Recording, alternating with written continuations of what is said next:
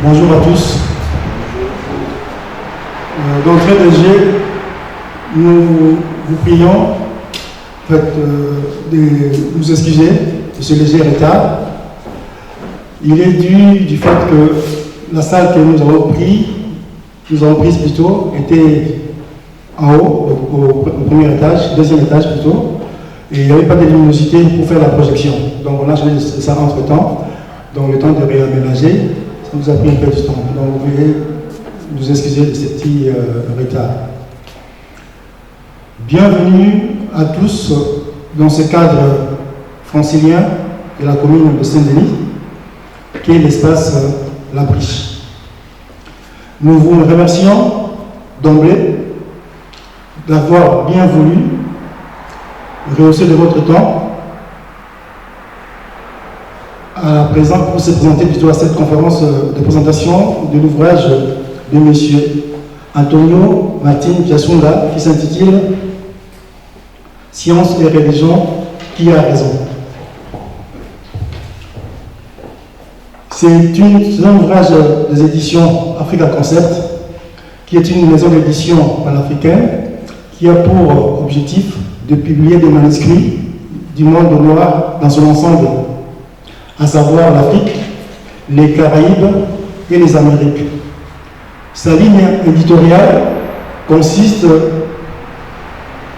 à promouvoir les publications sur les sciences, les écritures, les langues, les civilisations et les cultures panafricaines, mais aussi sur les personnages illustres du monde noir comme Marcus Garvey, William Du Bois et parmi les plus grands de tout le temps, Papa Kimba. En ce qui concerne la présentation d'aujourd'hui, il s'agit bel et bien de l'ouvrage Science et religion, qui a raison. L'auteur s'est posé cette question, science et religion, qui a raison, et c'est le premier tome. Le premier tome est sous-titré « Que nous dit la science, que nous disent les textes sacrés ?» Alors, sa question vaut son pesant d'or. Depuis des siècles, l'objectivité de la science s'oppose toujours à la subjectivité de la religion, d'autant plus que chacune de ces deux notions ne font que s'opposer. Donc en fait, elles sont antinomiques.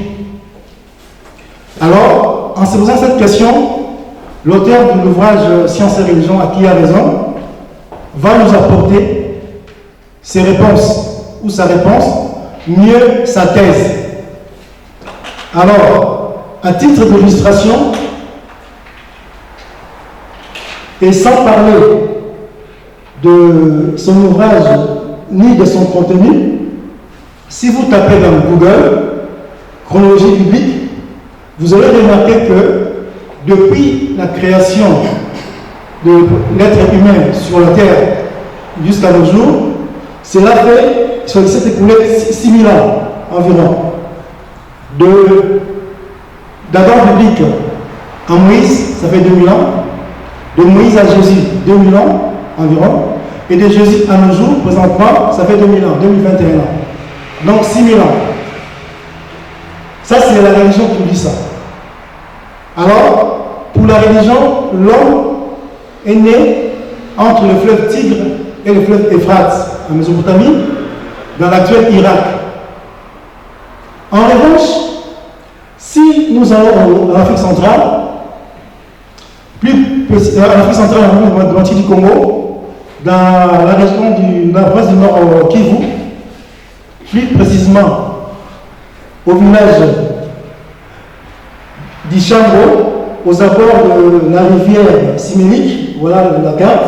Donc au village d'Ichango, aux abords de la rivière Simélique, l'archéologue belge Jean de Heslin de Brocou a découvert en 1960 l'os d'Ichango.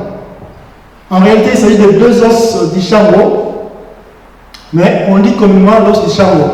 Cet os a 23 000 ans avant notre ère.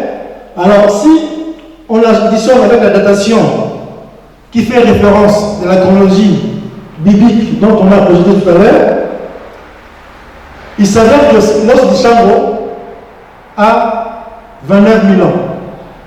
Alors, il y a déjà une opposition entre la science et la religion. La science nous dit 6 000 ans. Alors que l'os de Charlot a été taillé il y a 29 000 ans.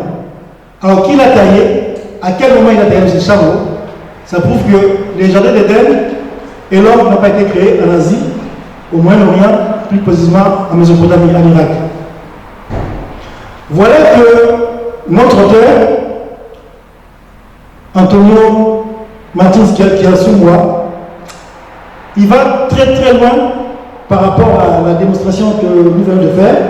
Il va très loin et il a trouvé que la religion, bien que la religion et la science plutôt, bien qu'elles soient toutes les deux antinomiques, donc elles s'opposent, mais dans son contexte originel africain, elles sont compatibles et complémentaires.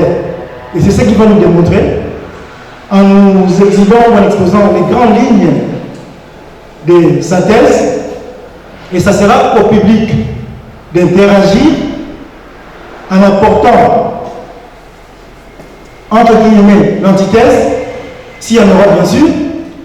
Au cas contraire, c'est aussi au public d'apporter les compléments à sa thèse afin que nous puissions arriver à une synthèse que nous espérons édifiante.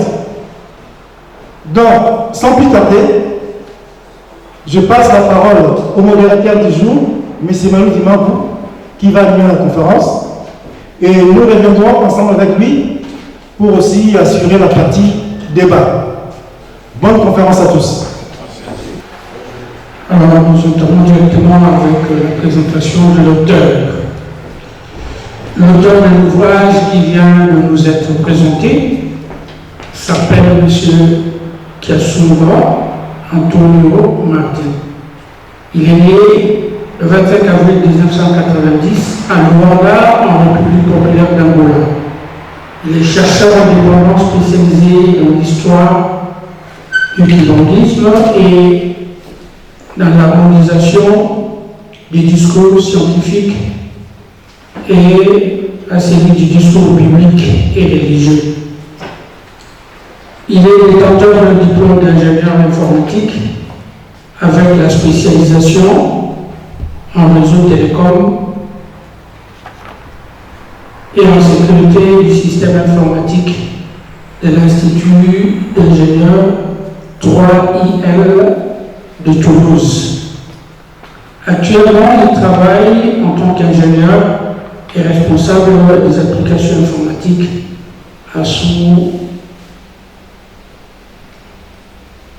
au sein d'une société française. Là, nous passons directement au programme.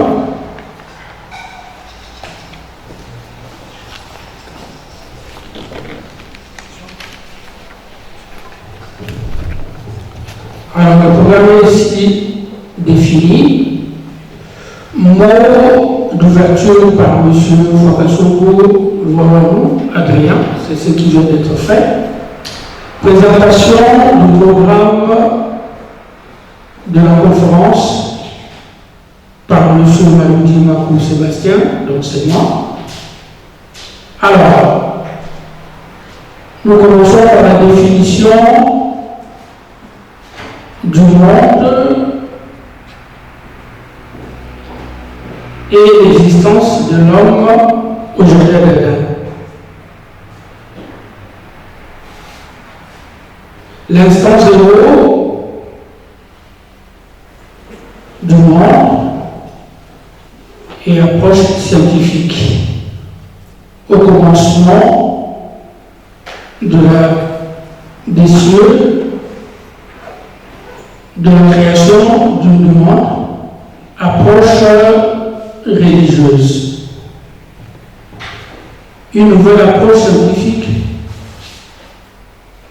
et religieuse scientifico-religieuse, l'évolution de l'homme, les erreurs de la science, la création de l'homme, la localisation du jardin d'Éden et les erreurs des textes sacrés. Une nouvelle approche scientifico-religieuse. De là, on aura un débat, mais comme il y a deux programmes, nous voulons les agencer tous les deux de façon à ce qu'il y ait un seul débat. Là, nous passerons directement à la partie 2, donc l'homme est-il seul dans le cosmos? Aux origines des faits, non, aux origines des faits de falsification. Jean Savy et ses hypothèses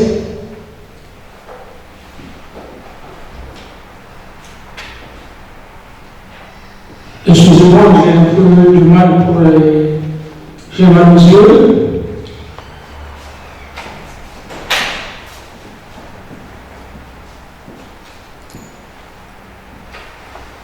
Alors, retour de la mission Apollo 11.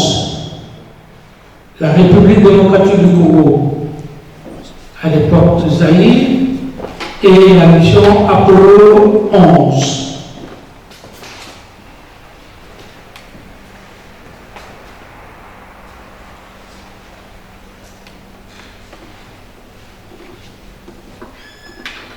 Dieu créateur et la nature créatrice, évolution du conte créationniste. Aux origines de la science falsifiée, aux origines de la religion plutôt usurpée et aussi falsifiée. Confusion générale, science et religion, et qui a raison?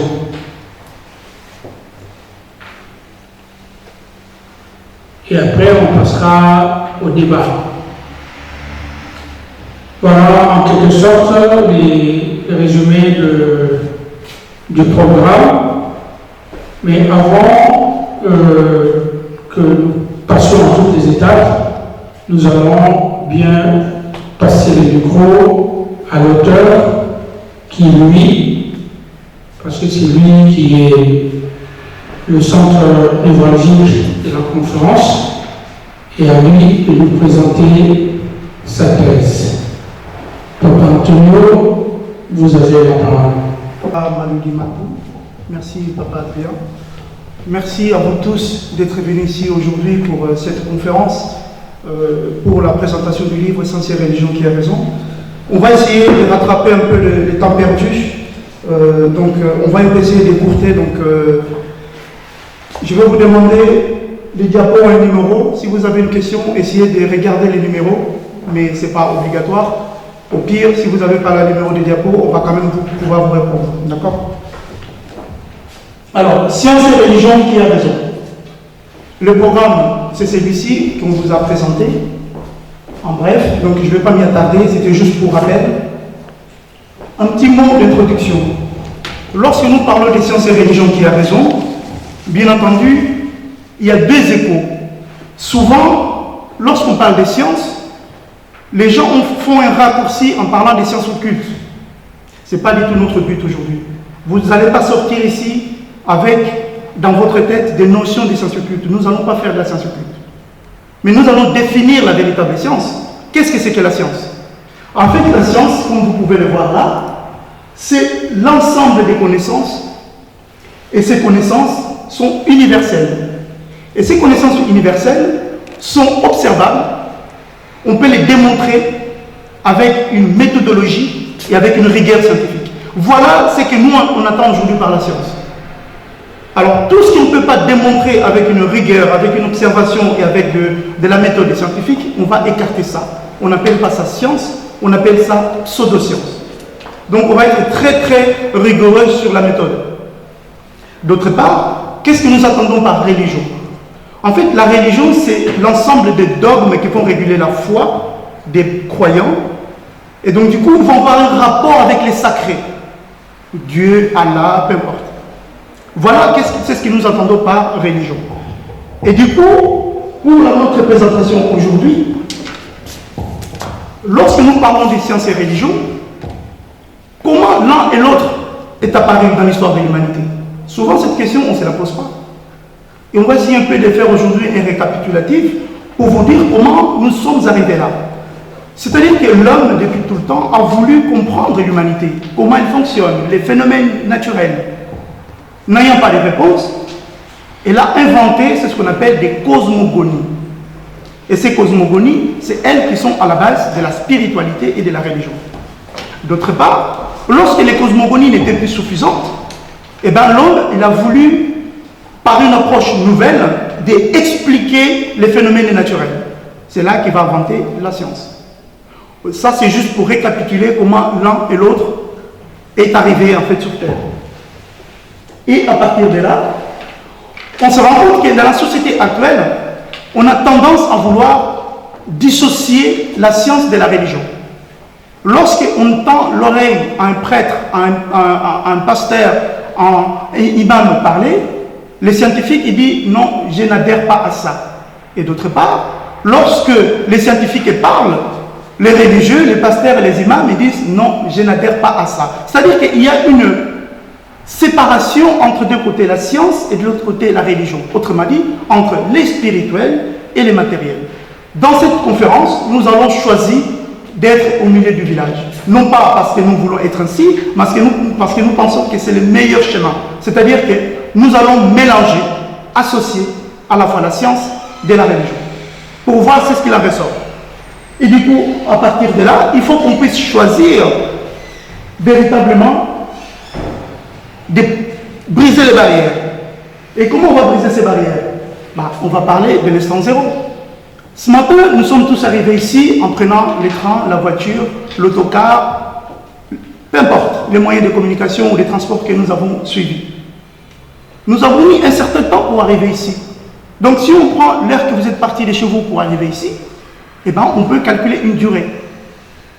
Alors si on peut calculer une durée pour les choses banales de notre vie, pourquoi on ne peut pas appliquer cela à l'univers? Voilà ce que nous allons faire. Parlons de l'instant zéro. Qu'est-ce que c'est cet instant zéro que les scientifiques nous parlent, dont nous ne connaissons absolument rien? Eh bien, la question est la suivante. Parce que nous avons vu que pour venir ici, nous avons mis une certaine durée. La question, quel est l'âge de notre univers? À cette question, les scientifiques ils disent notre univers a 13,5 milliards d'années. C'est énorme comme chiffre. C'est 10 puissance 9. Je ne sais pas si vous pouvez imaginer ça. C'est 1 avec 0,0009 fois. C'est énorme comme chiffre. Et à cette question, qu'est-ce qu'ils répondent les religieux? Ils disent, comme disait Papa Adrien dans son introduction, oh, si on lit la Bible nous dit que l'univers n'a que 6 000 ans. Est-ce vrai? La question, c'est de savoir qu'est-ce qu'ils pensent les Égyptiens de cela. Et bien, quand on regarde la cosmogonie égyptienne, on s'en rend compte en fait que les Égyptiens, ils disent que tout commence dans le Noun, les eaux primordiales.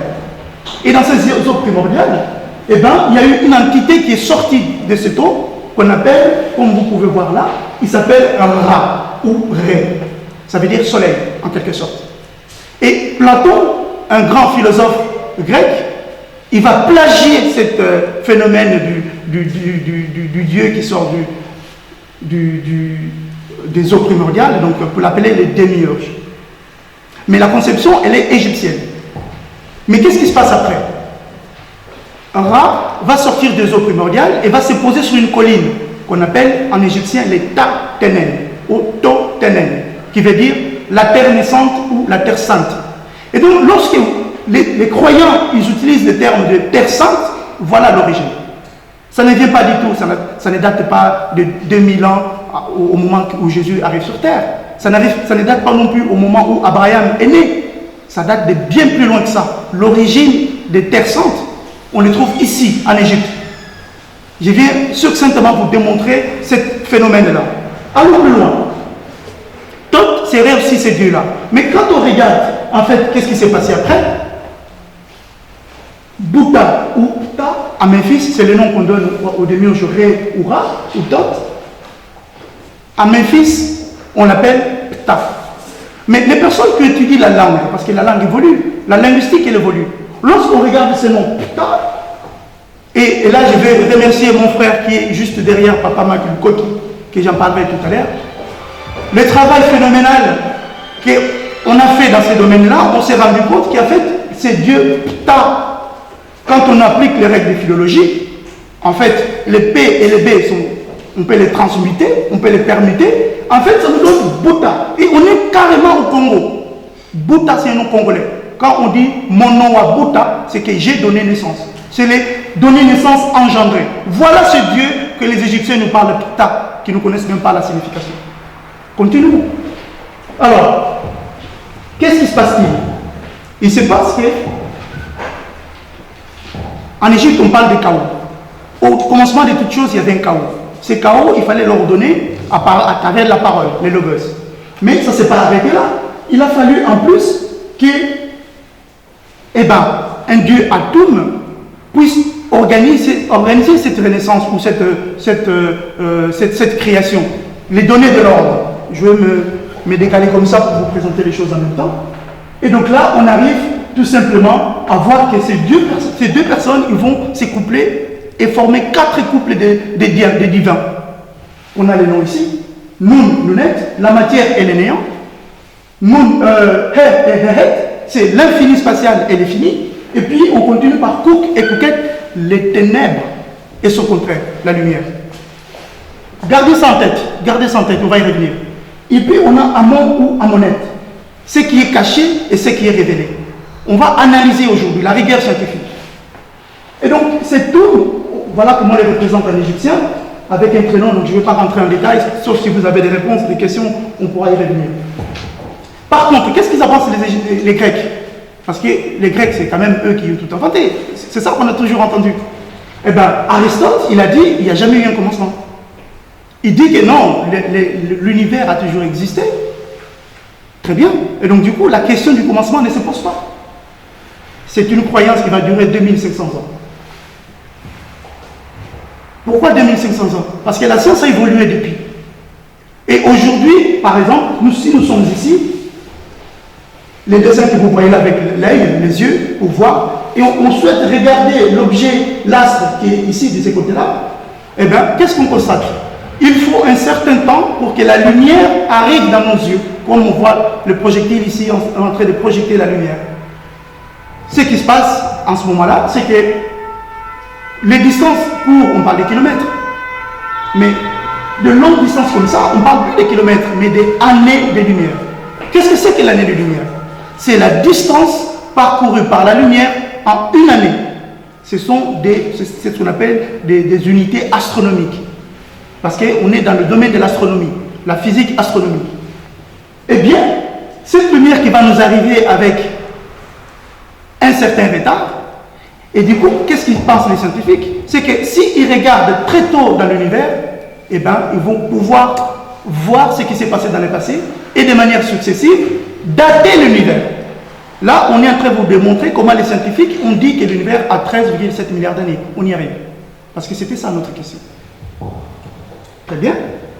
Donc, on a un retard. Quand on regarde les choses dans le passé, aujourd'hui, quand on regarde les étoiles, on voit les étoiles non pas comme elles sont aujourd'hui, mais comme ils étaient il y a 2 milliards d'années, par exemple. Il y a toujours ces retards entre ce qu'on voit et l'objet même comme il est. Très bien, continuons notre analyse. Et c'est comme ça qu'en étudiant la lumière, les scientifiques vont déduire des choses, faire des hypothèses. C'est là qu'on parle du coup du fameux Big Bang. C'est-à-dire qu'ils voulaient voir les étoiles pour pouvoir déduire les choses. Ils vont détecter un phénomène qu'on appelle le phénomène du Big Bang. Qu'est-ce que c'est que ce Big Bang? Au tout début, au commencement, parce que la Bible nous dit au commencement, Dieu a créé, les scientifiques disent non, non, non, non, non. Le commencement, Dieu n'a pas créé. Au commencement, il y a eu le Big Bang. Et c'est ce Big Bang qui va se produire ici, en cet instant, et puis il va influer notre monde. Il va avoir une expansion de l'univers, c'est-à-dire que l'univers va grossir. Il va partir d'un point comme ça, excusez-moi, je vais me lever, d'un point comme ça. Je mets comme ça pour que vous puissiez le voir, mais c'est bien plus petit que ça, c'est comme un grain de sable. Un grain de sable. Donc l'univers va commencer là, et ça va devenir ce que nous connaissons aujourd'hui. Et quand on regarde la distance entre le moment où cette lumière du Big Bang a été produite jusqu'à aujourd'hui, eh bien, cette distance, parce qu'on a parlé des distances, vous êtes parti de chez vous, vous êtes arrivé ici, et bien cette distance, ici, c'est ce que calculent les scientifiques. Ça nous donne les distances sur le temps, et bien ça nous donne la vitesse sur la distance, enfin sur le temps, ça nous donne, enfin la vitesse sur le temps, ça nous donne cette distance-là. Et si on fait l'inverse, on trouve les temps. Et bien, voilà les temps ici. Et ce temps-là, c'est 13,7 milliards d'années. Très bien, continuons. Lorsqu'on continue, qu'est-ce qu'on constate? On constate que les scientifiques ont voulu comprendre ce qui s'est passé ici, au début de toute chose, au commencement. Ils appellent ça la singularité. Qu'est-ce que c'est que la singularité? C'est le début de toute chose. Si je peux faire une approche avec ce que dit la religion, quand la religion dit au commencement Dieu a créé, eh bien la parole de Dieu elle est là. Ça va créer cette singularité et puis l'univers va apparaître. Très bien. Mais les scientifiques, ils veulent comprendre ce qui s'est passé ici. Alors qu'est-ce qu'il fait? Il va regarder par la lumière pour essayer de comprendre ce qui se passe ici. C'est ce qui se passe là. Le seul problème, je vais me lever pour bien expliquer les choses. C'est le problème, c'est que lorsqu'on arrive ici, là où c'est marqué fond diffuse cosmologique, de 380 millions après cette singularité, il se trouve que la science ne sait plus voir les choses. Parce qu'il n'y a plus de lumière. Tout ce qui fait la science, c'est étudier la lumière. La science ne sait pas étudier les noirs, les ténèbres, elle ne sait pas. Elle étudie toujours la lumière. Là où il n'y a pas de lumière, la science ne peut pas aller. Donc elle essaye de trouver qu'est-ce qui s'est passé à ce moment-là, sauf qu'elle est bloquée au fond du cosmologique. Tous les scientifiques qui vous voyez à la télévision, c'est ce qu'ils font, c'est ça, étudier la lumière. Et bon, comme il ne peut pas arriver là, qu'est-ce qu'il fait? Il va utiliser les mathématiques. Et donc, il utilise les mathématiques pour grimper, essayer de comprendre ce qui s'est passé en amont, mais il va être bloqué ici. C'est ce qu'on appelle les murs de Planck. Planck, c'est un scientifique allemand qui va déterminer ce mur de Planck, qu'il va situer à 10 moins 43 secondes. C'est-à-dire, c'est 0,00043 0 avec un 1. Donc c'est un temps extrêmement petit. Mais les scientifiques sont bloqués ici. C'est ce qu'eux ils veulent. C'est pas être ici, c'est venir ici pour comprendre qu'est-ce que Dieu a fait là. Le problème, quand ils arrivent ici, c'est les ténèbres. Les équations mathématiques, quoique justes, mais la physique, elle se fond. Il n'y a plus rien. Cette singularité, elle disparaît. Il n'y a plus de singularité. Donc, il va se passer, ils vont appliquer des théorèmes, des théories pour essayer d'expliquer les choses, mais à chaque fois qu'ils vont essayer de saisir ce qui s'est passé ici, eh bien, cette singularité va se déplacer dans le temps. Donc, il y a un jeu de cache-cache. Et ils essayent de trouver, mais un cache-cache, un cache-cache. Gardez ces cache-caches, on va y revenir. Je vais m'arrêter là. Il faut savoir qu'au LHC, en Suisse, les scientifiques ne travaillent pas à cette distance-là, mais ils travaillent à cette distance-là. 10 moins 13 secondes. Tout ça dans le but d'arriver ici. Très bien, continuons. Comme ils n'arrivent pas, ils vont inventer des choses, ils vont inventer des calculs. Tout ce que vous voyez ici, c'est juste pour... Je vais passer vite parce que ça va devenir trop théorique sinon. Mais c'est ce qu'il faut comprendre, c'est que lorsqu'on arrive dans ces moments-là qu'on appelle les ténèbres de la science, ou de notre univers plutôt, la science n'a aucune réponse. Et la physique, elle s'effondre. Je pense que vous êtes en train de comprendre. Les temps n'existent plus. Les temps qu'on est là, qu'on mesure avec nos horloges, n'existent plus. L'espace n'existe plus, il n'y a plus rien. Et cette singularité, elle disparaît. Bien. Qu'est-ce qu'ils disent les religieux? Parce qu'avec la science, on vient de voir 13,7 milliards d'années, ils ont étudié ça avec la lumière. Mais la Bible dit, au commencement, Dieu a créé. Mais qu'est-ce que Dieu a créé? Le ciel et la terre. Ok, Dieu a créé le ciel et la terre. Mais le problème, si je passe, le problème c'est que lorsque Dieu a créé le ciel et la terre, eh bien, on ne sait pas les dater. c'est ce qu'ils vont faire donc les religieux, les pères de l'Église. Ils vont dire la chose suivante. La Bible ne nous dit pas l'âge de l'univers.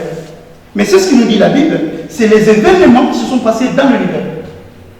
Donc c'est Augustin, notamment, le père Augustin, qui va étudier ça. Il dit, bon, ok, si j'étudie successivement les événements qui se sont passés dans la Bible, depuis Adam jusqu'à nos jours, bah, je vais dater l'univers. Faisons ça. Faisons ça. Parce que le Coran nous en parle aussi, hein. Mais il faut savoir une chose. Au commencement, lorsqu'on parle de la Bible, on parle qu'il y avait de l'eau. Hein.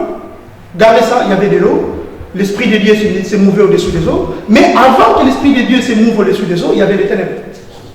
Ça vous tilte pas là quelque chose? Il y avait les ténèbres. Dieu a tout créé sauf les ténèbres. C'est écrit dans la Bible, c'est pas moi. La Bible dit, au commencement, l'univers était vide, les ténèbres régnaient dans la surface de la Bible. C'est pas moi qui le dis, c'est la Bible. Moi, je vais l'analyser avec la rigueur de la science. Non plus avec ma foi, mais avec la rigueur de la science. Il faut essayer de comprendre ce qui se passe. Alors, on a parlé du fameux Amon. On a parlé Amon tout à l'heure. Je vous ai dit garder ça à l'esprit. Mais c'est ce qu'il faut comprendre, c'est que cet Amon, lorsqu'on va l'appliquer la même règle de philologie que tout à l'heure, eh bien, ça va nous donner Mona. Mona, je suis congolais, je parle le Kikongo, je parle le Lingala. Quand tu me dis Mona, ou Atomene Mona, ça veut dire si j'ai vu. Qu'est-ce que j'ai vu? Analysons.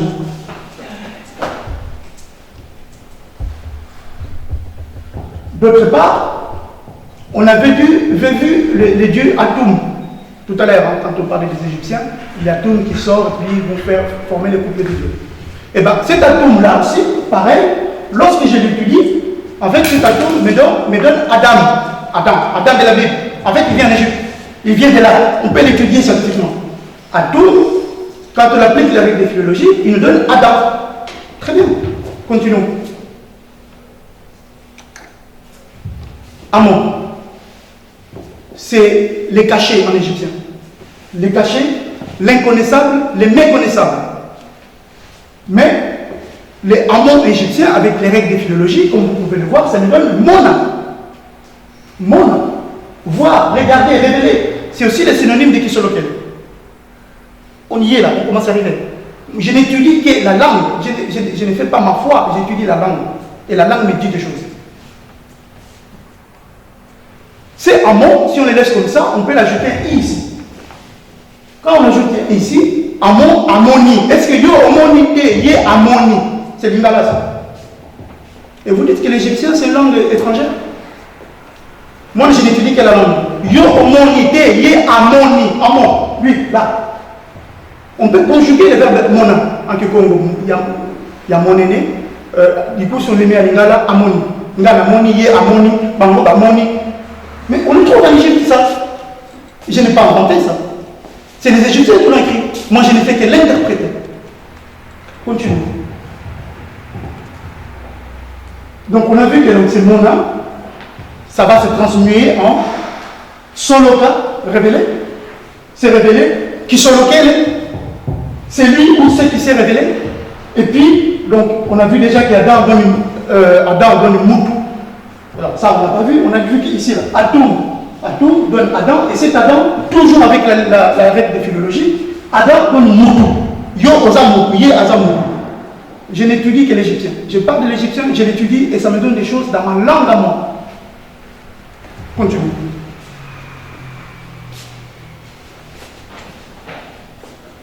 C'est qui cet amour? Eh bien, voilà comment on l'écrit en égyptien. Ça, c'est la couronne. Bon, je ne vais pas rentrer dans les détails techniques. Mais les hameaux, c'est ce que vous faites sans le savoir. Quand vous dites Amen, c'est ça que vous évoquez. On vous a menti en vous disant que Amon, ça veut dire ainsi soit-il. Faux. Amon, quand vous dites Amen, vous évoquez une divinité égyptienne. Les Amon, Mona, ça veut dire je veux voir ce que j'ai demandé. C'est ça que ça veut dire Amen. En étudiant le point de vue égyptien. Nalingina Mona, Oyo na Sengi, Amon. Amen. Imen. C'est la langue.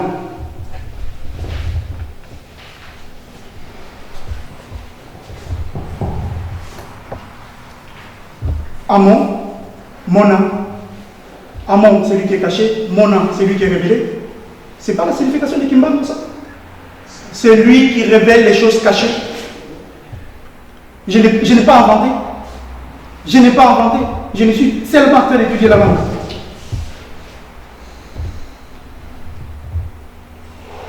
Très bien. On a vu Adam, ça veut dire, elle vient d'Atou, égyptien, et ça veut dire en notre langue Moutou. On a démontré ça. Qu'est-ce qu'ils ont fait les pères de l'Église? Ils ont étudié tout ce qui s'est passé successivement dans l'histoire de l'univers. Et bien, depuis Adam jusqu'à la naissance de Noé, on a 1056 ans. Au moment du déluge, on est à 1656. On continue, on va calculer. Je ne vais pas rentrer dans les détails parce que sinon ça va me prendre beaucoup de temps. Je vais aller vite pour gagner du temps. Déluge, naissance d'Abraham ici. Mais il y a quelque chose d'intéressant avec Abraham. Comment s'appelait le père d'Abraham? Terah. Mais est-ce qu'il s'appelait vraiment Terah? On va l'étudier, c'est Terah.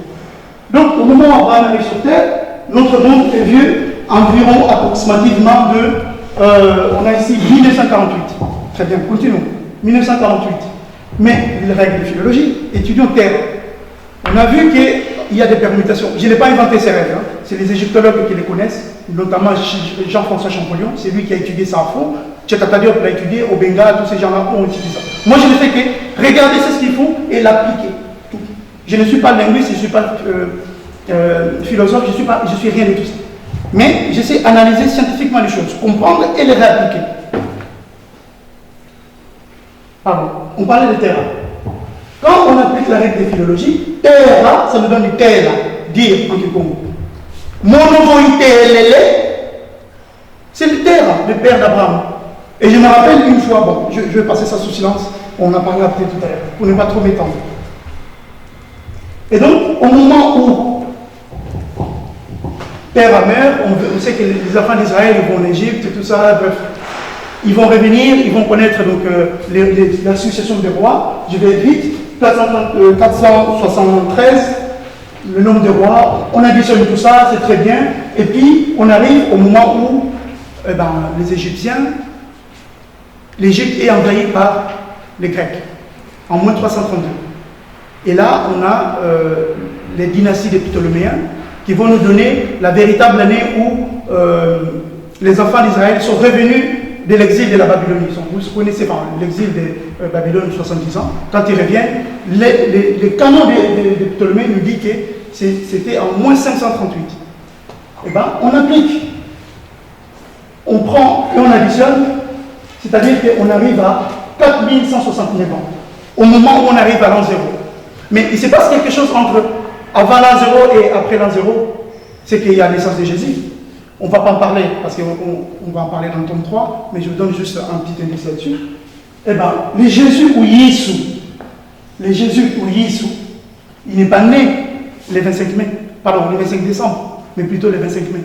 Et au-delà de ce qu'ils disent les kimbanguistes, eh ben, on a des grands chercheurs comme Clément d'Alexandrie, dans ses livres Stromae et Probléma, il nous dit Jésus n'est pas né le 25 décembre, il est né probablement le 25 mai ou le 25 avril. Je n'ai pas inventé, je ne sais que lire ce qu'ils savent. Et donc, de l'an 0 jusqu'à nos jours 2021, on ajoute 2021 années, et quand on additionne tout ça, on arrive à 6190 à peu près. 6190 ans. Donc voilà comment la Bible a daté l'univers. 6190 ans. Contre 13 milliards. Ok. Il y a une fossé. Il faut expliquer ça. Allons-y, on va essayer d'expliquer ça. Voilà la nouvelle approche que je vais vous présenter maintenant, qui va tenir compte à la fois de l'évolution scientifique et les textes bibliques. Allons-y. Comment ça s'est passé? En 2017, je suis parti en Kamba.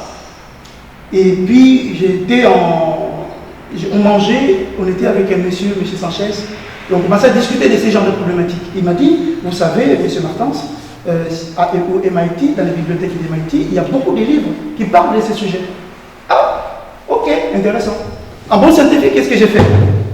Je suis allé voir ce qui s'est dit dans les MIT, dans les bibliothèques de MIT à Boston, aux États-Unis. Et là, surprise, je trouve un monsieur qui s'appelle Gerald Schroeder, c'est un juif, qui écrit des thèses deux livres, The Science of God, la science de Dieu, et The Genesis and Big Bang, la genèse du Big Bang. Eh bien, il va postuler les choses suivantes. Il dit que le premier jour de la création a duré 8 milliards d'années. Le deuxième jour, la moitié, 4 milliards. Les jours d'après, ainsi de suite, ainsi de suite. Et donc, du coup, on arrive ici, quand on calcule le tout, à 15,75 milliards d'années. Je vais m'asseoir pour que vous puissiez voir. 15,75 milliards d'années. Mais son approche à lui, c'est pas que scientifique. C'est scientifique et religieux. Contre 13,5 milliards d'années pour la science. Le problème, c'est que la façon dont il a trouvé ces nombres-là, ça ne me convient pas scientifiquement par là, ça ne tient pas la route. Donc j'ai balayé ça, mais ça m'a donné des pistes. Allons voir ces pistes. Tout d'abord, pour expliquer la piste que je vais vous présenter, je vais vous parler de la relativité. C'est Einstein qui aurait découvert ça entre 1905 et 1915. C'est ce qu'on appelle les années miracles dans l'histoire européenne. Bref, lui, il a découvert la relativité et pour bien l'expliquer, on va parler des voyages dans l'espace. Imaginons qu'un cosmonaute va partir sur la Lune. Prenons l'exemple de la Lune. Ou si je prends l'exemple que j'ai mis là, sur Tatooine, ça c'est pour les fans de la série Star Wars, ou Krypton, la planète Krypton, ça pour les fans des Superman. Je ne sais pas s'il y en a. Mais bref, ça c'était pour la petite blague. Mais l'idée c'est quoi? L'idée c'est que on va supposer que dans ces deux planètes, le temps se dilate 5 fois plus lentement que sur Terre. Et donc, ces cosmonautes, ils partent pendant 10 ans. La question est, combien de temps, de combien d'années a-t-il vieilli? Qu'est-ce que vous en pensez? 10 ans, 50 ans, 5 ans, réponse D, 2 ans. Petit sondage. Prononcez-vous, allez-y. Hein. Il n'y a pas de questions pièges, hein. C'est juste pour l'exemple. Il y a quelqu'un qui veut se prononcer? 10 ans. 10 ans? 5 ans? D'accord. 10 ans, 5 ans. Eh bien, oui et non. C'est là où on va voir que la rigueur scientifique va être importante dans ce qu'on va démontrer. Pourquoi oui et non? Oui et non, parce que ça va dépendre de qui voit. Et à partir de quel moment on est en train de voir, de quel endroit. C'est ça la relativité. C'est-à-dire que les temps ne s'écoulent pas à la même vitesse en fonction de là où vous êtes. Si on prend le point de vue des personnes qui sont sur Terre, eh ben, il a vieilli 10 ans, c'est tout à fait normal, c'est la réponse de papa ici. C'est tout à fait normal parce que papa est sur Terre. Mais si on regarde la personne qui allait sur Krypton ou sur Tatooine, eh ben, il a vécu que de 2 ans. En 10 ans, il a vécu que de 2 ans. Ça veut dire quoi? Ça veut dire que lorsque la science nous dit 13,5 milliards d'années, il faut se poser la question, par rapport à quoi il est en train de répondre? Eh bien, c'est notre exemple ici. Lorsque la science dit 13,8 milliards d'années, c'est notre exemple ici de 10 ans, de ceux qui sont restés sur Terre. Et lorsque la science, ou plutôt la religion, nous dit 6 000 ans, eh bien, c'est ceux qui sont partis sur la Lune, ou sur Krypton, ou sur Tatooine, et eux, ils voient quoi? Ils voient 2 ans. C'est la relativité. C'est tout à fait scientifique. Donc, du coup, si on arrive à ça, on peut aller plus loin. Allons-y plus loin. Qu'est-ce qu'il nous dit la Bible? La Bible nous dit que, regardez là, 1000 ans c'est comme les jours d'hier, et les jours d'hier comme aujourd'hui. Ok, c'est intéressant ça. On peut faire des hypothèses avec la science, avec cette écriture-là. Et qu'est-ce que nous dit le Coran? Parce qu'on n'étudie pas seulement les textes bibliques sacrés qui est la Bible.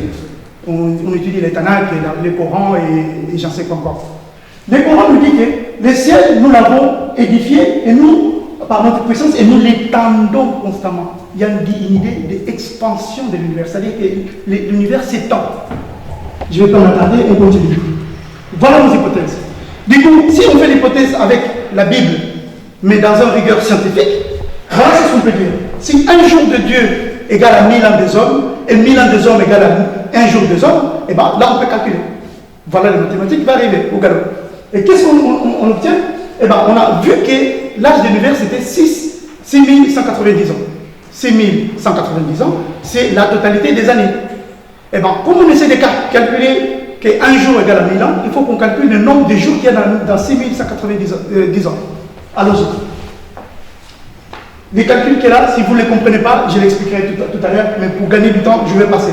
Pour dire qu'ici, on a les années paires et les années impaires, c'est-à-dire les années bissextiles, c'est tous les 4 ans. Eh bien, si je prends la totalité, j'enlève les 4, c'est-à-dire les 1 quart, j'enlève tous les années paires. Et donc, du coup, si j'enlève les années paires dans les années impaires, il ne me reste que les années impaires. Et donc, les années paires, combien de jours dans l'année? 3365. Et j'ajoute les années paires. Combien là? C'est l'écart. Comme c'est l'écart, j'ajoute ça, j'ai le nombre de jours qu'il y a dans 6190 ans. Et bien, comme un jour égale à 1000 ans, il suffit que je multiplie par 1000 et le tour est joué. Joker. Qu'est-ce qu'on trouve? 2,3 milliards d'années. C'est pas bon. Pourquoi c'est pas bon? Ok, l'ordre de grandeur, on est bon, mais ici, on a encore une différence. C'est insuffisant de dire qu'un jour de Dieu égale à 1000 ans des hommes. Insuffisant. Il faut aller encore plus loin. Allons-y. Mais il y a quelque chose dans la Bible qu'on n'a pas compris. Il y a des incohérences. Gardez ça à l'esprit. Il y a beaucoup d'incohérences dans la Bible. Et comme dans Hansel et Gretel, qui vont retrouver les chemins avec des cailloux, et ben nous on va suivre ces incohérences de la Bible pour les rendre cohérents. Comme disait son éminence Simon Kimba Mukangani, je suis posé. Et donc, si quelque chose est mal posé, il faut la reformuler pour faire en sorte que ce soit bien défini. C'est ce qu'on va faire. On va rendre la Bible bien définie. Les jours 1, 2, 3 et 4, c'est ça qui va nous intéresser. Parce que, qu'est-ce qu'on voit dans le jour 3 par rapport à Genèse 1, 11? Il dit que Dieu a créé les arbres fruitiers et tout ça. Très bien. Mais le jour 4, Dieu a créé le soleil et la lune. Je suis scientifique et je ne peux pas gober ça. Je ne peux pas gober ça. Comment les arbres fruitiers ont donné leurs fruits sans le soleil et la lune? Parce que sans le soleil, il n'y a pas de vie. Je ne parle pas de point de vue religieux. Je parle sur le point de vue strictement biologique. Si on enlève aujourd'hui notre soleil, on va tous mourir. Mais on est en train de nous dire ici dans la Bible que les arbres fruitiers, ils ont passé un temps sans le soleil. Je ne gobe pas ça. Ça, c'est une incohérence. On va essayer de rendre cette incohérence-là pour comprendre les choses. Qu'est-ce qu'on a? On voit en fait que c'est ce qu'on dit jour 1, jour 2, jour 3. Ce ne sont pas des jours.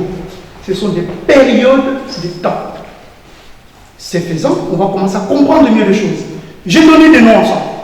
Le jour 1, au commencement, en fait, on ne sait pas quand ça a commencé. Parce qu'au commencement, c'est vague, c'est indéfini. Donc j'appelais ça la période de la création ou la période de Dieu ou la période du commencement. Donc j'appelais période de Dieu. Les jours 2 et 3 sont très bien définis dans la Bible. J'appelle ça période C ou création.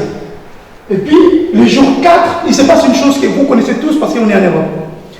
On fait les changements d'air d'été, d'air d'hiver. Vous connaissez ces phénomènes. Qu'est-ce qui se passe? Lorsqu'on gagne une heure, eh bien, cette journée-là ne dure pas 24 heures, mais 25 heures. Vous connaissez les phénomènes.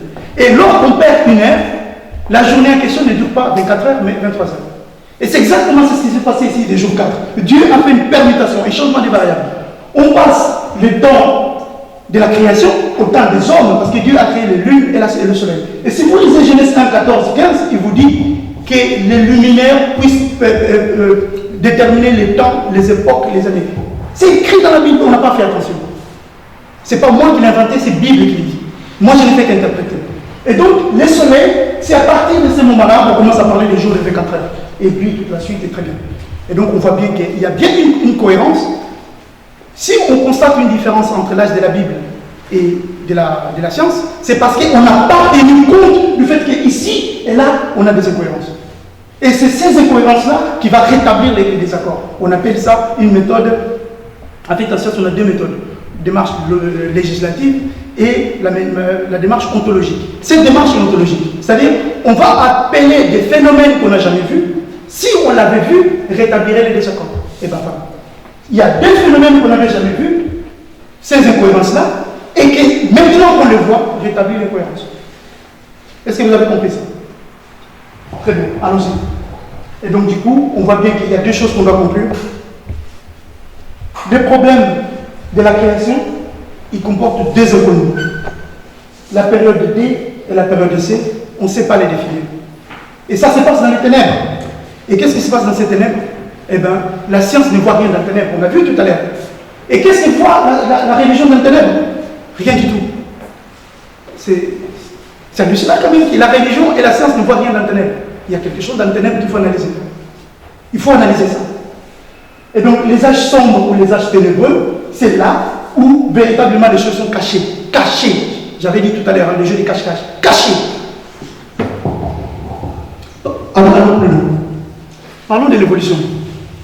L'évolution. Et là, je vais aller très très vite pour gagner du temps. L'évolution. On sait bien que l'évolution, ça propose deux choses. Soit Dieu a créé l'humanité, c'est-à-dire les hommes, soit ce n'est pas le cas, et donc on a fait une évolution. Donc on vient du macaque, du singe, tout ce que vous voulez. Allons-y, on va étudier ça. On va aller très vite. Voilà le scientifique qui a écrit les livres qui sont à l'origine de tout ça. Il s'appelle Charles Darwin, c'est un anglais. Il a écrit son livre en 1859, The Origin of Species, Origine des espèces. Là-dedans, il va écrire quoi? Il va écrire qu'on a fait une évolution, on est devenu des singes. Enfin, on était des singes, on est devenu des hommes. Voilà la frise chronologique que vous avez déjà tous vue une fois dans votre vie. Au moins une fois dans votre vie. Et donc, c'est ça qui va mettre le conflit de la science avec la religion. Et à partir de là, on constate qu'il y a un blanchiment de l'histoire. Pourquoi? Parce que cet homme qui était noir ici, macaque, il a évolué, il arrive ici, il devient blanc, blanc, là c'est le caucasien, c'est l'homme parfait, voilà. C'est fait, hein? C'est pas moi, c'est l'image qui le dit. Pourquoi ces blanchiments? Parce que, si je me permets de prendre 2 secondes juste pour expliquer ça, c'est très important. Cet homme-là, Homo habilis, qu'on commence à colorer, il n'a jamais quitté l'Afrique sur le point de vue de la paléoanthropologie ou la paléontologie. L'homme habilis n'a jamais quitté les terres d'Afrique, donc il ne peut pas commencer à se colorer. Parce qu'habitant en Afrique, il est nécessairement noir. Et puis, l'homme habilis, lui, c'est voilà. L'eau de Javel, on a passé beaucoup de l'eau de Javel, il s'est coloré. Ça ne vient pas de moi, c'est du professeur Motundo. L'honnêteté intellectuelle, il faut quand même le préciser. Et puis, là, c'est Michael Jackson. Voilà, c'est l'opération, il a blanchi. Et puis là, c'est l'homme caucasien. Ok, continuons. C'est faux, cette image. C'est faux, c'est complètement faux. Même sur le point de vue de la paléontologie, tous les paléontologues le savent, mais personne ne le dit. Aujourd'hui, je vais vous le dire. Pourquoi c'est faux? Parce que l'évolution n'est pas du tout chronologique comme ça. Elle est buissonnante, c'est comme un arbre généalogique. C'est comme ça que ça se passe. Et véritablement, c'est une falsification. M. Stéphane Gay dit ceci, hein, dans son livre La vie est belle, que l'iconographie au service de la persuasion frappe. Gardez ça, frappe. Donc il y avait une idée derrière quand ils ont dessiné ça. Je vais passer très vite pour arriver ici. Pourquoi? Parce qu'en fait, on nous dit que c'est la chronophotographie qui serait à l'origine de ça. C'est la chronophotographie. Je vais vous montrer pour vous laisser regarder parce qu'il y a l'image, la chronophotographie. Et c'est le professeur qui l'a dit, qui vous voyez le nom là, André Gontelt. Et puis à partir de là, il y a eu toute cette évolution-là. Mais il y a quelque chose de très intéressant quand il explique ça, c'est que j'ai remarqué que la personne qui serait à l'origine de la photo à question qu'on appelle le progrès de l'humanité, hein, la marche de l'homme, eh ben, ce n'est rien d'autre que Rudolf Zalleger, qui habitait où? Aux États-Unis. Mais c'est quoi le problème? C'est qu'aux États-Unis, il y a la bibliothèque du Congrès américain à Washington. Et là-dedans se trouve un livre de Jean-François Champollion. Et c'est là que j'ai trouvé la pièce manquante. Allons-y. Parce que ce n'est pas la première fois que la science a falsifié. L'homme de Piltdown, je ne vais pas rentrer dans le détail, c'était les Anglais qui ont dit qu'ils avaient trouvé les chaînons manquants entre l'homme et les anges. Mais c'était un canular, ils l'ont fabriqué de toutes pièces. C'est la science qui a fait ça. Et ça marchait pendant 37 ans. L'os, le crâne de l'homme de Piltdown était exposé au British Museum pendant 37 ans. Bref, les canulars s'est révélé en 1949. Et donc du coup, comme je sais que la science joue un peu avec les choses, eh bien, j'ai essayé de regarder ça et j'ai constaté qu'il y avait un déjà vu. Je me suis dit, j'ai déjà vu ça quelque part. Où? Chez Cantabio, et l'Égypte, bien entendu, vous avez compris. Hein. À chaque fois quand vous cherchez la vérité, il faut aller en Égypte. Voilà. C'est ça qu'on appelle le bas-relief du tombeau du Sire à Biban el-Molouk, c'est en Égypte. Qu'est-ce que les Égyptiens ont voulu représenter ici? Les hommes qu'ils avaient connus à leur époque. On voit ici, c'est les Noirs, enfin c'est l'Égyptien. Là, c'est l'homme blanc.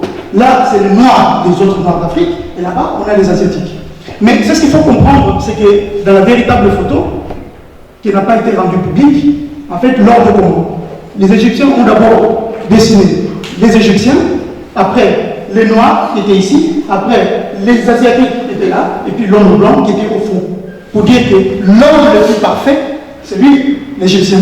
Et puis on va au plus, pas au plus animal, mais le moins évolué dans le sens de la civilisation. C'est ça qu'ils avaient dit les Égyptiens. Je vous passe le commentaire de Jean-François Champollion qui est explosé. Il appelle, enfin, je ne veux pas rentrer dedans pour gagner du temps. Alors,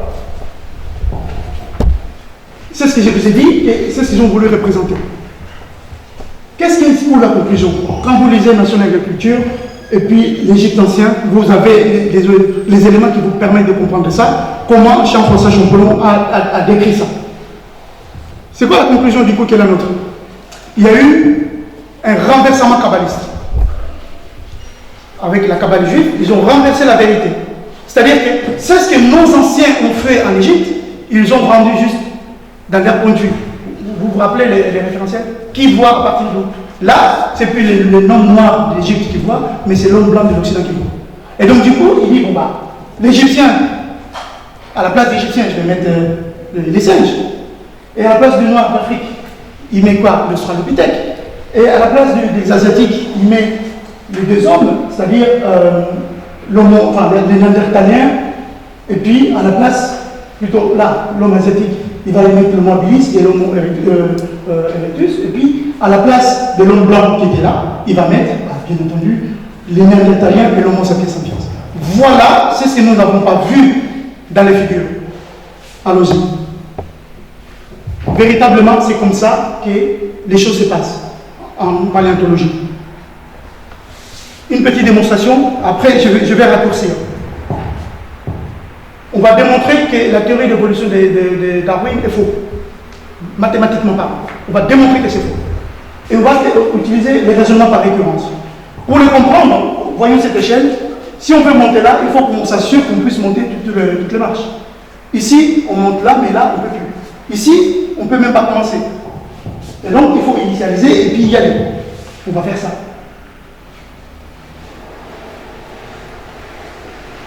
Je passe pour gagner du temps. Le dernier homme qui est devenu, enfin, le dernier singe qui est devenu homme, la science nous dit c'était il y a 200 000 ans. Hein?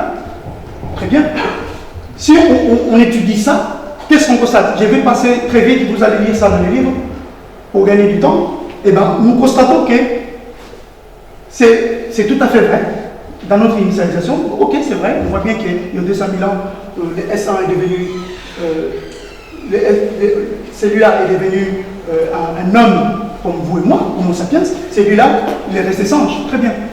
Allons faire du coup l'hérédité pour vérifier qu'on arrive à monter les étapes suivantes. Quand on fait ça, eh ben, on constate une chose. Regardez bien cette frise.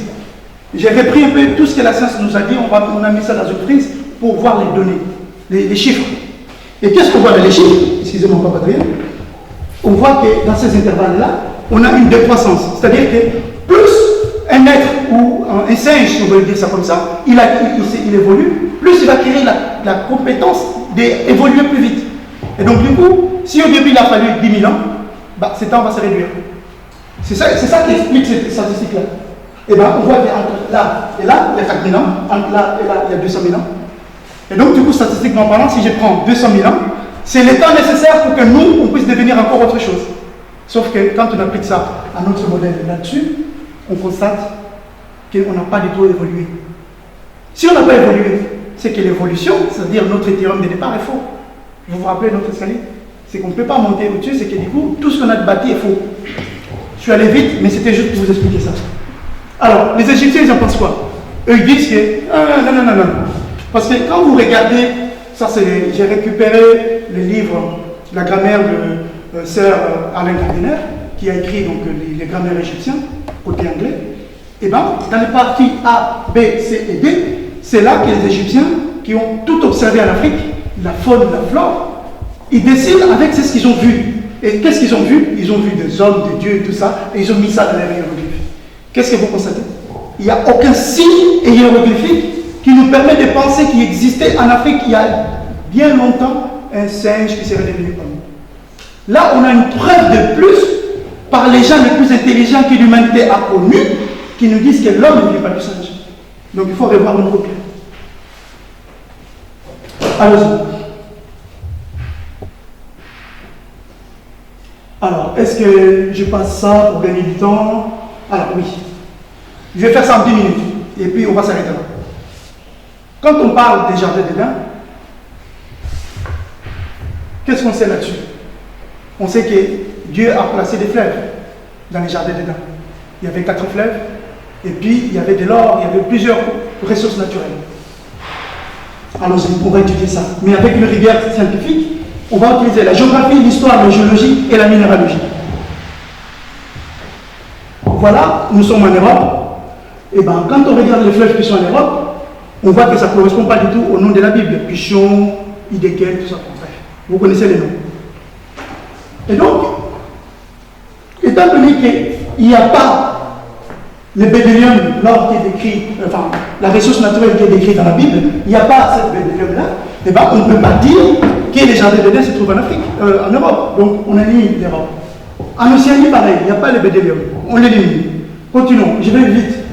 En Amérique, pareil, il n'y a pas le bédélium. On l'élimine. Allons-y. On vient en Asie, et là par contre, je vais m'attarder un peu parce que c'est là où vraiment il y a la bataille. Adrien vous a parlé tout à l'heure qu'on a passé les jardins d'Éden entre les Tigres et l'Euphrate. Ok? Le monsieur que vous voyez là, Juris Zaris, c'est un archéologue américain qui a donné des thèses qui, parmi toutes les thèses qui placent les jardins d'Éden en Asie, c'est celle-là qui m'a paru la plus convaincante. La thèse la plus convaincante. Donc on va aller l'analyser un peu. Lui, il ne cherche pas les jardins d'Éden, mais il cherche Dilmun, la serre jumelle. Parce qu'il remarque une chose, le nom Éden n'a pas de signification dans aucune langue sémitique. Mais par contre, quand il va chez les Sumériens, ce peuple noir d'Asie, c'est le premier peuple d'Asie, c'est les Sumériens, et bien c'est là où il va trouver le nom d'Éden, qui veut dire le pâturage, l'endroit où les gens vivent en paix avec les animaux. C'est ça que ça veut dire Éden, dans leur langue sumérienne. Et bien, il va chercher cet Éden, mais le problème c'est qu'il y a une épopée, l'épopée de Gilgamesh. Vous avez peut-être entendu parler de l'épopée de Gilgamesh. Il dit que Gilgamesh est demi-dieu, il part à Dilmun pour trouver l'immortalité de l'âme. Et bien, du coup, les scientifiques se disent, étant donné que cette histoire des jardins d'Éden vient des Sumériens, il y a de fortes chances que l'Éden en question s'appelle Dilmun. Donc, je ne vais pas chercher Éden, je vais chercher Dilmun. À la recherche de Dilmun, il va les trouver où? En Arabie Saoudite, ici. C'est le problème. Il n'y a rien, il y a un désert. Un désert dans le paradis terrestre avec tous les fruits qu'on décrit dans la Bible, ça ne colle pas. Du coup, il s'est dit, bon, j'ai fait fausse route, il faut que je recommence. Il va trouver, en fait, ceci. Il va revenir, il va utiliser les satellites de la NASA, de l'Ansat, pour décrire en fait les jardins d'Éden. Et donc du coup, il va constater qu'il y a des Pichon, cette rivière-là qu'il n'avait pas vue, et avec les clichés de l'Ansat, ces satellites de la NASA dans les années 80, et ben, il va détecter un lit asséché qui n'existe plus depuis 10 000 ans. C'est ça qu'on appelle une démarche ontologique, c'est-à-dire on évoque un phénomène qu'on n'aurait jamais vu et dont l'observation permet de rétablir les désaccords. Et ici, le désaccord, c'est que dans les 4 fleuves du paradis, du jardin d'Éden, il lui a manqué un, celui-là. Mais le problème, c'est quoi? Le problème, c'est que la Bible dit un fleuve sortait et s'est divisé en 4 bras. Quand on regarde rigoureusement cette carte, on voit qu'on a 4 bras qui rentrent, mais ils ne sortent pas. Quand ils sortent là, on n'a plus 4 bras. Il y a un problème, autrement. Deuxième point, c'est que si c'est vrai que les jardins d'Éden étaient ici, à Dilmun, donc là on est entre le Tigre et l'Euphrate. Entre le Tigre et l'Euphrate, comme disait Papa Adrien. Eh bien, si c'était vrai, eh ben, la paléontologie qui a étudié, la paléontologie c'est l'étude de l'homme, anthropo c'est l'homme, en grec, anthropo c'est l'homme. Et paléo c'est ancien. Paléoanthropologie c'est l'étude de l'homme ancien, enfin bref, vous avez compris. Et donc, si c'est vrai, la paléontologie doit nous donner des réponses. Sauf que, qu'est-ce que nous dit la paléontologie? Les premiers hommes, ils ont marché en Afrique. C'est Yves Coppens, un paléontologue français, qui a pris sa retraite, qui a découvert les Lucies. Si vous ne le savez pas, si on dit Afrique, berceau de l'humanité, c'est parce que Lucie a été découverte. par Yves Coppens. Il y a eu le colloque du Caire, j'en passe. Afrique. Quand on arrive en Afrique, avec toutes les ressources d'Afrique, on peut faire ça. D'accord? Pichon, fleuve Congo, Guillon, fleuve Nil, Ibekel, fleuve Niger, Euphrate, fleuve Zambèze. Très bien. Mais il y a un problème. Le problème, c'est qu'ils sont où les quatre bras? Parce que je dis, je n'étudie pas les choses avec ma foi, mais avec la rigueur de la science. J'applique les rigueurs de la science dans la démarche des textes sacrés, pour bien les comprendre. Et là, je constate qu'on a un problème. On n'a pas quatre bras quand on regarde ici. Les Nil et les Congos ne se touchent pas. Les Zambèzes et les Congos ne se touchent pas. La paille ne se touche pas. Il n'y a pas de problème. Je suis allé regarder un peu plus les rivières qui sont à côté. Les lacs et tout ça. Donc, quand on regarde les lacs, Rwanda, Tanganyika, Victoria, vous connaissez, on arrive un peu à voir que, d'accord, il y a quand même des liens, ça communique. Là aussi, on voit avec les Zambèzes, ça communique. On va encore plus loin. Mais le problème, c'est que Niger et Congo, Niger, Zambèze, Niger, Nil ne se touchent pas. À partir de là, on ne peut pas dire que cette démarche soit la bonne. Mais qu'est-ce qu'il faut les scientifiques lorsqu'ils se prennent un mur? Lorsque les scientifiques se prennent un mur, ils ont deux démarches que j'ai évoquées tout à l'heure. La première démarche est ontologique. On va évoquer les choses qui n'ont jamais existé, qu'on n'a jamais vues, peut-être par ignorance, et dont l'observation permettrait de rétablir les désaccords. Ça, c'est la première démarche. C'est celui de M. Zavis que je vous ai présenté tout à l'heure. Et la démarche que je vais vous présenter maintenant, c'est ce qu'on appelle la démarche législative. C'est-à-dire, on va changer la loi pour qu'elle tienne compte des observations. C'est une méthode scientifique. Les scientifiques le font. D'ailleurs, Einstein, c'est ça qu'il a utilisé pour dire que la relativité générale dont on a parlé tout à l'heure. Il a constaté qu'il y avait un écart de 43 secondes d'arc au problème du périlé de Mercure, qui lui a permis de dire que Newton s'était trompé. Et du coup, il va établir sa nouvelle théorie de la relativité générale et restreinte. C'est ça que je vais appliquer. Je vais passer vite pour vraiment gagner du temps. Voilà l'hypothèse qu'on va faire. Quel deviendrait-il de nos problèmes de la Bible si les fleuves de la Bible, ce n'étaient pas des fleuves, mais des rivières? Pensez un peu à ça. Allons-y. C'est l'hypothèse qui est là. Et on va l'étudier parce que les choses ont évolué. Pourquoi j'ai dit ça? Regardez la définition du fleuve et rivière. Les rivières sont ces eaux qui coulent vers une autre rivière ou vers un fleuve. Et une fleuve, ce sont ces ruisseaux, ces rivières, ces eaux qui vont couler nécessairement vers un océan. Du coup, la définition est fine. Qui nous dit que les gens qui ont écrit la Bible, ils avaient cette définition? Donc, les mots ont changé. Ce que nous, on appelle aujourd'hui fleuve, c'était en fait des rivières.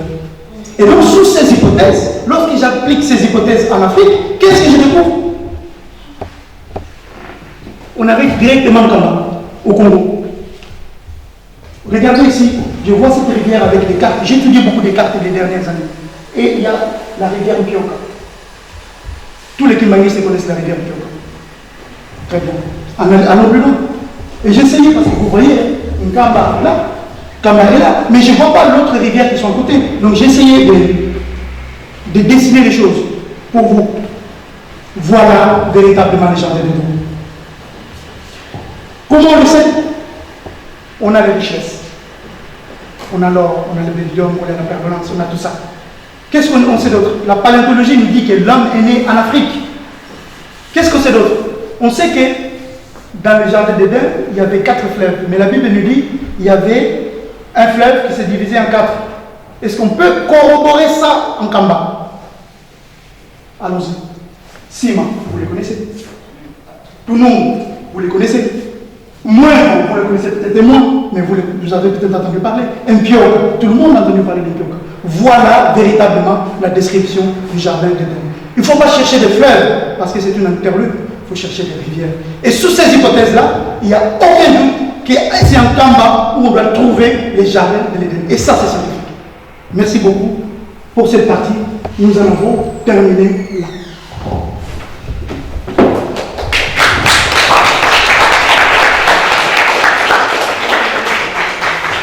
Nous allons faire en sorte que nous demandions la parole et nous allons les classifier par palier. Donc, il y a 5 personnes qui demandent à intervenir et les 5 suivants vont intervenir après que l'orateur ait donné des réponses aux questions posées. Alors, nous allons demander à ce que tout intervenant soit clair et concis. C'est-à-dire qu'il pose sa question en peu de mots, mais bien. Ensuite, nous demanderons à ce que nous ne revenions pas aux questions déjà posées. Sinon, il y aura la tautologie, bon, ça risque de tarder. Et nous demandons à ce que chacun, celui qui va intervenir, se donne l'obligation de promouvoir le débat. Promotion du débat et l'élévation du débat. Si nous sommes concis, nous sommes clairs, nous avons le souci d'élever le débat, je pense qu'il ne prendra pas beaucoup de temps. Sans plus tarder,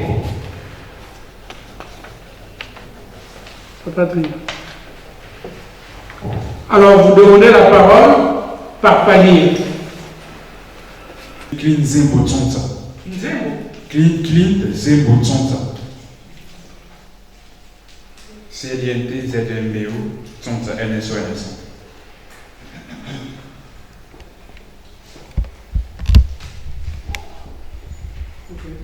J'ai noté. Ok. Donc, moi, j'aimerais savoir si nous, les Africains, les Congolais, les Noirs, on n'a pas un peu une vision, si on n'aurait pas une vision biaisée de la science, si, parce que avec comment en fait on nous a appris en fait, on nous a apporté des religions, on nous a imposé des religions. Est-ce qu'on n'est pas un peu réfractaire à la science? Parce que en fait, je m'explique un peu. Si on doit définir le mot science en lingala, peut-être que certaines personnes ne sauraient pas répondre. Mais pour moi, à première recherche, j'ai découvert que le mot science, la définition, la vraie définition, c'est Bondoki. Parce que bon, le mot Ndoki, en fait, a été un peu transmis péjorativement. Mais le vrai, pour traduire le mot un sorcier, en fait, le vrai terme en lingala, c'est Kadia Pemba. Le Kindoki, c'est Bondoki, c'est la science. Le Bondoki, c'est le génie. Donc, est-ce qu'on n'a pas une vision un peu biaisée de la science? Parce qu'en fait, on nous a importé des religions, on nous a appris à prier, comme Léopold avait dit, donc apprenez-leur à prier, apprenez-leur le chapelet et tout. Et voilà, est-ce qu'on n'a pas une vision un peu biaisée de la science? On n'est pas réfractaire à la science. Voilà, c'est ma première question. Et ma deuxième question, c'est, en fait, Papa Simon Kimba nous avait dit, lisez la Bible, car il faut que le voleur soit saisi avec l'objet qu'il a volé. Et donc, moi, ma question par rapport à ça, c'est de savoir si on ne nous a pas menti, si la religion ne s'est pas trompée, si les textes sacrés n'ont pas été falsifiés pour nous manipuler, pour nous faire accepter une certaine vision du monde. Et donc, est-ce que la religion ne s'est pas trompée? Est-ce qu'on ne nous a pas menti, on ne nous a pas manipulé? Et donc, est-ce que la science répond en fait, elle met en contradiction ce que nous disent les textes sacrés? Donc, c'est ça mes deux questions. Vous étiez en train de développer votre thèse sur la datation, hein? La datation de l'humanité. Et sur votre datation, j'ai retenu une phrase qui m'a interpellé. Vous avez dit que là où nous avons des zones d'ombre, vous parliez du rétablissement de la période de l'incohérence. est-ce que, la question que je me pose, parce que quand j'ai vu la façon dont vous avez fait votre démonstration sur ce fameux rétablissement de la période de l'incohérence, comme vous dites, est-ce qu'il n'était pas nécessaire, ou pour nous, les kimbongistes, est-ce qu'il n'était pas souhaitable ou peut-être nécessaire de faire intervenir les révélations de Papa Simon Kimbangu? Je m'explique. Nous savons tous qu'il y a des révélations selon lesquelles la boussole que nous utilisons aujourd'hui n'est pas bonne. Les données sont complètement fausses. Le calendrier que nous utilisons aujourd'hui, le fameux calendrier grégorien, puisqu'il a été imposé par un pape, Grégoire, l'horloge, j'ai vu un document exceptionnel d'un chercheur qui a reçu la révélation sur la véritable horloge. Je me suis même posé la question, est-ce que ces thématiques sont étudiées dans les universités kimbongistes? Parce que ce qu'il a découvert, c'était extraordinaire. Et donc, moi je me suis posé la question, pour rétablir cette incohérence-là, est-ce qu'il ne fallait pas faire intervenir ces révélations-là? Parce que ces révélations-là feront partie de la nouvelle civilisation que Papa Simon Kimbangu Kiangani imposera dans le monde. Ça, c'est la première question. J'ai été interpellé par l'interprétation que vous avez faite de la théorie de l'évolution. Nous savons tous que dans la théorie de l'évolution est basée sur ce que les scientifiques appellent, ce que je pense que vous connaissez, la biogenèse. La biogenèse, c'est quoi? C'est la théorie qui consiste selon laquelle une cellule vivante ne peut provenir que d'une autre cellule. Mais nous savons tous, puisque la plupart d'entre nous ici sommes des kimbongistes, nous savons que nous, les kimbongistes, nous sommes attachés à ce que les scientifiques appellent la génération spontanée, c'est-à-dire l'homme ne vient pas du singe, mais il a été créé par un être supérieur.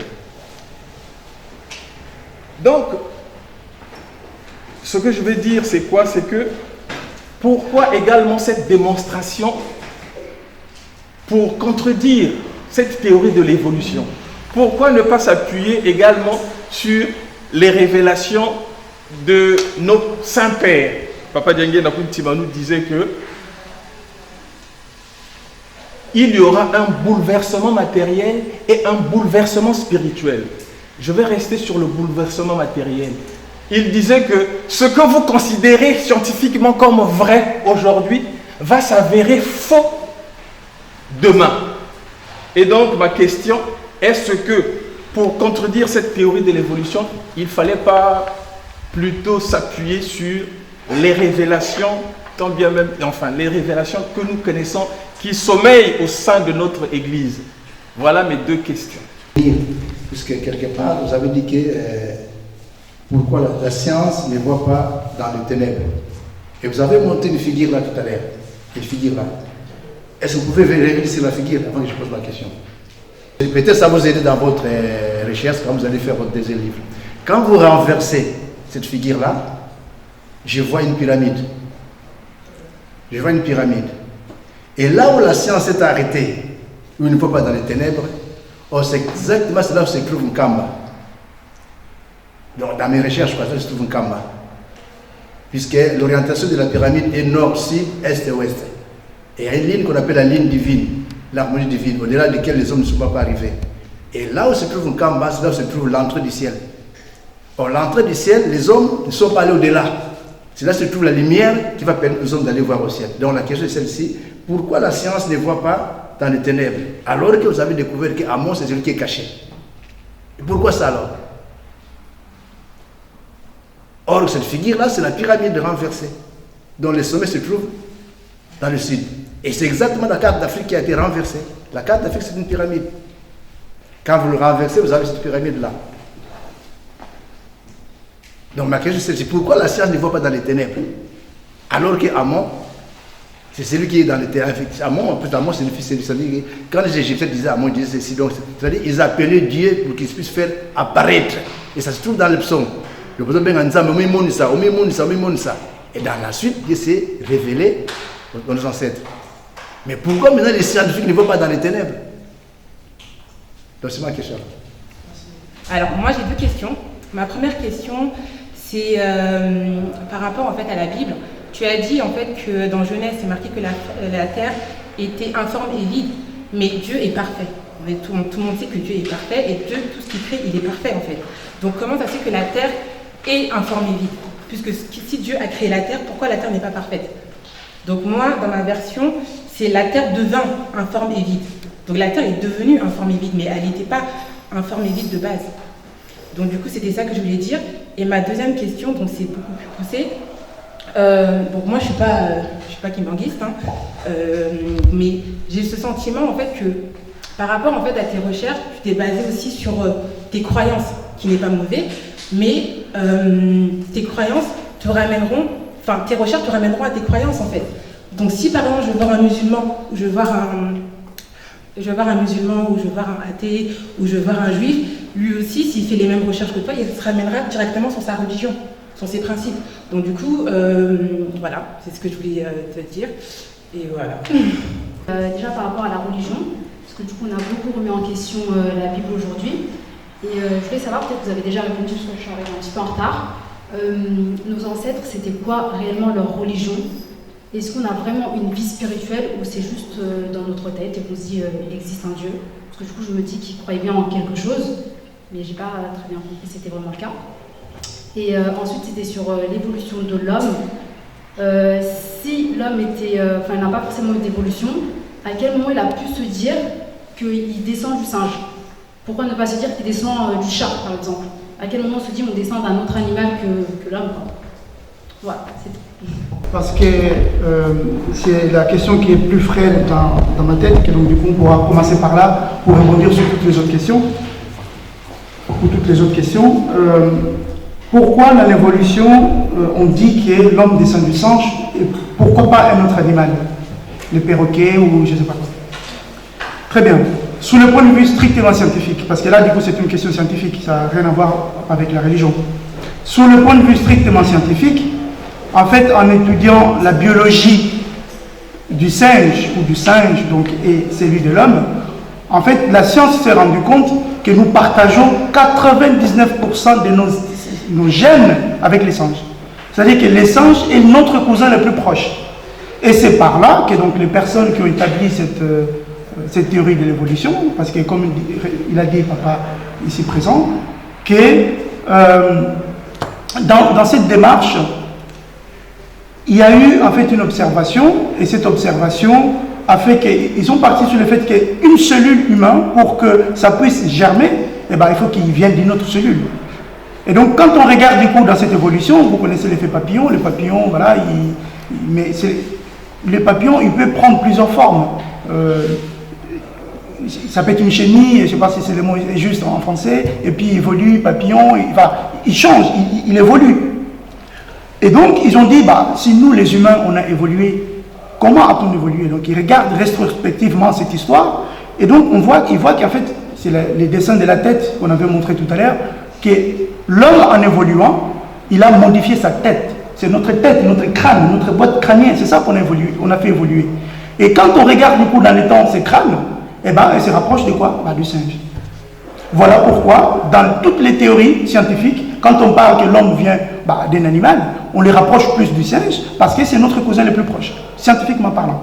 Et là, je veux dire, les données sont là, quoi, je n'invente rien. Voilà pour cette question-là. Je pense que c'est... Je ne sais pas si vous êtes satisfait de la... D'accord, très bien, merci. Alors, l'autre question, est-ce que nos ancêtres croyaient vraiment en quelque chose? Parce que nous avons remis en cause beaucoup la Bible. Alors non, nous n'avons pas remis en cause la Bible, nous avons remis en cause les textes sacrés. Alors certes, dans ma présentation, j'ai beaucoup parlé de la Bible pour aller vite, mais quand vous allez les voir dans la Bible, ou plutôt dans les livres, on parle du Tanakh, qui est la Bible juive, qui est l'Ancien Testament en fait, et on parle aussi du Coran. tout à l'heure, je vous ai projeté qu'est-ce qu'il dit le Coran par rapport à l'évolution de Dieu qui va constamment étendre l'univers. Donc je parle des textes sacrés, c'est pour ça que vous voyez les titres, c'est les textes sacrés, c'est pas du tout la Bible. Mais c'est vrai que c'est la Bible qui nous donne le plus de matière. C'est pour ça en fait que souvent on va revenir à la Bible, ou les Tanakh, peu importe. Alors, est-ce que nos ancêtres croyaient-ils à quelque chose? Oui, nos ancêtres croyaient en Zambiampungu à l'époque. Donc là, on est si je peux, grosso modo, pour ne pas trop rentrer dans l'histoire, 1492. Ouais, c'est le moment où les choses vont commencer à devenir un peu vinaigre. Donc avant ça, c'est Nzambiampungu, donc les dieux tout-puissants. Et donc, heureusement que vous posez la question, la seconde partie, ça va peut-être vous donner plus de matière sur cette question-là. Mais oui, nos ancêtres croyaient en quelque chose, ils croyaient à la spiritualité, ils ne pratiquaient pas des religions. Donc c'est là la petite nuance. On ne pratiquait pas une religion, mais on pratiquait une spiritualité. Et cette spiritualité était basée sur Nzambiampungu, Tulendo, ou Maweya Nangina, Nzakomba. Bon, il y a plusieurs noms en fonction de là où on se trouve. Comme on a pu le démontrer avec l'Égypte, on a vu que là où on est, parfois on parlait des Ra ou Ré. Hein? Là, donc c'était à Hermopolis. Si on va à Memphis, on parlait des Bouta ou Pta. Donc voilà, c'est comme ça que l'Afrique elle fonctionnait, c'est-à-dire qu'elle appelle une divinité, mais en fonction de là où on se trouve, si on est en Angola, au Congo, Brazzaville, Burkina Faso, Sénégal, on a un autre nom pour cette même entité qui est en fait les dieux tout-puissants. Voilà pour cette question-là. On va passer sur la question, est-ce que mes recherches ont été biaisées par ma foi et ma religion? C'est une très très bonne question. C'est une très bonne question. Deux raisons. La première raison, il faut savoir que l'objectivité absolue n'existe pas.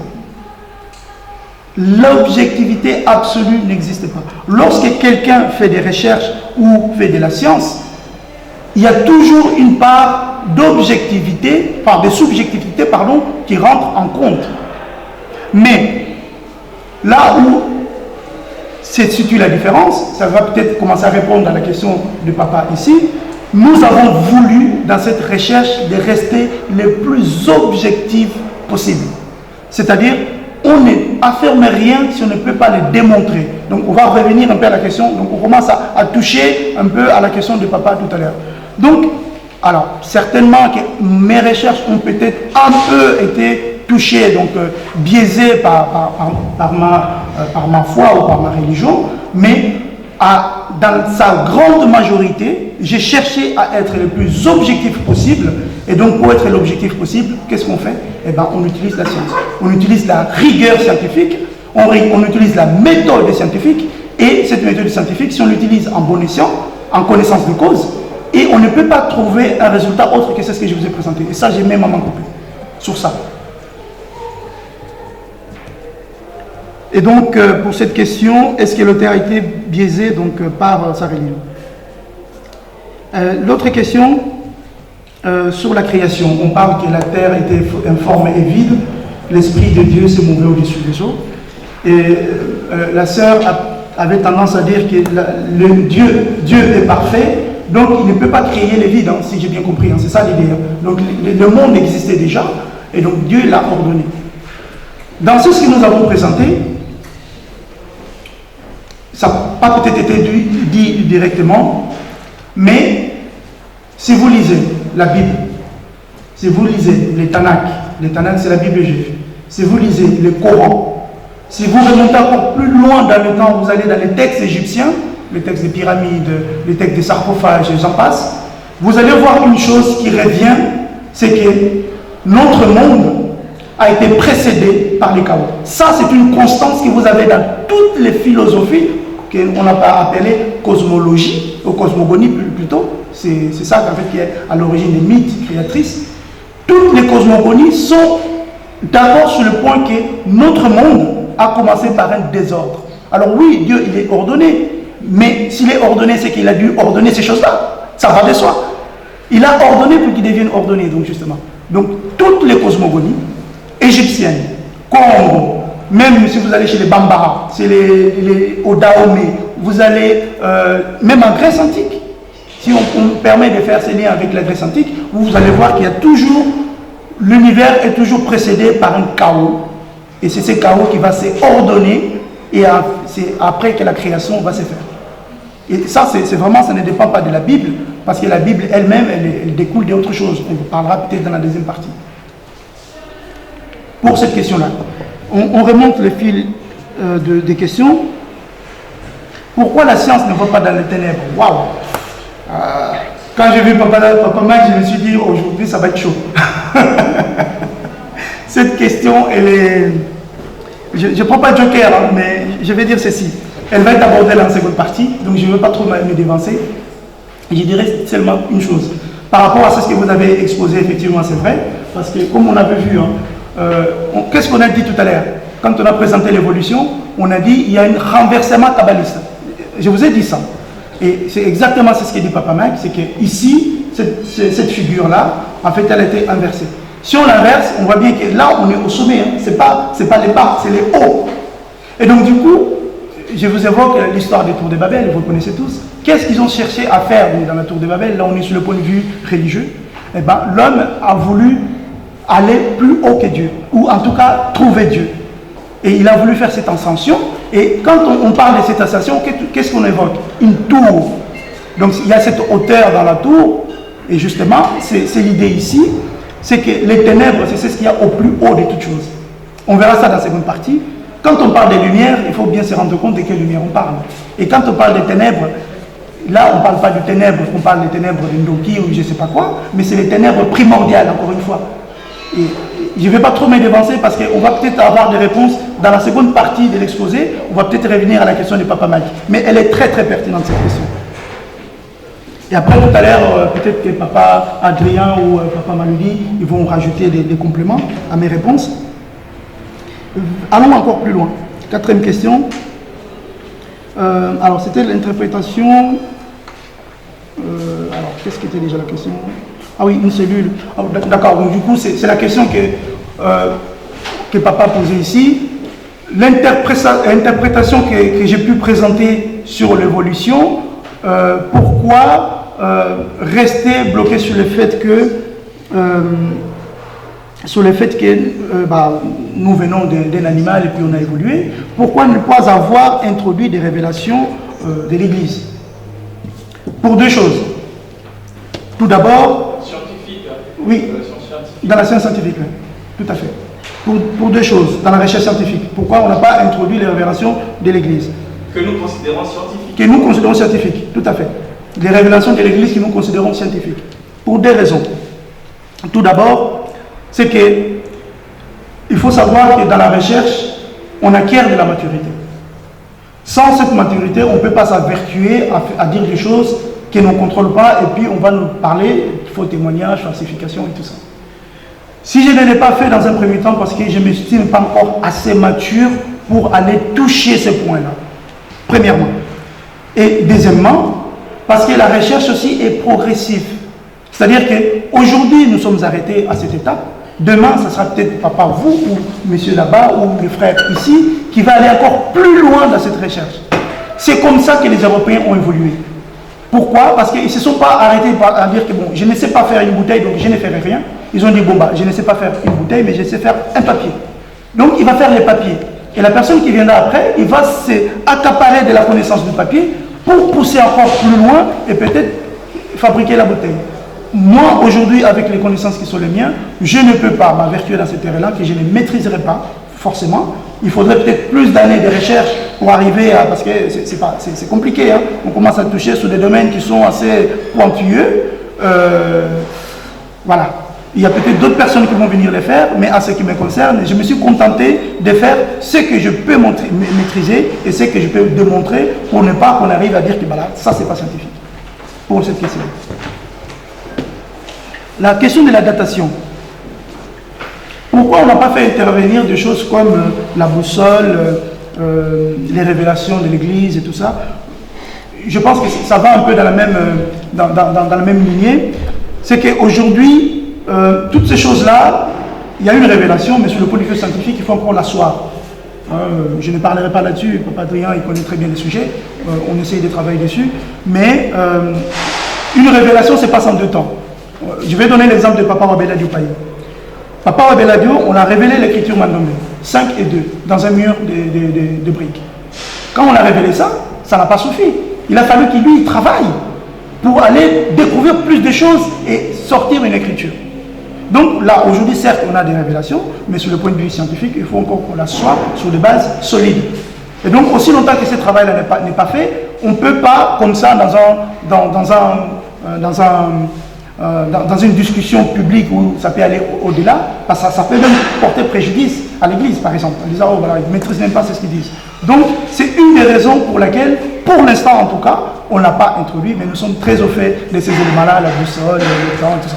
On travaille dessus, mais pour l'instant, voilà, je ne dis pas plus, ça viendra, ne vous inquiétez pas.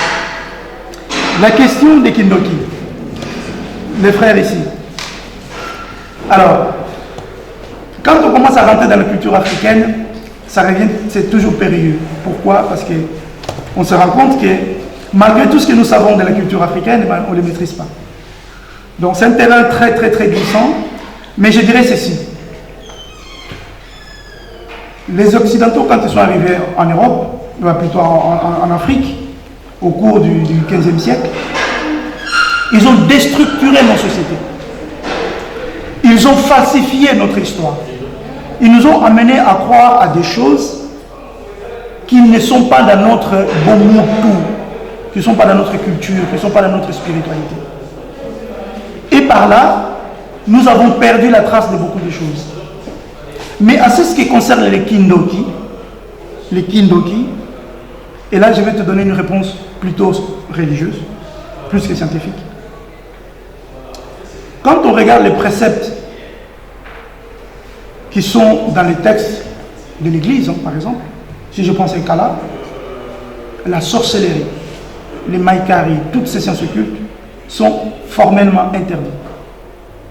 Et donc ici, tout à l'heure, au début de la présentation, quand on a défini la science, je l'ai défini et qu'est-ce que j'ai dit? Tout ce qui concerne la science occulte, nous n'allons pas évoquer ça. Ça ne fait pas partie de notre domaine. Et donc du coup, ces choses-là, nous allons les mettre à l'écart. Ce que je voulais dire, c'est est-ce qu'on n'a pas une vision en fait péjorative de la science? Parce que même le terme Kindoki à la base, ça ne veut pas dire sorcier. Le vrai terme c'est Kadiapem. Kadiapem, c'est vraiment un sorcier à sorcellerie. Et moi ce que je voulais dire en fait, c'est est-ce qu'on n'a pas une vision biaisée de la science? Et est-ce que, parce que moi j'ai fait mes recherches et tout, et j'ai vu qu'en fait le mot Bondo, qui c'est-à-dire science, c'est la science. Si on doit définir en légal le mot science, il n'y a pas un terme approprié. C'est Bondo qui en fait le mot. Bondo qui veut dire science. Même Kindo qui en fait un Doki, c'est pas un sorcier, c'est un génie. C'est un génie en fait. Donc c'est un peu dans ce sens-là, c'est ça que je voulais dire. Oui, tout à fait. Justement, j'allais arriver là à ces points-là. Et donc, comme tu vas les connaître vite, donc je vais rebondir tout de suite à ces points-là pour dire ceci. Aujourd'hui, quand on parle de science, dans le milieu congolais, africain, qu'est-ce qui nous vient à la tête tout de suite? C'est les sciences occultes. Oui. Aujourd'hui, quand on dit le mot science, tout de suite on associe aux sciences occultes. Alors qu'on voit bien que science n'est pas du tout science occulte. Et c'est exactement la même chose qui se passe dans nos traditions. Parce que comme on ne maîtrise plus nos cultures, nos mœurs et ce genre de choses, eh ben, il y a une inversion des valeurs. On verra ça dans la seconde partie qu'il y a une inversion des valeurs.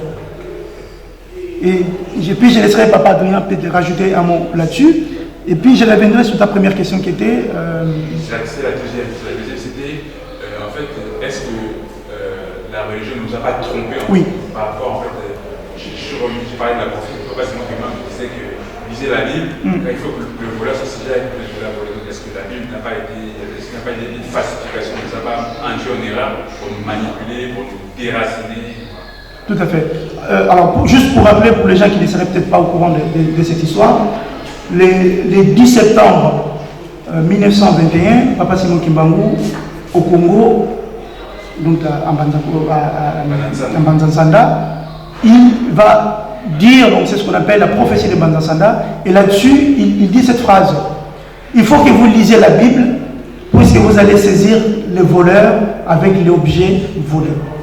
Moi, souvent, quand j'entends cette phrase, quand je l'entends dans ma tête, j'essaie de me poser cette question: qu'est-ce que c'est que la Bible? Bon, on n'a pas eu le temps de le développer, mais c'était dans la diapo, hein. Je ne l'ai pas développé, mais, parce qu'on n'avait plus assez de temps. Mais là, du coup, je vais répondre. Qu'est-ce que c'est que la Bible? Si on regarde bien la Bible, c'est l'histoire de l'humanité. Parce que ça nous raconte ce qui s'est passé depuis Adam jusqu'à aujourd'hui. Donc si on est rigoureux, en fait, la Bible c'est un livre historique, comme on lit les livres d'histoire en école. Maintenant, est-ce que notre monde n'a pas été amené à cette falsification que les Occidentaux nous ont apportée? Oui. Oui, parce que du coup, si on répond à la question qu'est-ce que c'est la Bible, qu'on va attraper le voleur avec l'objet volé, du coup, si la Bible c'est l'histoire de l'humanité, on voit bien que qu'est-ce qui a été falsifié? C'est l'histoire de l'humanité. Je vais donner deux exemples. Et ça a été développé dans le tome 2, j'espère que ça va sortir en fin d'année. Le tome 2, on pose cette question. Lorsque j'étais à l'école en Afrique, je suis né en Afrique, j'ai grandi en Afrique. Mais je me rappelle quand j'étais à l'école, on nous posait cette question en cours d'histoire. Qui a découvert la bouchure de fleuve Congo? On a parlé encore récemment avec Papa Maludi. On dit Diego Cao. Si vous dites que ce n'est pas Diego Cao, qu'est-ce que vous allez avoir en école? La tête à Toto, c'est-à-dire un zéro. Donc vous êtes obligé de dire que c'est Diego Cao pour que vous puissiez avoir un point. Mais c'est une falsification. Là, c'est un cas précis que tout le monde connaît. Sur le point de vue de la Bible, par exemple, pour revenir à cet exemple-là, nous avons présenté ici deux choses. Par exemple, le mot Adam, eh ben, ça vient de textes égyptiens, ça vient de Atoum. Et Atoum, quand on l'étudie, je ne sais pas si j'ai la diapo, si je peux revenir en arrière, c'est lui qui donne le nom Adam, en appliquant donc les règles de philologie, c'est-à-dire Adam, hein, les D et les T en philologie. Pour moi, Papa Simon Kimbangu, c'est un homme que Dieu a utilisé selon son temps. C'est comme si, par exemple, aujourd'hui, quand on parle des brahmanistes, eux, ils suivent la lignée de Élie. Et donc, en fait, moi, je trouve que... comment expliquer? La Bible dit que le royaume des cieux est comme la mer. Et dans la mer, il y a différents types de poissons. Il y a des méduses, il y a des requins, il y a beaucoup de trucs. Et donc, ça veut dire que nous, en tant qu'enfants de Dieu, en fait, c'est pas forcément une couleur de peau, c'est pas forcément une origine ou une population, mais c'est tout, en fait. Et j'ai l'impression que là, on se base que sur une lignée, en fait, sur une population, tout simplement. Là, vous parlez du Congo, mais un Éthiopien peut bien dire l'Éthiopie, le Sénégal peut bien dire les Sénégalais, etc. En fait, vous vous basez sur... après, bon, je dis ça parce que je ne connais pas forcément, mais vous vous basez sur une population. Mais j'ai pas l'impression que... moi, personnellement, j'ai pas l'impression que c'est ça. Après, maintenant, ce sont vos visions, la manière comment vous voyez les choses, que je respecte énormément, mais je ne suis pas forcément convaincue, en fait. Ce qui est posé, science et religion. Oui, mais... religion. Vous avez raison, science et religion. Science et religion. Donc maintenant, les partisans prennent toutes les religions, et ils sont trouvés science et religion qui attendent. Oui, le fait de science et religion, oui, je suis tout à fait d'accord, mais là, en fait, on parle de l'humain. Il n'y a pas de spiritualité. Ça veut dire qu'aujourd'hui, on est bien d'accord qu'on est tous des esprits qui vivent dans des corps. Donc ça veut dire qu'aujourd'hui... là, on parle de l'humain, on parle de tout ce qui est charnel, on ne parle pas de spiritualité. Vous avez raison, vous avez raison. J'étais gamin au pays et j'ai grandissé. Je me rappelle les histoires qu'on nous racontait au feu. Vous connaissez tous au coin du feu. Et les anciens nous disaient ceci. Ils nous disaient que, oui, mais mon cas passe à la mort. C'est ça qu'ils nous disaient. Donc ça m'a toujours interpellé cette façon qu'avaient les anciens à nous parler de ça. Oui, mais c'est que ma carte à la montre. Donc, autrement dit, vous ne saviez pas que les singes étaient une personne. Et donc, du coup, je disais, mais c'est quoi cette histoire? Comment ça, les singes étaient une personne? Et ils avaient la fameuse façon de dire, alors, vous avez peut-être entendu parler, parce que c'est vraiment dans la culture africaine, au Congo.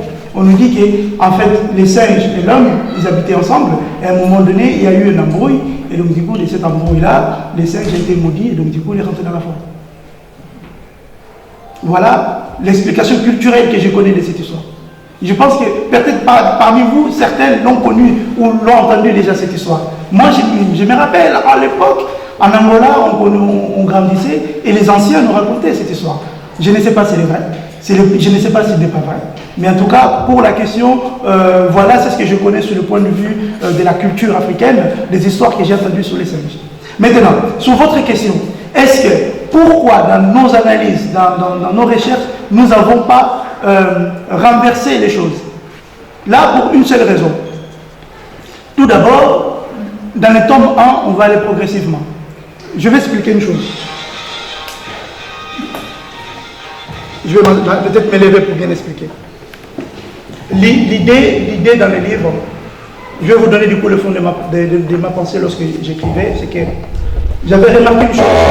Les mathématiques, ils nous donnent une rigueur, et que si on suit cette rigueur, on ne peut quasiment jamais se tromper. Quasiment, je dis bien quasiment, parce que la perfection n'est pas décevante. Et du coup, en tant qu'informaticien, je me rappelle quand j'étais à l'école, on nous faisait faire des exercices, de calculer les fracteurs, enfin, on appelle comment ça, cette opération, pas les fractions, mais les n avec un point, c'est avec une référence. J'ai oublié les noms. Les nombres naturels. Pas les nombres naturels, c'est-à-dire que factoriels, les nombres factoriels, voilà, ça y est. Quand on étudie les factoriels, par exemple, si je vais étudier le factoriel de 3, il faut que je prenne 3 moins 1 fois c'est ce qui reste, et ainsi de suite. Bon, je ne sais pas si tout le monde va suivre là-dessus, c'est juste pour répondre à cette question-là.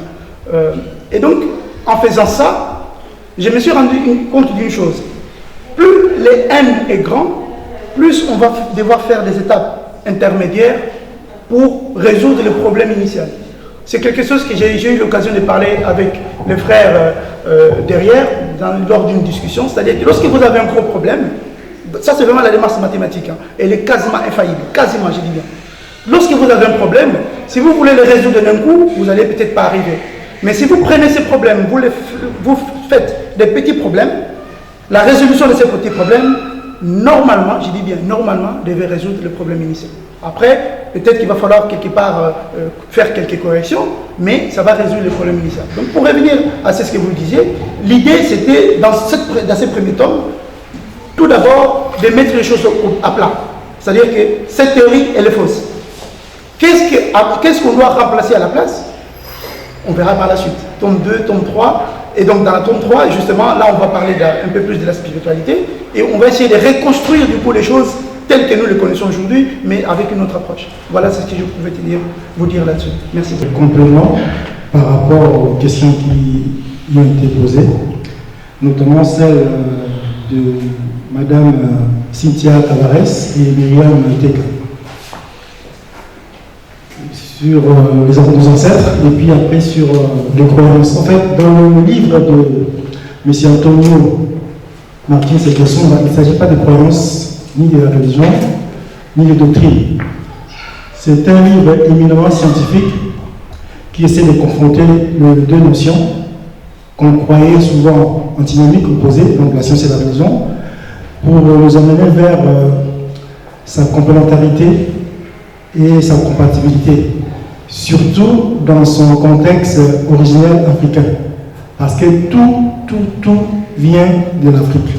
En fait, le problème est là. Donc, mon complément, c'était d'abord, j'allais me baser sur ce qui nous est demandé, en fait. Qu'est-ce qui nous est demandé?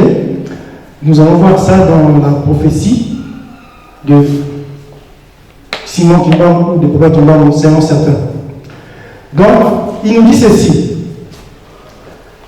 Continuez à lire la Bible. À travers ces écrits, vous arriverez à discerner les actes de ceux qui vous ont apporté ces livres. Il faut que le voleur soit saisi par l'objet volé. Alors, d'une façon simpliste, on trouve que l'objet volé, c'est la Bible. Mais en y regardant de très près, la Bible, non seulement c'est la parole de Dieu, c'est aussi un livre d'histoire. Donc on se rend compte que l'objet volé, il faut attraper le voleur avec l'objet volé. J'en ai même marqué dans ce petit bouquin, la prophétie magistrale de Simon Kimbam, juste pour dire, pour corroborer à ce que je suis en train de dire et ce qu'a dit notre auteur du livre Sciences et Religion.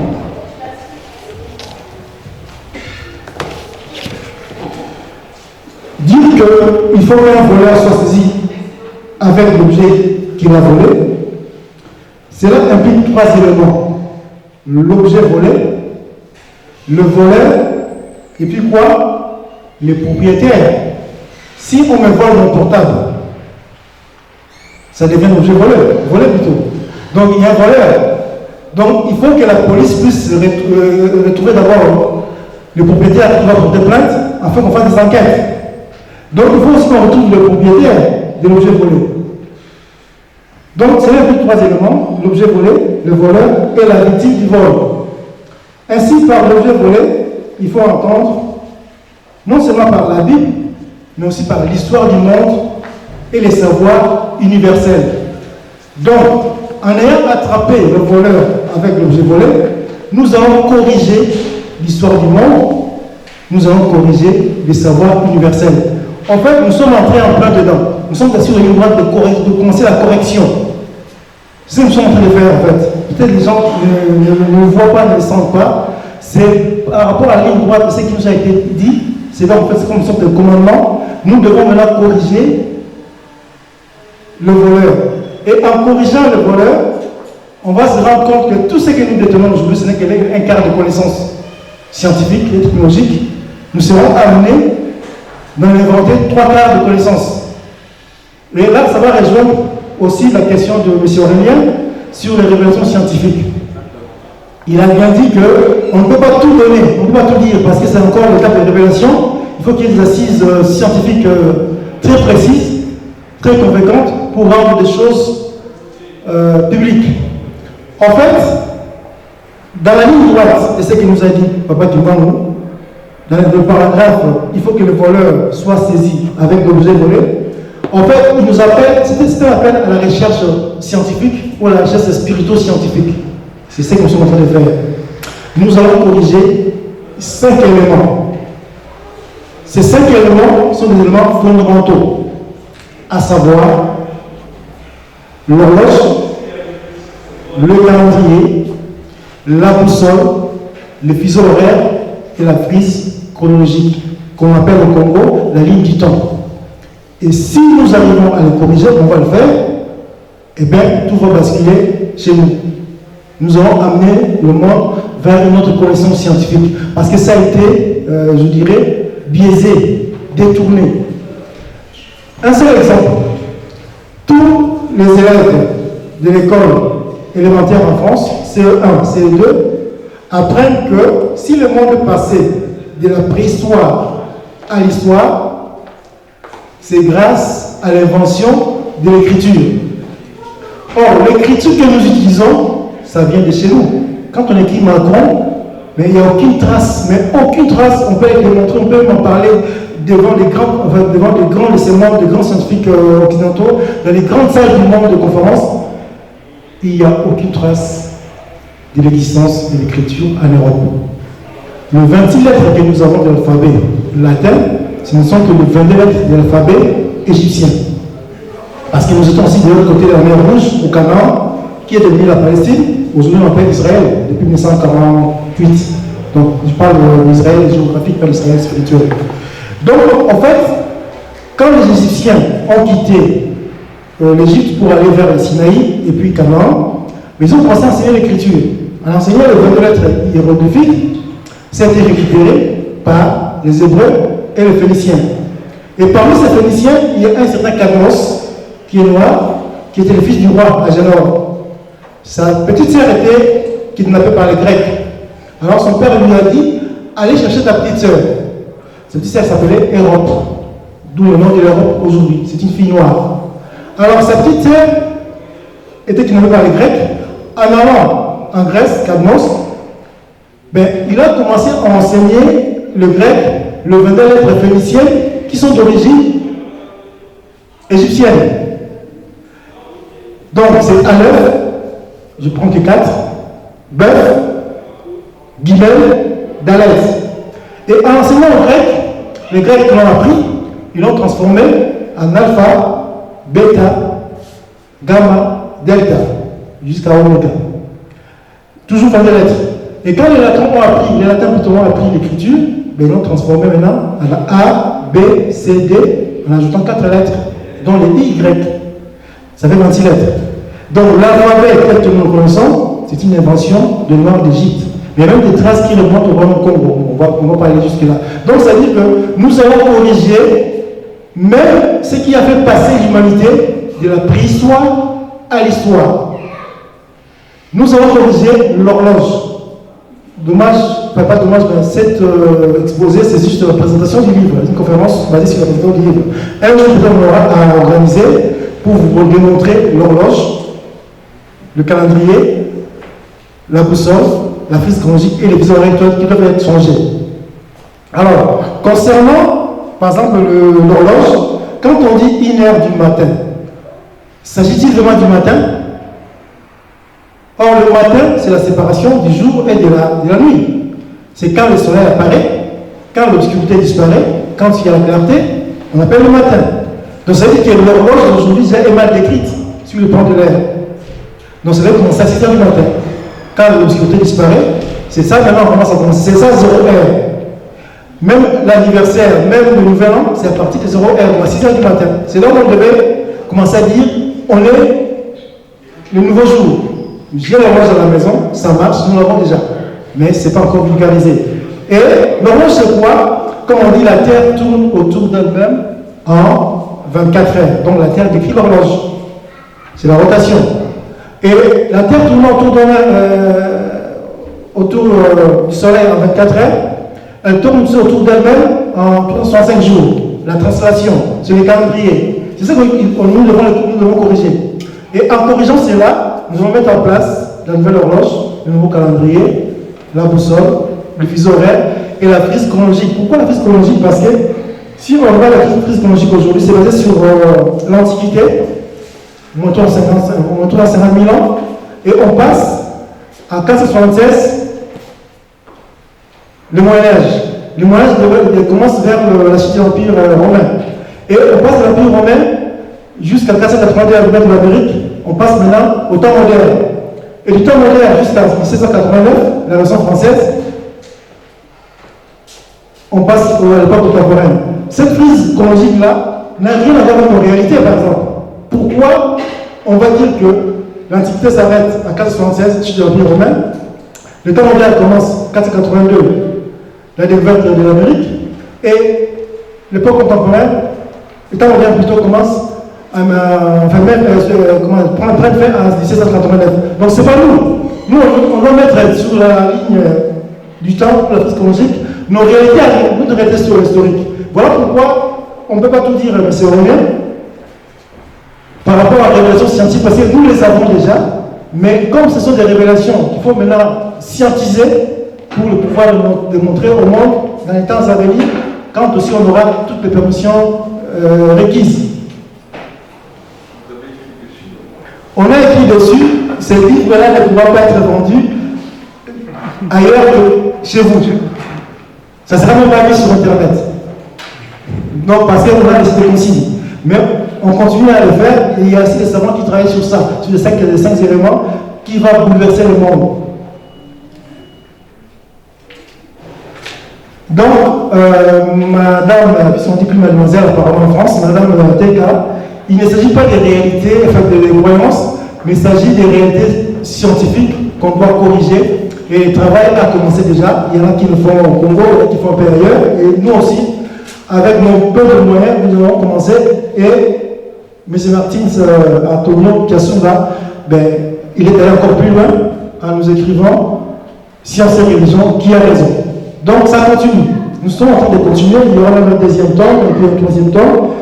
Là, on va encore démontrer certaines choses et certaines vérités. Mais le fond de notre problème, je dirais à Myriam Teka, c'est d'abord de comprendre qui est Kimbambo.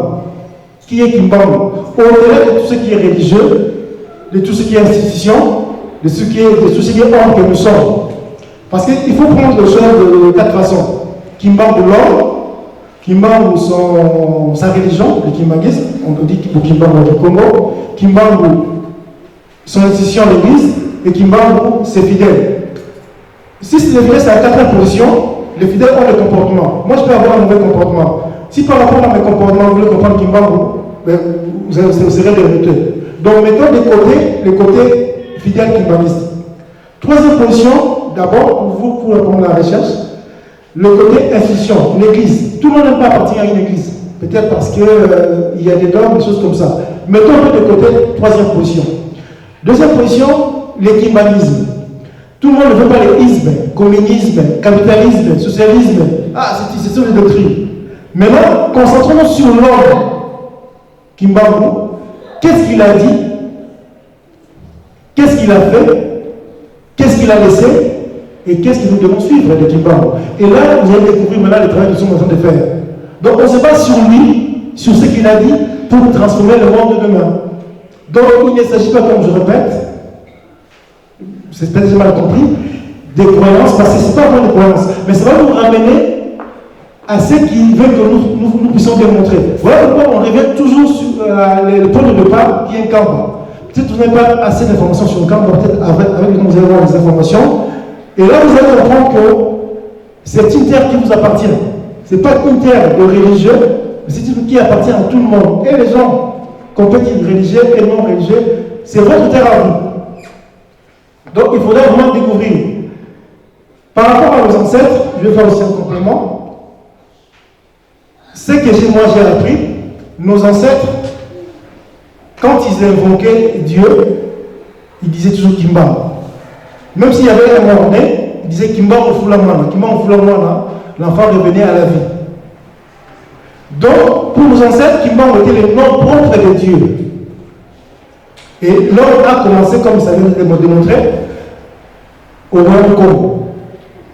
Alors, imaginez par exemple, cette avenue sépare deux villes, la ville de Saint-Denis et la ville de Pinet. Et cette route, cette chaussée est une rivière.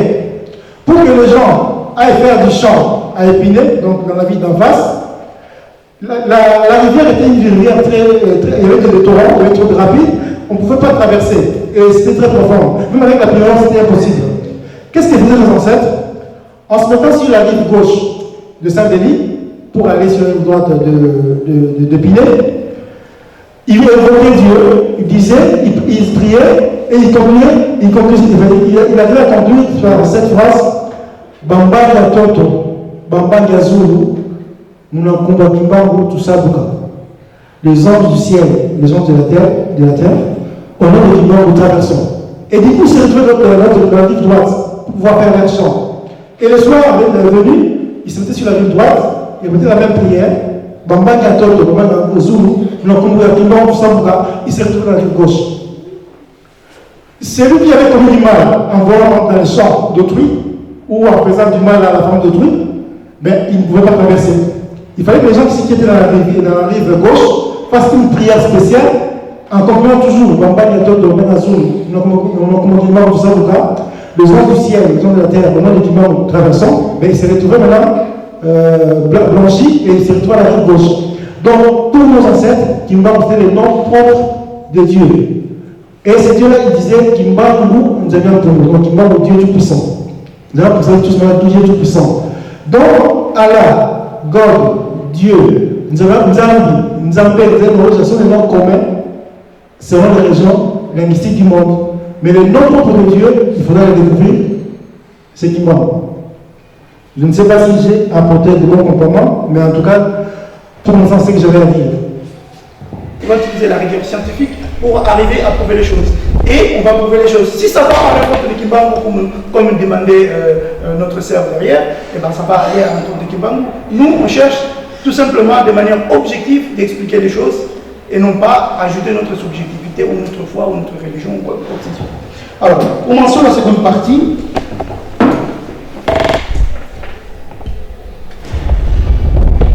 Alors, nous sommes...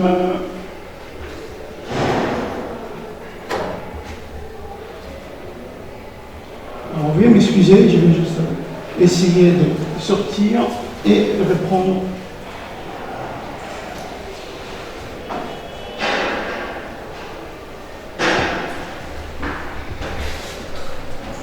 Voilà, c'est bon. Ok, la petite pause qu'on a faite. Parlons un peu. Dans la seconde partie, l'idée c'est que, ok, l'homme, est-ce que nous sommes seuls ou il y a d'autres êtres? Et pour ça,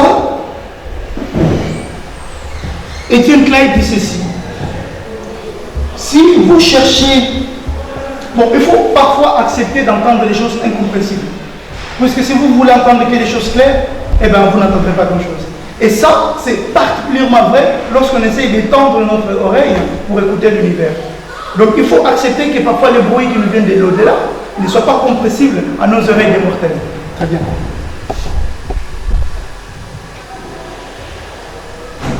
Monsieur Mac, qui est ici avec nous, j'ai eu une conversation avec lui. On a beaucoup de conversations. C'est un chercheur qui a beaucoup de connaissances. Et lorsque j'ai discuté avec lui, il m'a parlé d'un personnage. Je pense que ça remonte à 2018 ou 2019. Il m'a parlé de Jean Sandi. Et c'est ce qu'il m'a dit sur Jean Sandi, ça m'avait interpellé. Du coup, je suis allé un peu faire des recherches sur Jean Sandi. Et j'ai remarqué qu'il avait écrit 3 livres, dont un, on avait parlé ensemble, qui sont ceux-ci. Est-ce que vous voyez bien là? Oui, voilà, ok, très bien, on y va. Alors, il a écrit 3 bouquins, et dans ces 3 livres, il a la même idée. L'idée qu'il a, dans les 3 bouquins que vous voyez là, c'est que notre univers, ou notre monde de la Terre, a été colonisé par les célestes. Et donc ces célestes, quand ils sont venus sur Terre, ils nous ont apporté des connaissances, et du coup, en partant, ils ont parti avec cette connaissance. C'est ce qui explique la construction des pyramides d'Égypte, des Mayas, enfin, un peu comme ça. Mais il dit quelque chose de très intéressant, il dit que la preuve de l'existence de ces cosmonautes qui ont bien visité la Terre, ça va se trouver sur la Lune. Parce qu'en venant sur Terre, ils ont voyagé avec des Lilith, qui sont leurs vaisseaux spatiaux, et ils l'avaient déposé sur la Lune. C'est ce qu'il dit. Et il dit que l'Apollo 11, la mission de 1969, devait nous donner la preuve. Il écrit son livre en 1963. Donc il savait des choses. Je ne sais pas quoi, mais on va essayer de vérifier ça. Alors, tout d'abord, parlons de la mission Apollo 11. Sur le point de vue strictement historique, c'est à la fin de la Seconde Guerre mondiale, la guerre froide va commencer, et c'est là que donc, la guerre froide donc, va laisser place à ce qu'on appelle un conflit entre 2 grands, un modèle soviétique et le modèle capitaliste américain. Et à partir de là, eh ben, nous allons arriver à ce qu'on appelle donc, la guerre des étoiles, ou plutôt la course vers l'espace.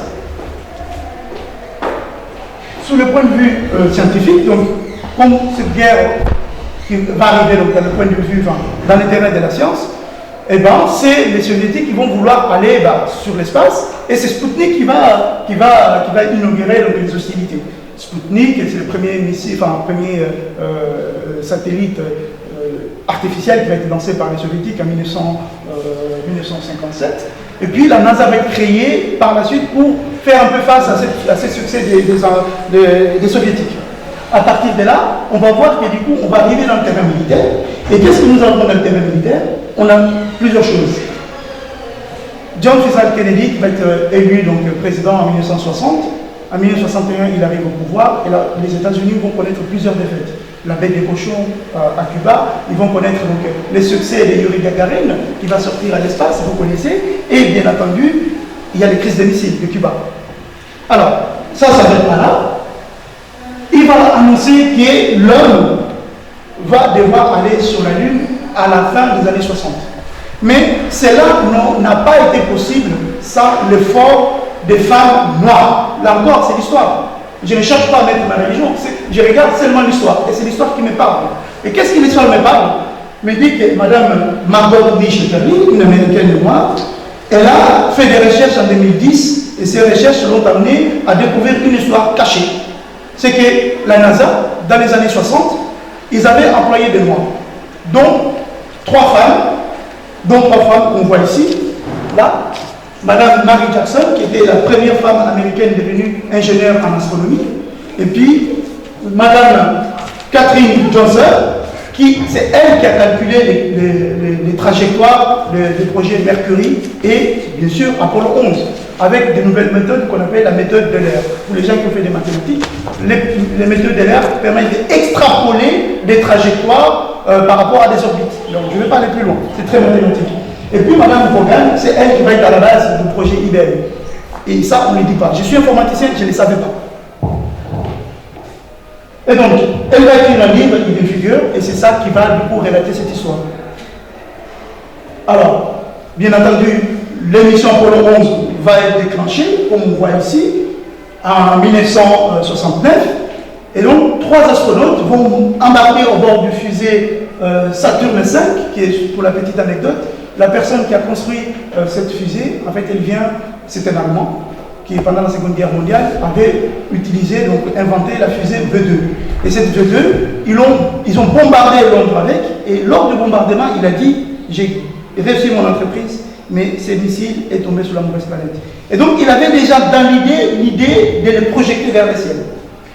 Et donc, c'est comme ça que donc, le projet américain va partir sur la Lune. Le 20 juillet, l'atterrissage, la sortie lunaire va se faire le 21. Et là, c'est ce que vous voyez là, le module Eagle qui descend sur le sol lunaire, là-bas. Et puis, Armstrong, le pas que vous voyez juste en bas ici, et la fameuse phrase, c'est un petit pas pour seul homme, un bond de gens pour l'humanité. Il va vraiment rencontre du 3e type. On en parlera juste après. Voilà quelques images. Et juste après, voilà les villes qui vont être visitées par la mission Apollo 11. On voit, il y a un intro ici, le Kinshasa. Parmi toutes les villes, il y a une seule ville d'Afrique qui va être visitée. Bah, c'est le Congo. Là encore, c'est pas moi, c'est l'histoire. Je n'ai fait que regarder l'histoire et regarder en fait quoi, bah, comme en Sénégal, et ben, les petits cailloux qui vont me permettre de rentrer au bercail. Et ben, l'incohérence ici, c'est que la seule ville d'Afrique qui a été visitée, bah, c'est Congo-Kinshasa. C'est Kinshasa, à l'époque Zaïre, le pays, en 1969, du président Mobutu. Mais pourquoi le Kinshasa? Pourquoi c'est le seul pays d'Afrique qui a été visité? Pourquoi pas le Ghana, le Sénégal et compagnie? Allons voir ce qui se passe au Congo. Encore une fois, tout me ramène en Afrique. Je posais des questions, si ça ne me ramène pas en Égypte, ça me ramène au Congo. Ok? Voyons voir ce qui se passe alors au Congo pour cette mission. Eh bien, il y a eu, lors de la visite des astronautes, un entretien privé avec le président Mobutu Sese Seko. Et c'est ce que je vous raconte là. C'est des témoins oculaires qui nous ont dit, nous avons vérifié et nous avons quelques preuves. Lors de cet entretien, ils ont voulu voir un personnage connu du milieu congolais et Mobutu a voulu savoir pourquoi. Mais parce qu'ils ont répondu qu'ils avaient une affaire de la plus haute importance à traiter avec l'homme en question. Par la suite, le président Mobutu va envoyer son garde-du-corps qui va ramener l'homme en question, mais ce garde-du-corps va aller au Mokoto numéro 87. Qui habite au Mokoto numéro 87? Et là, c'est encore une fois l'histoire, son éminence, Gangenda Ondima Joseph. Donc c'est l'homme qui va réunir avec le garde-du-corps de Mobutu et il va s'entretenir dans un huis clos de cette personne, que je ne nommerai pas parce que j'ai plus le temps pour parler de tout ça, mais vous lirez tout ça dans le livre. Et là-dessus, on va lui poser une question pertinente par les Américains. On lui pose la question suivante. Son éminence, on lui dit comment il a fait pour se retrouver sur la Lune. C'est ça la rencontre du 3e type dont je vous ai parlé. Ça, c'est l'histoire qui a été relatée par les témoins oculaires. Et on vous présentera quelques photos tout à l'heure. Comment il a fait? Voilà sa réponse. Vous êtes allé explorer la Lune à bord de vos engins sophistiqués, enveloppés dans vos scaphandres. Mais moi, je n'en avais pas. C'est pour vous dire que Dieu est noir et il peut se trouver où il veut. Dieu est noir, il peut se trouver où il veut. Dans la première partie, on a vu que la science et la religion ne voient pas du tout ce qui se passe où? Dans les ténèbres. Je n'ai pas inventé ça. Ce n'est pas moi qui ai écrit la science. Ce n'est pas moi qui ai écrit la Bible. Je n'ai fait que l'analyser. Allons plus loin. Alors d'ailleurs, la photo que vous voyez là, c'est son éminence Ngenda Nkountima avec la photo, enfin, la chemise qu'on appelle Zengao. Hein, Zengao, ça veut dire Katalikambango, c'est-à-dire mettre fin à quelque chose. C'est ça que ça veut dire Zengao. Et donc, d'après les recherches que nous avons fait là-dessus, il semblerait que c'est avec cette chemise-là, ou ces bangos, qui étaient apparus chez les astronomes, les astronautes américains, Neil Armstrong et puis Aldrin.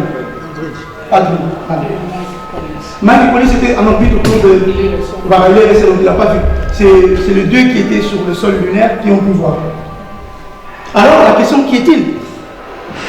Je vous rassure, je ne répondrai pas à cette question tout de suite, parce qu'il faut beaucoup de matière pour commencer à aborder ce genre de questions. Tout à fait, pour vous dire qu'il faut encore une... Voilà.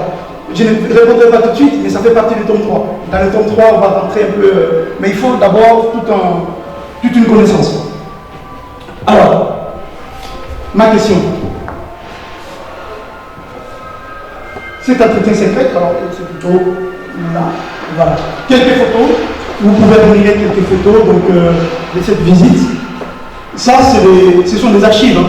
Ce sont des archives, tout le monde peut trouver ça, je ne l'ai pas inventé. C'est vraiment des archives. Vous allez aux archives, des archives à la Bibliothèque nationale de France, vous trouvez ces documents-là. Vous allez sur Internet, vous trouvez les documents ici. Ils sont publics. Ce sont des archives du Congo. Alors, il y a eu ce journal qui a été publié juste après. L'information avait fuité au Congo, dans les journaux. Donc là, c'était le journal Jeune Afrique, il me semble. Et cette photo, ça c'est la photo officielle du journal, il nous dit ceci. Mission spatiale Apollo 11 en 1969, son éminence Nyangena localisée sur la Lune par les astronautes américains. Ça avait fuité dans le milieu congolais dans les années 60-70. Parce que là, on est en 1969 au retour de la mission. Et donc, cette photo va être reprise en 2019 par le site Ama Africa World qui publie un peu les choses qui sont cachées, un peu à l'histoire de Margot Lee qui a fait des recherches sur les femmes de la NASA, qui dans l'histoire on ne parle pas. Il a fallu que Margot Lee il découvre ça, qu'il écrive un bouquin pour que Hollywood s'en empare pour faire un film. Mais c'est une histoire véridique. Et là aussi, c'est à peu près la même chose. Alors, en partant de là, la question se pose, c'est que est-ce que j'ai manqué de rigueur de vous relater cette histoire? C'est ce qu'il faut savoir, c'est que comment l'historien fait pour restituer des faits historiques? C'est cette question qu'on doit avoir à l'esprit. Comment l'historien fait pour restituer la vérité historique? Sachant que au moment où les faits ont eu lieu, lui-même n'était pas présent. Eh bien, l'historien a deux sources. Des sources orales et des sources écrites. Et Tchèque Antalion, pour nous parler des sources orales, il nous dit, quand on analyse des sources écrites, plutôt orales, on doit avoir une rigueur pour traiter la chronologie des faits. C'est Tchèque Antalion qui le dit. Et Javassina, un Belge, il nous ajoute ceci. Il faut en plus qu'on puisse remonter à un témoin oculaire. Donc toute histoire, sur le point de vue historique, qu'on ne peut pas rattacher à un témoin oculaire, n'a aucune valeur historique, ni scientifique, ni historique. Deuxièmement, en plus de ça, il faut qu'on puisse traiter les bruits et les radiotrottoirs, les ondits.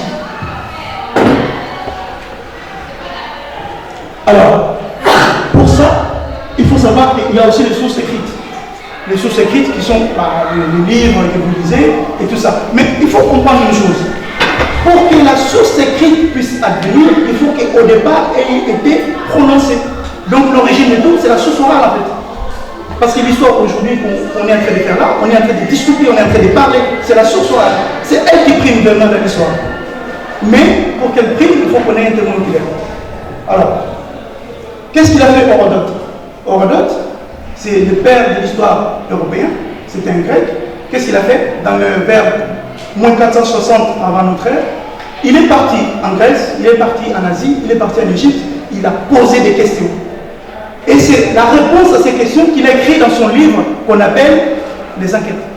Vous avez peut-être déjà entendu parler des enquêtes d'Hérodote. Il y a 2 tomes des enquêtes d'Hérodote. C'est ça qui relate tous les films que vous voyez, 300, je ne sais pas, les Spartiates et tout ça. C'est Hérodote qui a écrit ça en posant des questions. Nous aussi, c'est ce qu'on a fait, on a posé des questions et on a relaté les faits. Maintenant, qu'est-ce qu'on voit? On nous parle d'extraterrestres, on nous parle de cosmonautes, on nous parle de célestes, de Dieu, de tout ça. Qu'est-ce qu'on peut vraiment interpréter dans ça? On va aller très vite. Extraterrestre, en fait, c'est tout ce qui ne vient pas de notre monde. C'est ce qui est à l'extérieur de la Terre. C'est ça que ça veut dire. Et donc, célestes ou cosmonautes, ce sont des voyageurs dans les temps ou dans l'espace. Céleste, ça peut être aussi une divinité. Ça, c'est les définitions. J'ai pris les définitions, je vous ai mis. L'ange, vous savez tous. Les démons, vous savez tous. Mais Dieu, on en parlera plus tard pour Dieu, parce que c'est un sujet, il faut prendre du temps pour l'expliquer. Alors, sommes-nous seuls? On constate que ici, la science nous dit que, on ne sait pas. il se peut qu'il y ait d'autres êtres qu'on appelle des extraterrestres qui seraient des intelligences peut-être mieux calées que nous. Et la religion nous dit non, il peut y avoir des anges, des démons, ou Dieu. Et donc sur ce point-là, la science et la religion ne sont pas du tout en désaccord. S'ils ne sont pas en désaccord, donc on peut dire qu'extraterrestre, on peut l'assimiler à un être transcendant. Pourquoi transcendant? Parce qu'il n'est pas sur notre terre, il est à l'extérieur, il est transcendant donc. Est-ce qu'on comprend ça? C'est ça, ça veut dire la transcendance. Il est ailleurs, il n'est pas ici, il est ailleurs. Extraterrestre, c'est quelqu'un de transcendant. Et du coup, les célestes, ça peut être une divinité. Alors, si les célestes c'est une divinité, est-ce qu'on peut l'associer à un ange? On peut l'associer à un ange ou pas? Question. Alors, qu'est-ce qu'on sait? Le mot ange, si on suit les thèses du professeur Mbabini Bilolo, il nous explique que le mot ange n'est pas du tout occidental. Le mot ange vient des Moyangeli. Et ça vient de Bendele, Ndeli, Ndela, enfin bref. C'est très littéraire. Il nous explique l'origine du mot ange. C'est pas occidental, c'est pas égyptien, c'est pas, pardon, c'est pas grec, c'est pas romain, c'est un mot Congo, Moyangeli. Moyangeli, c'est le Dieu qui donne, enfin, vous connaissez peut-être tous. Si vous ne connaissez pas, tout à l'heure, lors de questions-réponses, on a parlé. Maintenant, passons. Nous avons deux choses. Soit Dieu, soit pas Dieu. C'est-à-dire, soit on parle de la création, soit on parle de l'évolution. Analysons ces deux concepts. Il faut savoir une chose. Si Dieu existe, eh bien, nous sommes là parce que Dieu nous a créés. Ça rejoint un peu ce qu'on disait par rapport à l'évolution. Mais si Dieu n'existait pas, nous sommes là parce que la nature, donc l'évolution, la nature a fait que nous soyons là. Le cellules, les enveloppes, c'est ce qu'on disait tout à l'heure. Très bien. Si c'est comme ça, il faut que du coup on puisse répondre à une question. Est-ce que les statuts quel est le statut de la physique? Parce que du coup, si Dieu n'existait pas, nous sommes là parce que la nature a fait une évolution et elle a fait que nous soyons là. Or, la nature, elle est basée sur des lois physiques. Et donc, du coup, ces lois physiques, il faut qu'on puisse les identifier, les déterminer, les donner statut. Ok. Et donc, du coup, si Dieu existe, dans notre sens, il faut l'identifier. Il faut donner sa nature. Et puis, et donc, du coup, comme le monde est aussi à la fois mathématique, il serait donc le roi des nombres pairs et impairs, les maîtres des pays en profondeur. Voyons voir. Quelle est la vraie nature de Dieu? Et pour ça, on va prendre la Bible. Parce que je me base sur la Bible, ou le Coran, bref, ça aurait pu être le Coran, mais là, ce sera la Bible. La Bible nous dit, Genèse chapitre 1, verset 1 à 5, au commencement, Dieu a créé, vous connaissez tous. Les ténèbres étaient au début, l'eau était au début, l'Esprit de Dieu était au début. Or, lorsqu'on dit quelqu'un qui a créé quelque chose, c'est qu'il est à l'origine de ça. Et la Bible, justement, pour nous parler des origines, il nous oppose la Genèse. Et la Genèse nous parle justement de trois choses. Il y a une trinité en fait qui est en place. Quand vous lisez bien la Genèse, c'est qu'on nous parle de l'eau, ténèbres, esprit de Dieu. On ne parle pas de la lumière. La lumière, c'est après que la lumière soit et la lumière fut. On est ici. Mais au début, on nous parle déjà des ténèbres. Et on nous parle aussi de l'eau. On a vu dans la première partie, qu'est-ce qui se passe en Égypte? Le Dieu, il est sorti d'où? Des eaux. Après, il a fait une colline. Bref, vous comprenez qu'on fait les liens avec la première partie. Alors, on voit une tautologie, mais je n'en parlerai pas. Les chiffres 5, pourquoi on s'arrête au chiffre 5? Parce que les chiffres 5, quand vous voyez au miroir, ça vous donne les chiffres 2. C'est ça le principe Mandomé. Donc on s'arrête juste à ça. J'en dirai pas plus pour l'instant.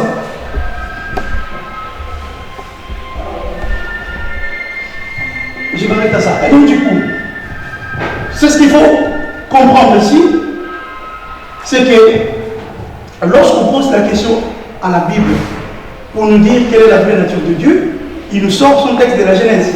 Et il nous dit que non, Dieu est ténèbres, il était là au début, et il avait de l'eau, et il avait aussi son esprit qui mouvait au-dessus de tout ça.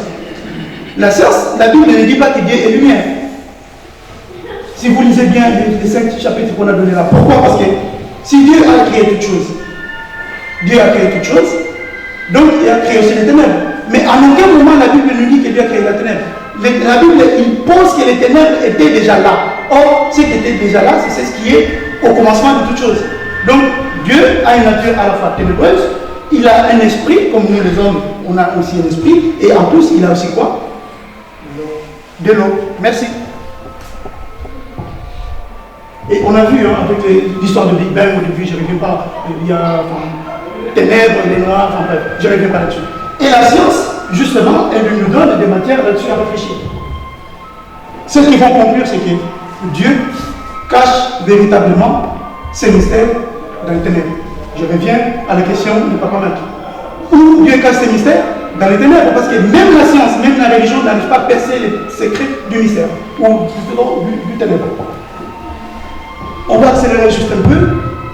Cette partie, on ne va pas du tout en parler parce qu'on n'a pas le temps, mais je vais juste vous évoquer cette partie-ci. Au début, la science pensait tout connaître. C'est ça qu'on appelle la physique classique. L'ensemble de ce qui constitue notre monde, 100%, on les connaît, les électrons, les protons et tout ça. Et puis, lorsqu'on arrive vers le 19e et 20e siècle, à travers Einstein, donc la physique quantique est née, et là, qu'est-ce qu'ils pensent, dit la science? En fait, ils connaissent seulement la matière, tout en bas, donc il faut que je m'assoie. Ils connaissent seulement ce qu'on appelle la matière ordinaire, qui constitue 4% de notre univers. Et puis, il y a la matière noire. Regardez bien, matière noire qui compose notre monde à 30% et l'énergie noire qui constitue notre monde à 66%. Autrement dit, la totalité de ce qui est baignée dans le ténèbre.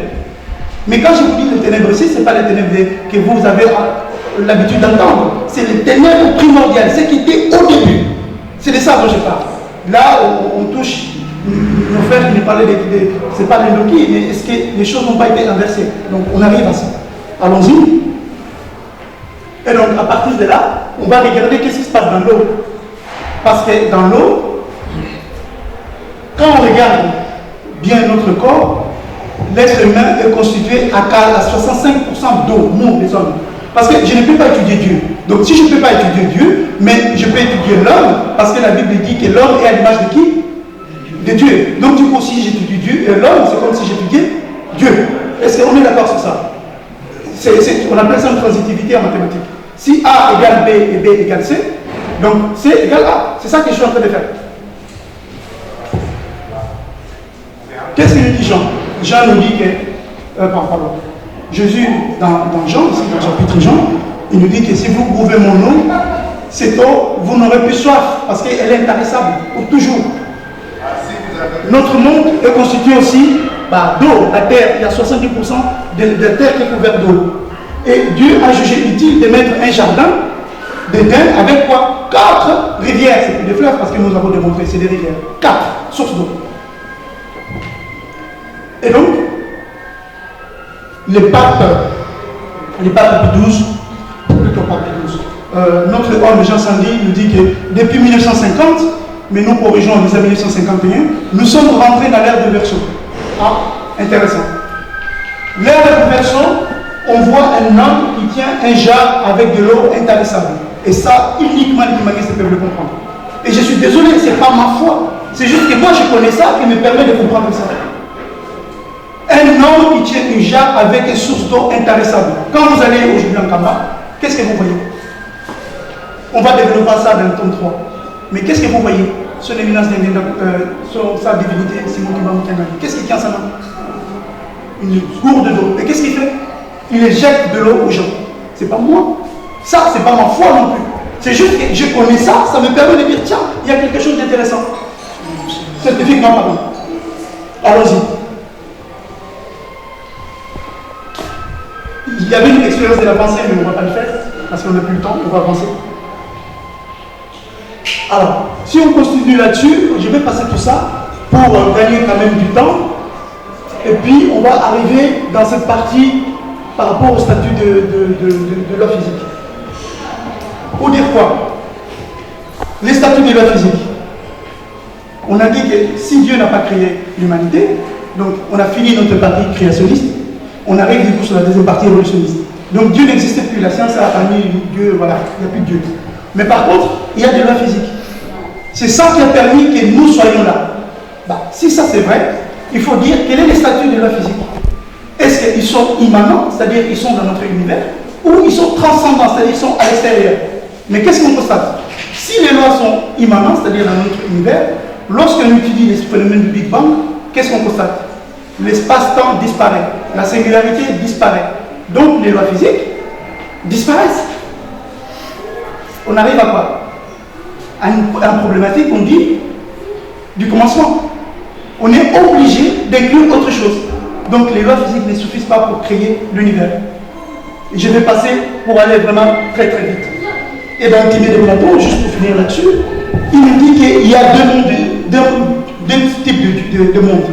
Il y a le monde des enfants, le monde des idées, il dit ici, là, en bas, le monde des idées et le monde empirique. Vous vous rappelez les chiffres 2 dont j'ai parlé tout à l'heure? Eh bien, s'il y a deux mondes, donc j'ai mis le chiffre 2 ici, j'ai le tableau miroir, je trouve 5. Ok. Il y a deux mondes. Or, depuis tout à l'heure, on est en train de poser quoi? Deux mondes, la science et la religion. La science, elle est empirique, et la religion plutôt décidée, c'est des paroles. Et du coup, à partir de là, qu'est-ce qu'on constate? On constate que peu importe les chemins qu'on a suivis dans les modèles évolutionnistes, ça nous amène à nécessairement avoir un esprit immensement intelligent. Alors, que les scientifiques ne veulent pas admettre que cet esprit, c'est Dieu, ça c'est leur problème.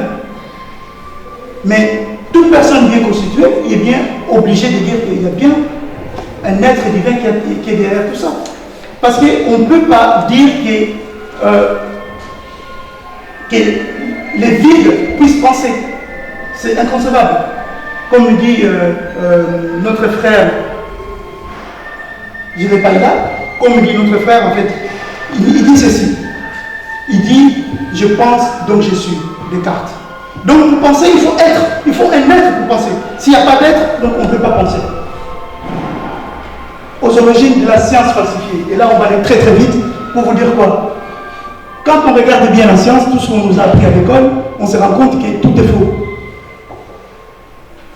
On va parler par exemple de Thalès.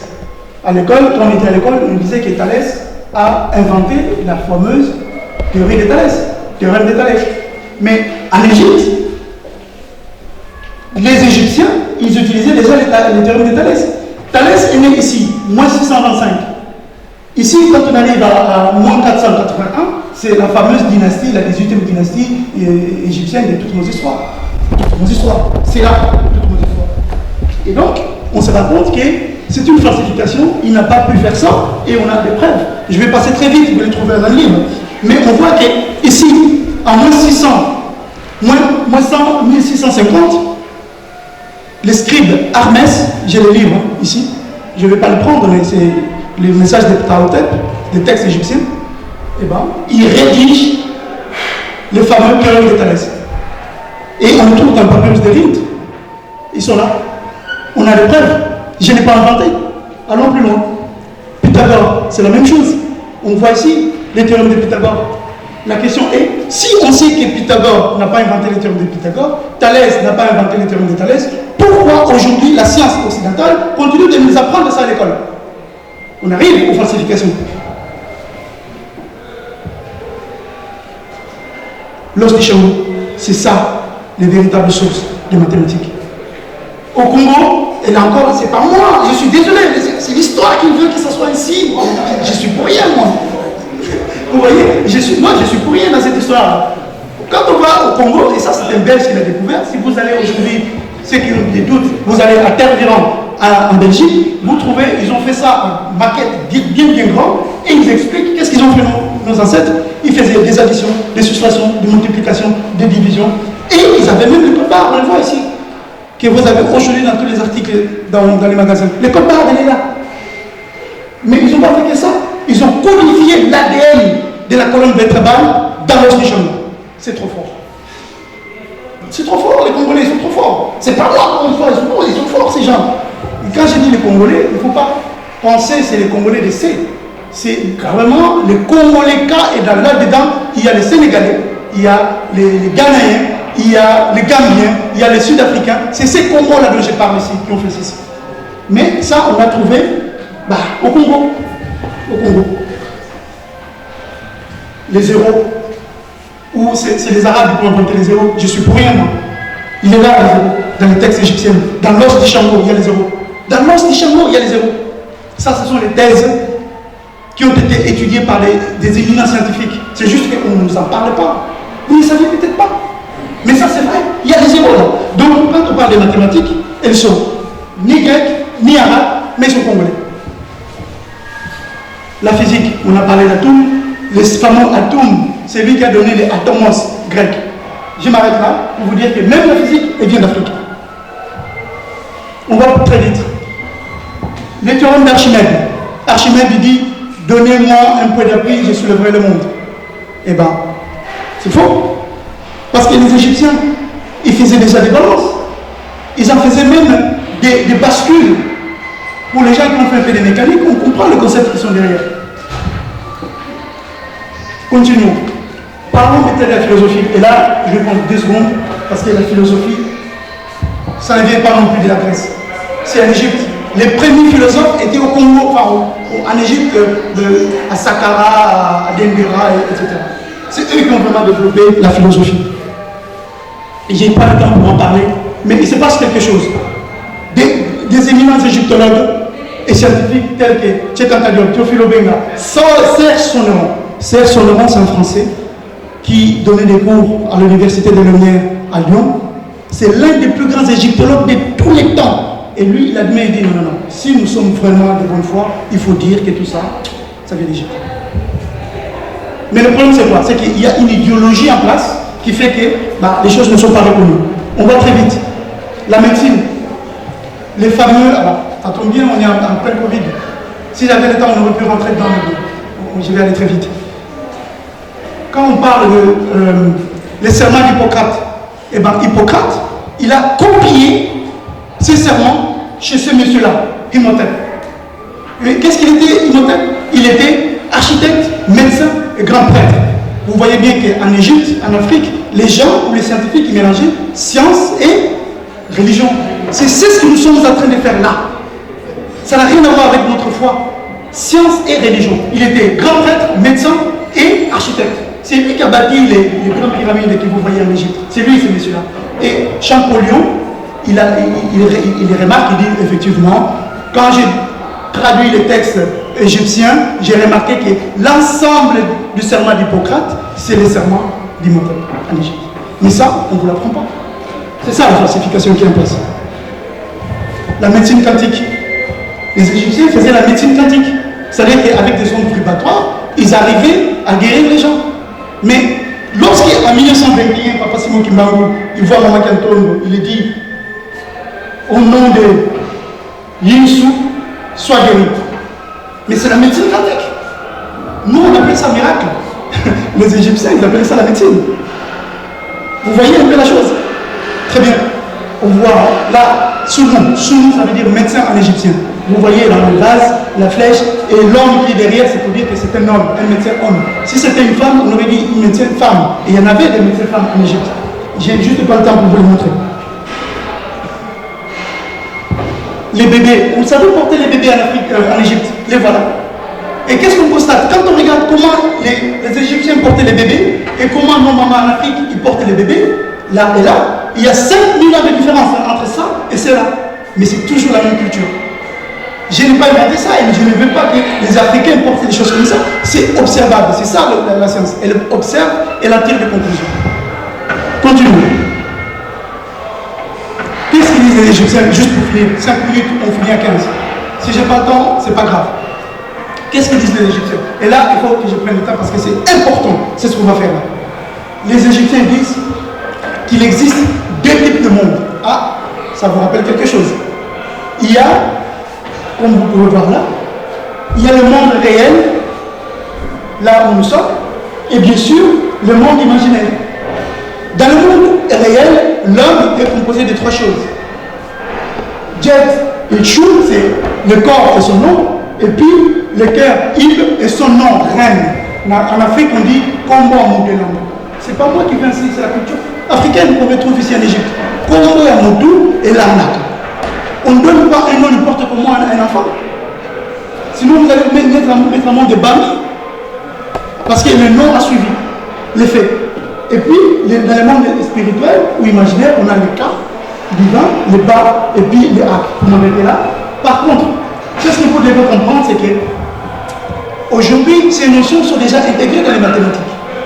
Quand on fait les mathématiques, on vous parle, nous qui avons fait ce qu'on appelle les traitements d'image, et bien, on nous parle d'un nombre complexe.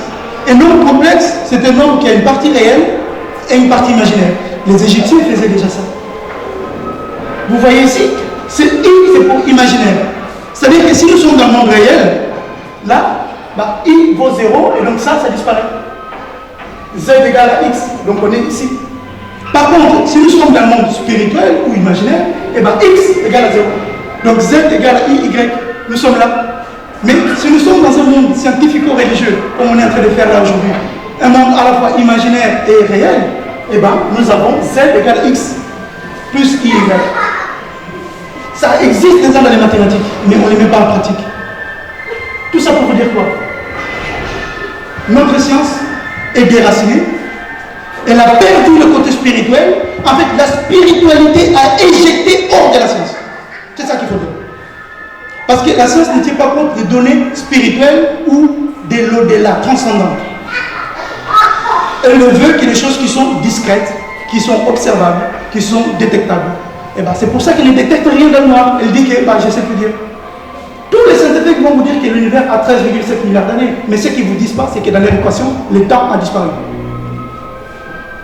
L'espace n'existe plus. Ils ne voient plus rien. Et ça, ils ne le disent pas. Parce qu'ils ont oublié que le monde est à la fois réel et imaginaire. Il y a un côté matériel et un côté spirituel. Ça, on l'a oublié. On va très vite. La religion falsifiée, et là, franchement, j'ai vraiment pas le temps. C'est très intéressant, il faut voir ça dans le livre. Quand vous regardez les religions monothéistes, le christianisme, le judaïsme, l'islam, pour m'arrêter qu'à cette liste-là, ils ont ce concept-là. Pratique du monothéisme, Dieu unique, terre sainte, paradis, jardin d'Éden. Jardin d'Éden, on a longuement parlé. Mais on va voir des autres éléments. Dieu, on avait dit, on va garder Dieu pour tout à l'heure. Eh bien, qu'est-ce que vous voyez ici? Ici, vous voyez que les Égyptiens, ils ont défini le Dieu. Les Grecs sont venus après, ils ont copié et ils ont dénaturalisé. Et puis les Romains sont venus acheter la boucle. Quand on parle de Dieu, qu'est-ce que ça veut dire Dieu? Si on prend un dictionnaire étymologique, on voit que Dieu vient de Deus. Les gens qui parlent portugais, mon frère il est là, mes soeurs sont derrière. Deus, on dit Deus en français parce que vous prononcez mal. Nous, les portugais qui avons la lusophonie, on parle Deus. C'est ça le vrai nom de Dieu, Deus. C'est là où ça vient le mot Dieu. Mais la question est, quand vous demandez à l'étymologie de vous expliquer le mot Deus, qu'est-ce que ça veut dire? On vous dit, ah non, Deus ça veut dire Zeus. Zeus, là on bascule dans la mythologie. Zeus c'était un mythologue, bref. Et puis quand vous allez plus loin, demander aux Grecs, qu'est-ce que ça veut dire Zeus? Il dit non, Zeus ça vient ça vient d'amour. Zeus, ça vient d'amour. Vous le voyez là, amour, Zeus, Jupiter. On a parlé d'amour. C'est lui qui est caché, c'est lui qui se révèle. C'est ça la définition du Kimbangu. Je n'ai pas dit que c'était Kimbangu, j'ai dit que c'était la définition même de Kimbangu. Amon ou Mona, c'est lui qui voit et c'est lui qui se cache, c'est-à-dire c'est lui qui révèle les choses cachées, c'est ça le nom de Kimbangu. Je n'invente rien, ça c'est la lecture linguistique. Lecture linguistique, je n'ai vraiment pas le temps. Je suis désolé, 2 minutes et j'arrête là. On va passer à la suite pour terminer. On a parlé d'amour. Ici, on a Ra par exemple, si j'ai mis ici. Le bon Ra, Ra, Hélios, c'est ça qui a donné Hélios. Donc quand on dit que notre monde est héliocentrique, ce n'est pas les Grecs qui l'ont inventé. Les Égyptiens les savaient bien avant. Parce que, je vais vous donner une petite démonstration et je vais finir par là, les restes on ne fera pas. Mais ça c'est très important. Comment on perd on parle en lingala, quelqu'un qui est noir. Moïno, non? Moi, je suis Moïno. Mais qu'est-ce que, quand on regarde l'étymologie, quand on décortique un peu le mot Moïno, il y a Moï, c'est ça. Moï, c'est ça. Donc, notre culture est intimement liée à la culture égyptienne. Pourquoi? Parce que nous sommes les Égyptiens. Nous sommes les Égyptiens. Moïno, Moï, Mutu Oyo Moï et Indisi. C'est ça la définition de Moïno. Moïno, Moto Oyo Moï à Indisi. Et nous ne pouvons pas être en vie si on n'a pas le Moï. C'est pour ça qu'on dit Wamoyo en Kikongo. Être Wamoyo, c'est être en vie, c'est-à-dire être sous le soleil. Il y a beaucoup de choses à vous dire, mais je n'ai pas assez de temps pour développer. Donc, je vais m'arrêter là et on va passer à la séance questions-réponses. Juste quelque chose pour la Terre Sainte, pour finir là-dessus. La Terre Sainte, les Égyptiens le connaissaient, ils appelaient ça les Tanecher. Et quand vous voyez comment on écrit Tanecher, il y a deux réseaux fleuris qu'on appelle les soutes en égyptien. Et c'est ça le nom du pharaon. Le nom du pharaon, quand vous dites pharaon, le mot pharaon, ça n'existe pas. Il n'y a aucun texte hiéroglyphe de l'Égypte où on vous dit un chef qui s'appelle pharaon. Le véritable nom du pharaon s'appelle Sout ou Nessout, c'est-à-dire celui qui vient du sud. Or, quand vous voyez l'Égypte, c'est où le sud de l'Égypte? Encore une fois, c'est le Congo, je suis désolé, et je n'ai pas inventé. C'est la carte, c'est l'histoire qui veut ainsi que les choses sortent comme ça. Le pharaon en égyptien, ça s'appelle les Sout ou les Nessout. Et c'est ça qui va donner Soudan. Je ne vais pas rentrer là-dedans, il y a beaucoup de choses. Je vais m'arrêter là parce que j'ai débordé, parce qu'il faut quand même qu'on puisse discuter. Je vous remercie.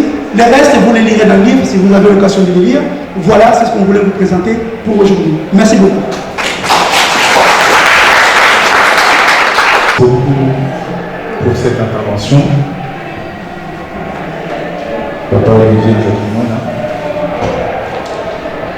Moi j'ai une question et une question qui viendra à la suite de la première,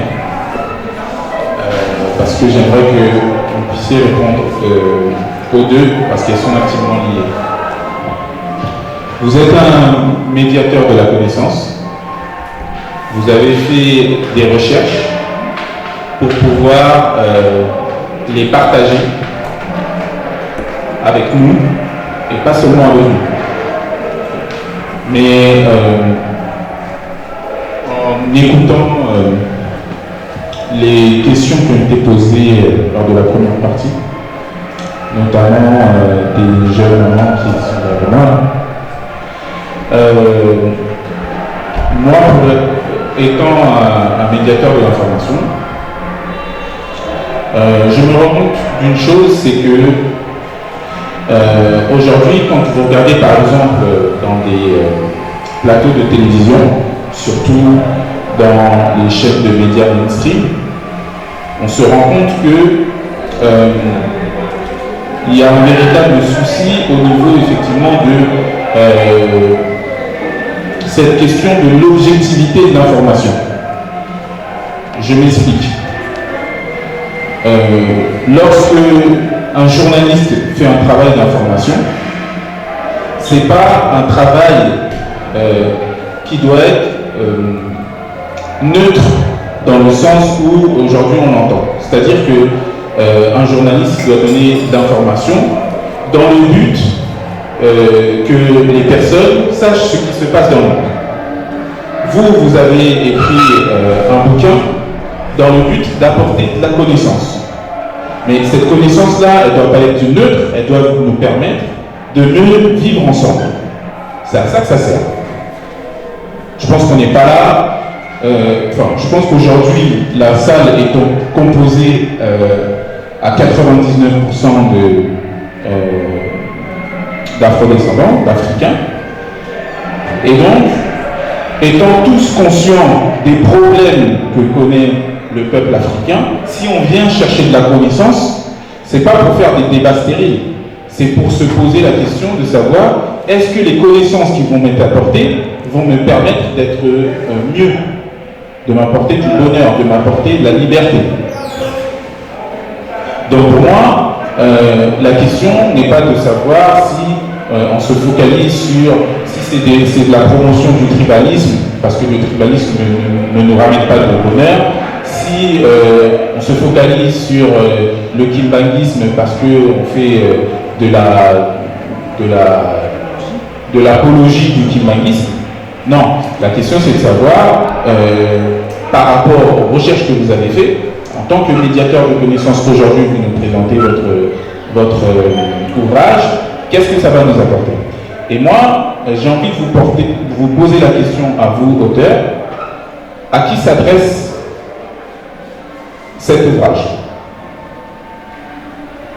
Parce que c'est important de pouvoir apporter de la connaissance, notamment aux personnes qui constituent le peuple africain, en prenant en compte ce qui sont aujourd'hui, avec toutes les idéologies qu'on a injectées, avec toute l'information justement des médias mainstream qui font qu'on a aujourd'hui des comportements par rapport même à la science, par rapport même à la religion, par rapport même à l'information, qui font qu'on ne prend pas l'essentiel et qu'on continue en fait dans notre cercle vicieux.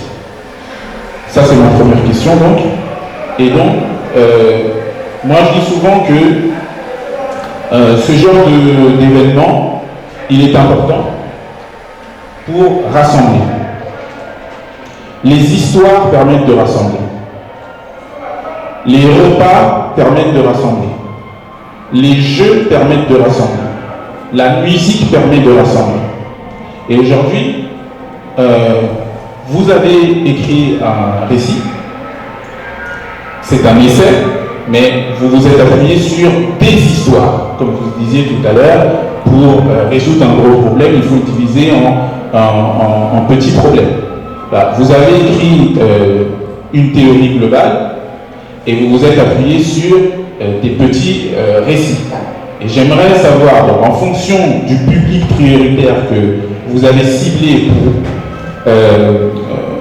pour écrire cet ouvrage, quelles sont les histoires majeures sur lesquelles vous vous êtes appuyé et qui sont des histoires populaires que vous avez voulu justement promouvoir ou que vous avez voulu déconstruire dans votre ouvrage. Donc première question, à qui s'adresse en priorité votre ouvrage? Et deuxième question, quelles sont les histoires que vous avez promues ou que vous avez déconstruites dans cet ouvrage? Voilà. La question, c'est par rapport à un personnage que vous avez évoqué, qui est Hérodote, et vous avez dit que c'était un grec. Je veux juste savoir si c'était bien ça ou si j'ai mal compris. Voilà. Parce qu'il me semble que c'est un Africain. Alors en fait, moi je voulais parler par rapport en fait à la religion. Parce qu'en fait, vous avez dit que, au niveau de la religion, je voulais un peu éclaircir certaines choses. La religion, en fait, elle a été inventée par les hommes. Et c'est pas dans aucun cas, même quand on regarde dans la Bible, c'est pas marqué religion. C'est les hommes en fait qui ont inventé la religion. Là, c'était plus, en fait, les Écritures, c'est plus un mode d'emploi, comment vivre sur terre. Mais c'était pas forcément, en fait, j'ai l'impression qu'on est beaucoup centré sur la religion, mais il faut savoir que les caractéristiques de la religion, c'est quoi? C'est qu'est-ce qu'on va faire pour être agréable à Dieu. Et ça veut dire qu'il faut prier, il faut faire ceci, il faut faire cela, et automatiquement, oui, Dieu nous agrée. En fait, c'est ça le raisonnement de la religion. Or que quand on regarde bien dans les Écritures, c'est beaucoup plus en fait un mode de vie. La spiritualité, un mode de vie, et même, moi je suis tout à fait d'accord sur les Égyptiens, etc. Je pense qu'aujourd'hui, je suis tout à fait d'accord avec toi sur la culture noire, et c'est important à nous, Africains, de connaître aussi notre histoire. Ça, je suis tout à fait d'accord. Après, maintenant, concernant la religion, moi je suis beaucoup plus sur un mode de vie, en fait. C'est un mode de vie, après, il ne faut pas forcément imposer, faut pas faire, en fait, ce qu'on a compris, une vérité absolue, et l'imposer, en fait, aux gens. Et aujourd'hui, le frère il a parlé tout à l'heure, il a dit un débat stérile, je ne suis pas d'accord, on n'est pas dans un débat stérile, on essaie de comprendre, parce que moi aussi je ne comprends pas forcément votre religion, comme vice versa. Quand on parle excusez-moi je parle beaucoup, mais quand vous parlez en fait de religion, on va dire, dans le christianisme, il faut savoir que dans le christianisme il y a plusieurs branches. Il y a le catholicisme romain, et c'est le catholicisme romain qui a été importé en fait aux Africains. Ce qu'on voit, Marie, la déesse Diane, Astarté, etc.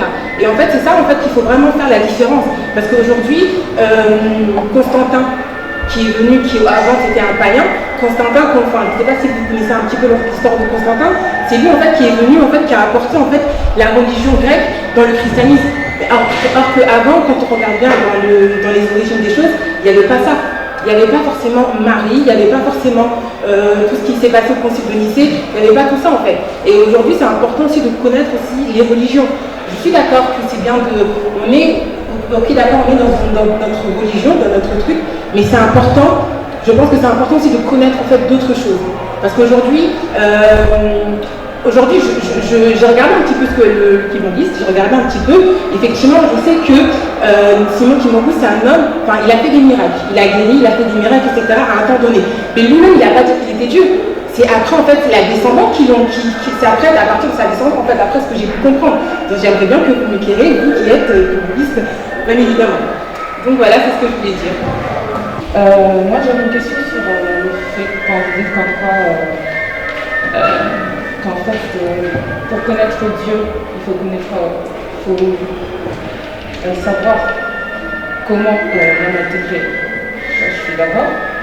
Mais en fait, pour moi, ce que je veux dire, c'est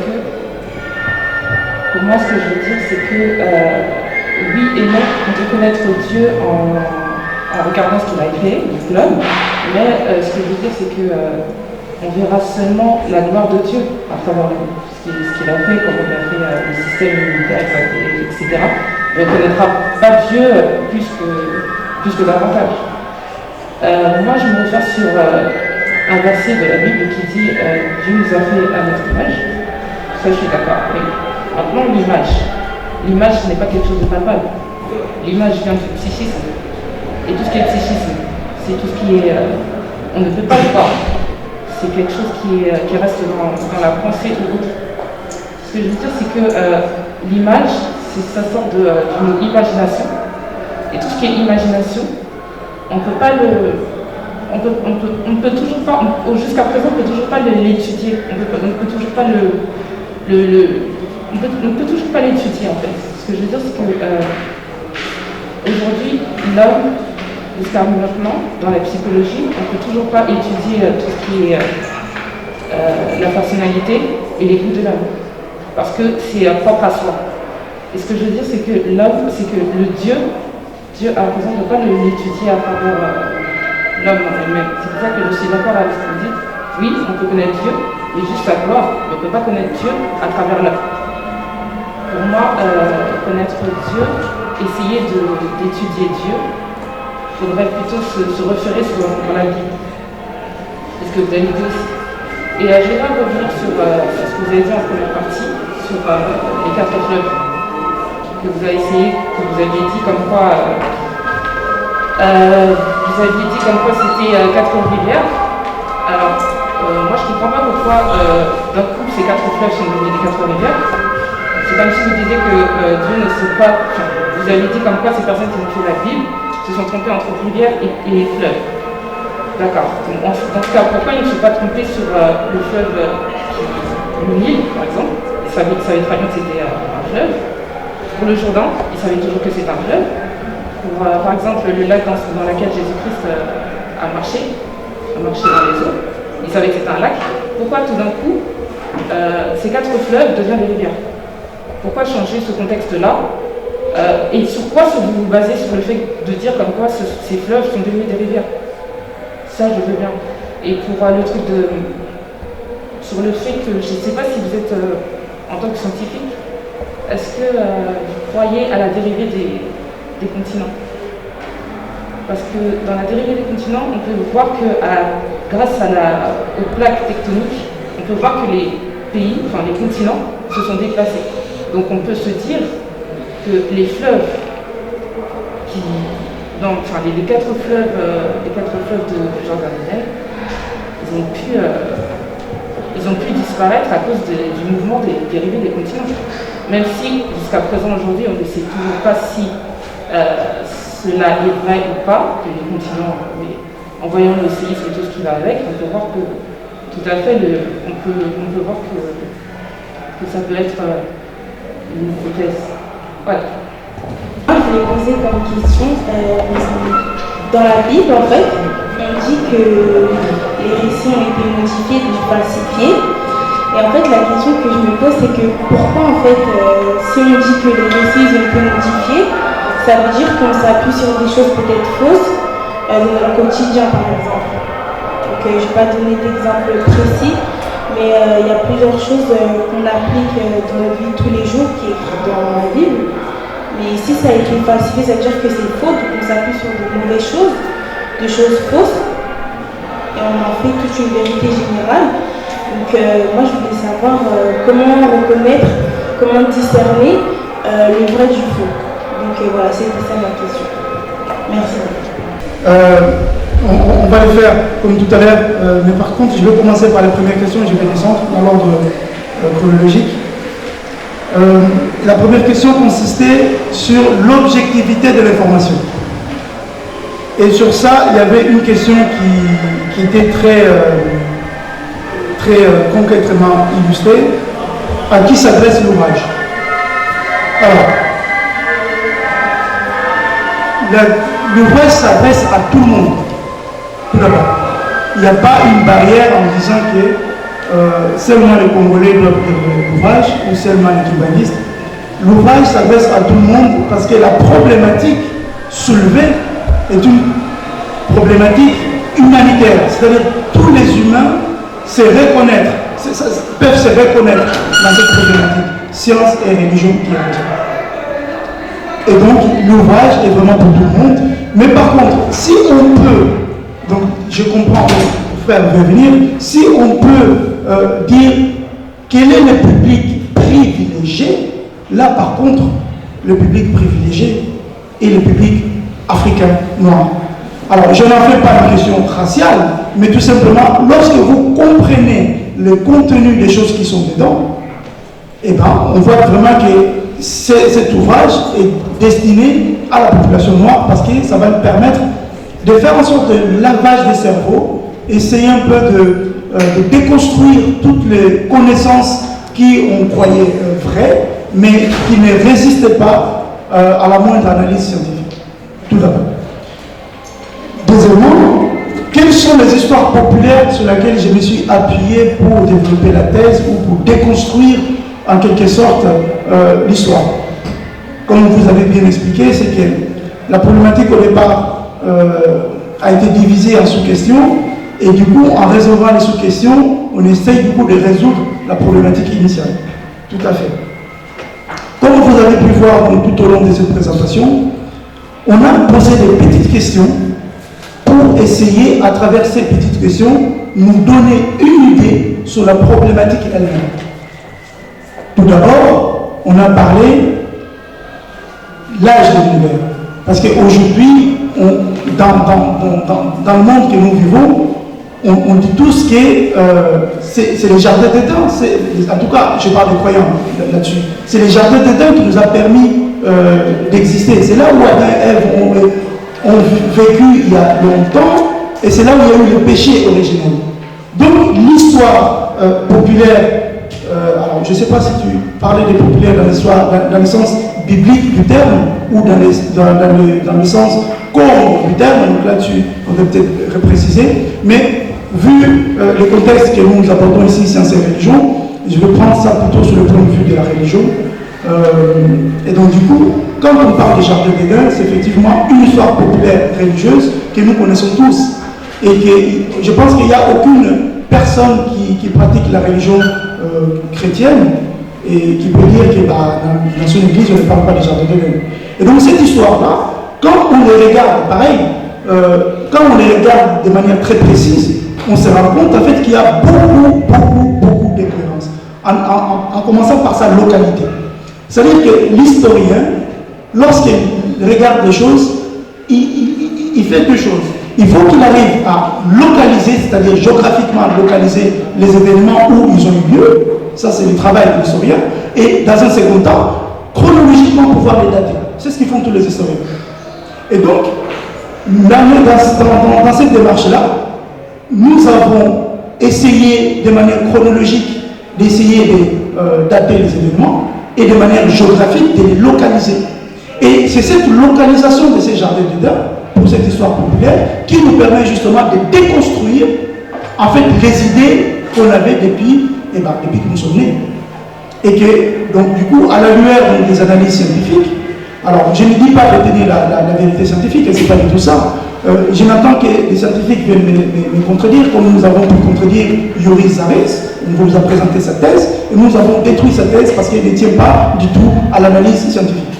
Et donc, s'il y a des personnes qui ne sont pas d'accord avec cette thèse, ce n'est pas un problème, on va s'asseoir autour d'une table, ils vont présenter la thèse qui est leur, mais du coup, il faut aussi qu'ils puissent résister à l'analyse scientifique. Pour la question donc, du coup, qui consiste à parler de cette histoire populaire, c'est celui-là. La deuxième histoire populaire que je peux évoquer, c'est cette notion de la Terre Sainte. Certes, on n'a pas beaucoup développé parce qu'on a essayé un peu de gagner du temps, mais la notion de la Terre Sainte, elle est commune à toutes les religions. Quand on voit chez les musulmans, ils parlent de la Mecque. Chez les chrétiens, on parle de la terre de Jérusalem. Chez comment s'appelle les juifs, donc la religion judaïque, ils parlent donc de la terre sainte d'Israël.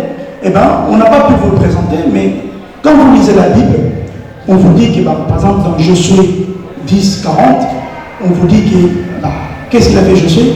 Il a tué tout le monde qui habitait la terre de Canaan.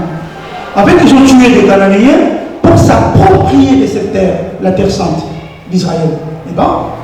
Ça, c'est ce que nous dit la Bible. Mais par contre, quand on veut trouver la véritable origine de la terre sainte, on se rend compte que c'est en Afrique qu'il faut venir.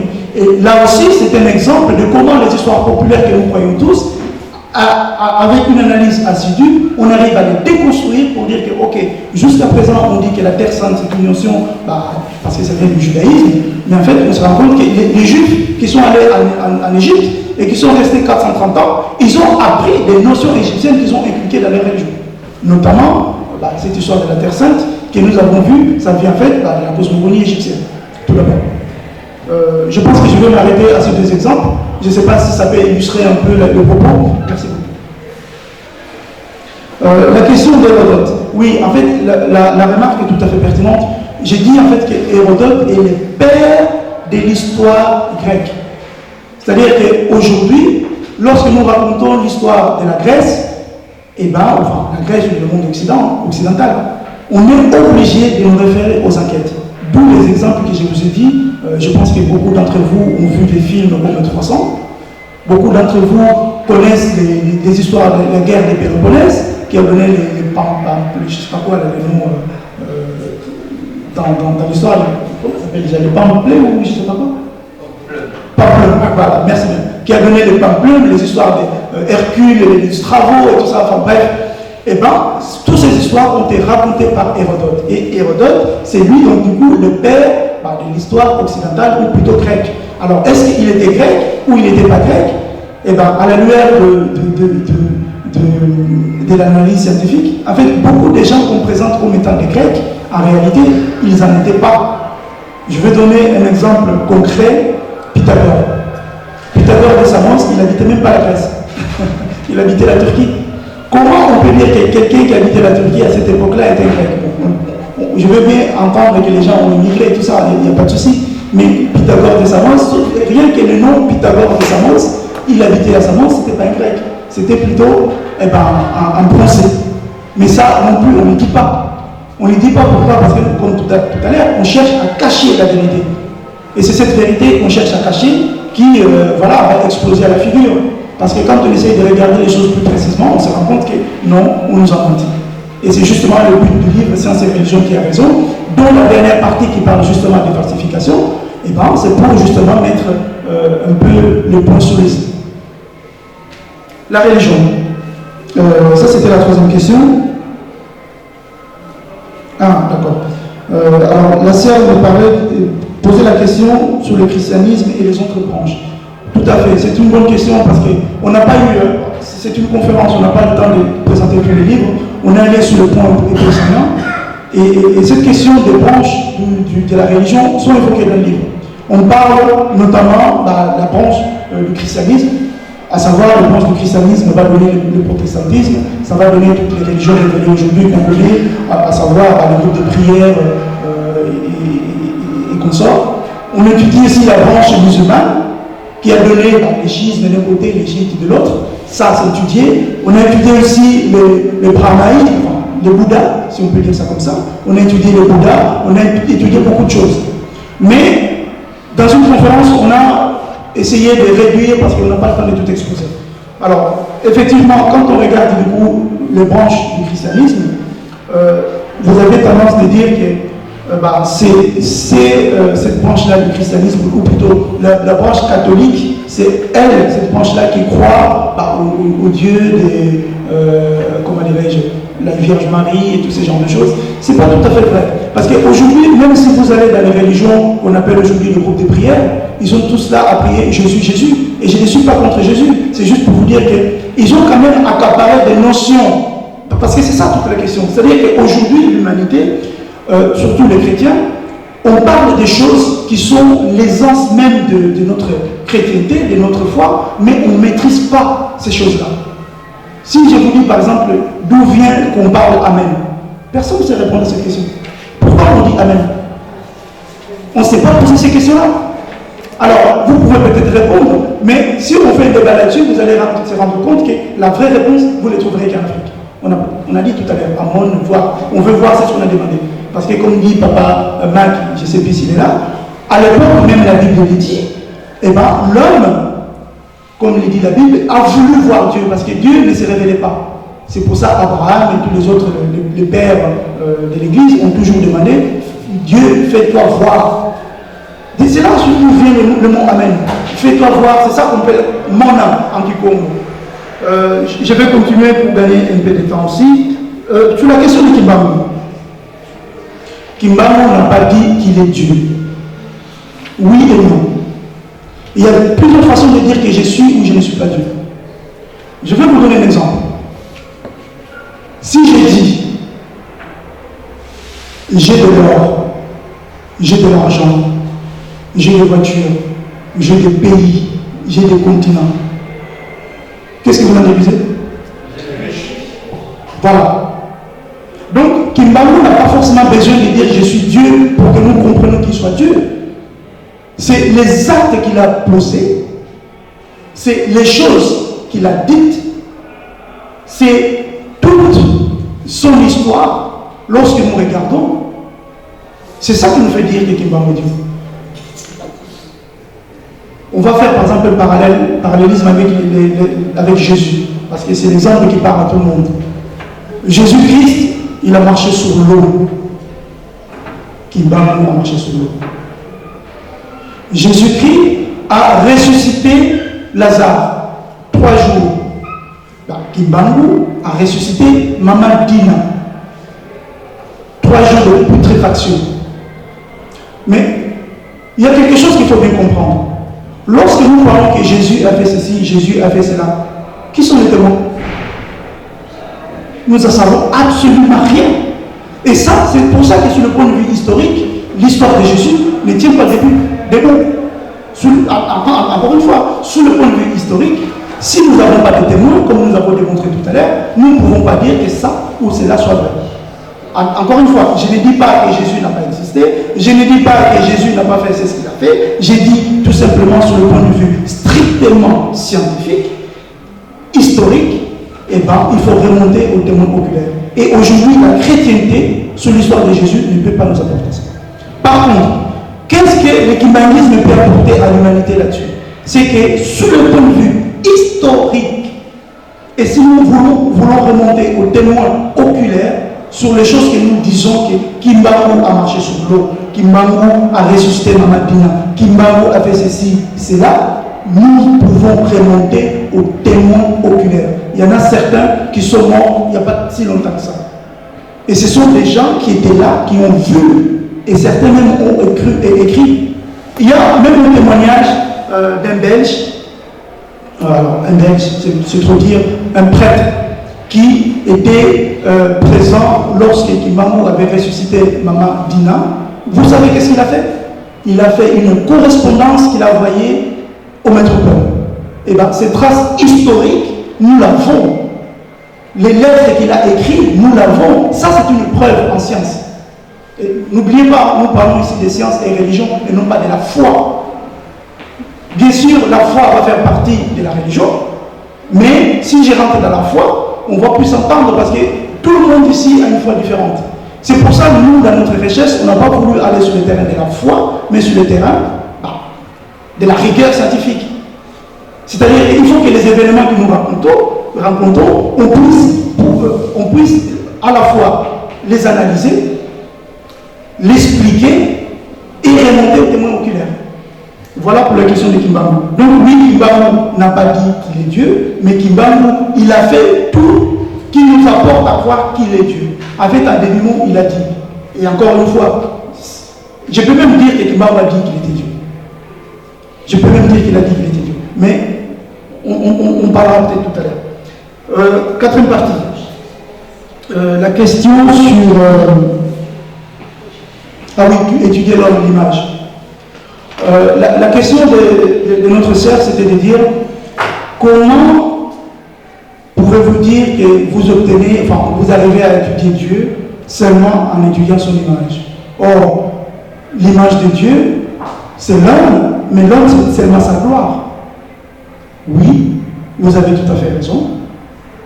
Mais la chose est la suivante.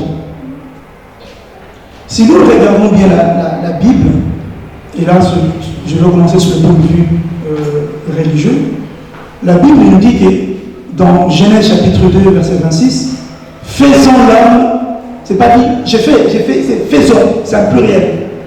Faisons l'homme à notre image et selon notre ressemblance. C'est ça que vous avez oublié de mettre, ma soeur. Il n'a pas seulement appliqué le mot image, mais aussi rassembler. On dit en français tout ce que ça se rassemble, ça ressemblance, pardon. Ressemblance, excusez-moi. C'est le ça ressemblance. En français, on dit tout ce que c'est rassemble, ça s'ensemble. Et donc, effectivement, nous ne sommes pas seulement à l'image de Dieu, mais nous représentons Dieu. Parce que la Bible dit l'homme est Dieu en miniature. Alors, pour que nous soyons Dieu, non pas en miniature, mais en majuscule, eh ben, il faut qu'on ait tous les autres attributs de Dieu, à savoir l'ubiquité. Il faut qu'on puisse se trouver à plusieurs endroits en même temps. Il faut qu'on soit omnipotent, c'est-à-dire qu'on ait la force toute suprême. Il faut. C'est ça qui fait que nous ne sommes pas vraiment Dieu en majuscule, mais nous sommes Dieu en minuscule. Pour ça. Et j'espère que Papa Adrien et Papa Maboudi vont pouvoir apporter des compléments là-dessus. La question des fleuves. La question est pourquoi les personnes qui ont écrit la Bible ne se sont pas trompées sur les autres fleuves aussi. Les Jourdain, les Cécile, etc. La question qu'il faut se poser, alors je sais qu'on n'a pas eu le temps de l'aborder, mais vous le direz dans le livre. Qui a écrit la Bible? Qui a écrit la Bible? Est-ce que vous allez répondre à cette question? Qui a écrit la Bible? La Bible elle-même découle en fait du Tanakh. Le Tanakh, Bible juive. Et cette Bible juive a été traduite en Égypte. Encore une fois, pourquoi Lazare veut qu'à chaque fois les choses se passent en Afrique? Vers moins 270, le pharaon Ptolémée, qui était un grec, qui était un usurpateur, du coup, c'est pas vraiment un pharaon, plutôt un roi, il a donné l'ordre de traduire la Bible et en faire une version qu'on appelle la Septante, que vous appelez. J'ai parlé avec des théologiens, et même les théologiens ne savent pas que la version de Septante a été traduite en Égypte. Ils nous parlent de la version de Septante a été traduite à Biblos. Non, faux, complètement faux. À Biblos, il y a eu autre chose, mais la Septante a été traduite en Égypte en 1270. Tous les égyptologues savent ça. Toute personne qui a étudié l'égyptologie, et sait, parce que c'est marqué dans les textes, je ne les invente pas. Les Ptolémées, ils ont écrit, et ces traces, nous l'avons. C'est ça l'histoire. En 1270, Ptolémée, il demande qu'on traduise la Bible. Alors pourquoi on l'appelle la Septante? Parce qu'il y a eu 72 personnes qui ont traduit les textes en grec. Et donc du coup, ils avaient traduit ce qu'on appelle la Torah, la loi, c'est-à-dire les 5 livres de Moïse, les Pentateuch, donc c'est-à-dire les Genèse, les Deutéronome, etc. la tradition était identique. Ils ont traduit les 72 personnes, ça c'est un mythe. Hein. Les 72 personnes, ils ont traduit exactement la même chose. C'est pour ça que cette version de la Torah, on l'appelait la Septante. Et donc du coup, par extension, toute la Bible, l'Ancien Testament qui a été traduite, a porté le même nom de la Septante. Donc c'est l'homme qui a écrit les choses. Et je ne vous ai pas parlé, je n'ai pas eu le temps d'en parler, mais notre chercheur Yuris Zaris, c'est archéologue américain, il a fait une remarque très pertinente dans ses recherches. Il a dit la chose suivante. Quand il a commencé à regarder l'histoire du Jardin d'Éden, il s'est rendu compte qu'il y avait trop d'incohérences. Il a dit, comment faire confiance au récit biblique de la Bible lorsque les auteurs de la Bible peuvent faire des erreurs aussi fondamentales? C'est-à-dire que c'est des choses simples, mais que les auteurs de la Bible ont oubliées. Qu'est-ce qu'il faut comprendre? Lorsque vous êtes en train de falsifier une histoire, vous allez essayer de leur donner une cohérence. Et cette cohérence, elle est valable avec la connaissance que vous avez du moment. Et avec le temps, eh ben, cette cohérence peut complètement bouger avec la connaissance actuelle. Pourquoi donc c'est plutôt des rivières? Pourquoi ce n'est pas de fleuves? Pour deux choses. La première chose, comme on a pu le démontrer, c'est que, et je vais revenir après sur l'histoire des plaques tectoniques, les dérivés des continents, tout d'abord, à une analyse critique dans l'étendue de notre monde. Alors là, encore une fois, ces recherches sont amenées à être corrigées par les futurs chercheurs ou par tout le monde qui va s'emparer de ces sujets-là.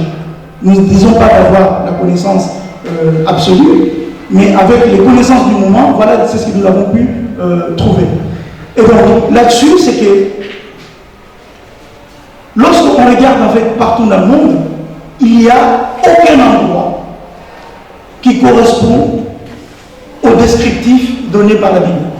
Et du coup, on revient à Yoris, c'est-à-dire que ces gens-là se sont trompés. Pourquoi on dit que c'est fleuves plutôt que des rivières plutôt que des fleuves? Parce que dans la démarche scientifique, il y a deux choses.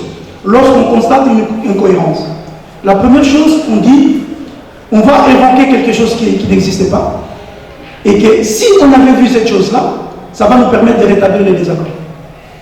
Ça, c'est la première démarche. La deuxième démarche, c'est de dire, ok, on change la loi, on change, c'est-à-dire la règle, et donc du coup, si on change la règle, on va voir qu'est-ce que ça donne. C'est comme ça que les scientifiques travaillent, c'est comme ça qu'on a trouvé les trous noirs, l'énergie noire, tout ça.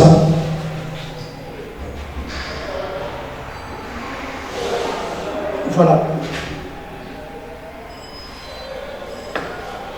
C'est ça qui fait que donc du coup, nous, dans notre démarche, on a changé l'hypothèse en disant que c'est ce qu'on doit chercher, ce n'est pas des fleuves, mais plutôt des rivières. Et il y a une deuxième raison aussi à ça. La deuxième raison, c'est que depuis tout à l'heure, on est en train de parler des choses cachées. Et on a vu que la Bible a été écrite par des personnes qui ont falsifié. Du coup, la question objective que tout le monde doit se poser, est-ce qu'ils auraient caché exprès cette notion-là pour ne pas nous permettre de retrouver la Terre Sainte ou plutôt les jardins d'Éden? Ça, pour moi, c'est beaucoup plus plausible. Je vais passer à la suite. Les dérivés des continents.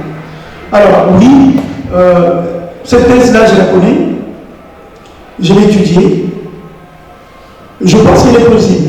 Parce que lorsque vous regardez la carte d'Afrique, vous regardez l'Amérique, si vous essayez de les ramener, elles matchent parfaitement.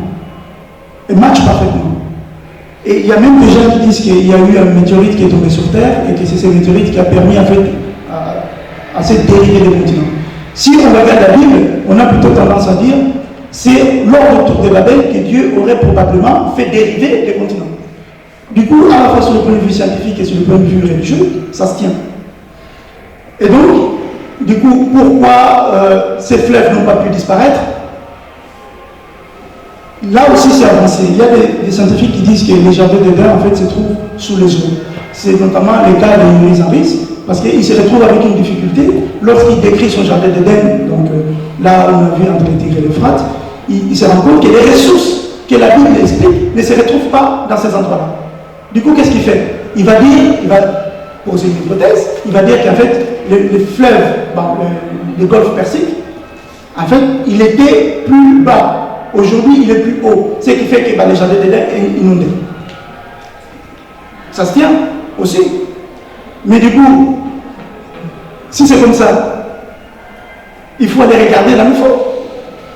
Pourquoi ils n'ont pas fait? Pourquoi ils ne sont pas allés? Parce qu'aujourd'hui, je vous rappelle juste une petite question, au Soudan, on a le problème des pyramides du Soudan. Vous saviez qu'il y a plus de pyramides au Soudan qu'en Égypte? Il y a plus de pyramides au Soudan qu'en Égypte. Et il y a un problème avec des barrages d'Aswan, et ces barrages d'Aswan est en train d'inonder les pyramides du Soudan. L'objectif est de faire disparaître les preuves. On le connaît, l'objectif. Et la question qu'on se pose là-dessus, c'est que si ces scientifiques étaient vraiment cohérents dans les recherches, ils auraient dû plonger dans l'eau pour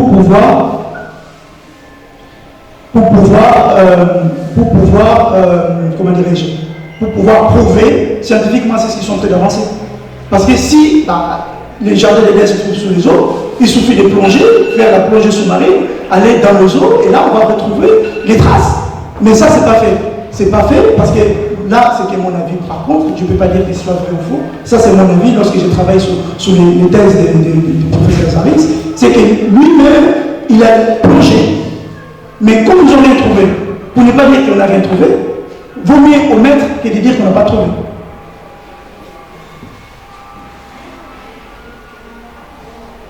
Oui, tout à fait. Donc du coup, pour terminer donc, sur cette question-là, sur les dérives de continents, eh ben, si on prend l'hypothèse des dérives de continents, eh ben, si les continents ont dérivé,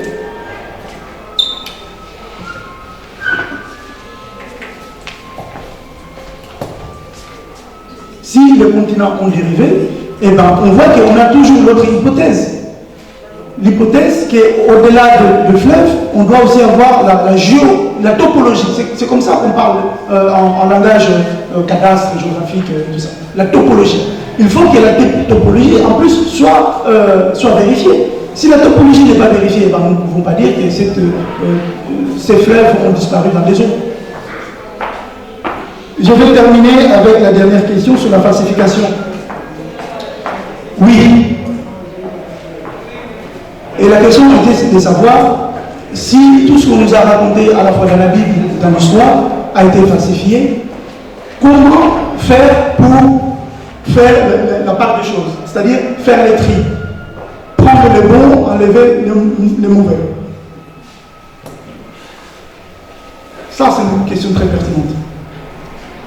C'est pour ça qu'il faut que la communauté africaine elle se constitue des centres de recherche où ces questions seront étudiées. Et surtout, ça ne suffit pas de les étudier, mais il faut aussi les divulguer après. Parce que si on étudie et puis le laisse dans un miroir, dans un coin de table, ça ne va pas nous faire avancer. Mais effectivement, il y a une falsification qui a eu lieu dans l'histoire de l'humanité. Et cette falsification, je peux vous le dire, ça a commencé avec Alexandre le Grand. Lorsque l'Égypte a été envahie en 332, il faut savoir qu'Alexandre le Grand, c'est le Macédonien qui a conquis toute l'Europe, la Grèce, et puis a réunifié un peu pendant un court moment l'Europe. Il est parti jusqu'aux Indes à peu près. Et il a envahi l'Égypte en 332. Il n'est pas venu tout seul, il est venu avec des scientifiques.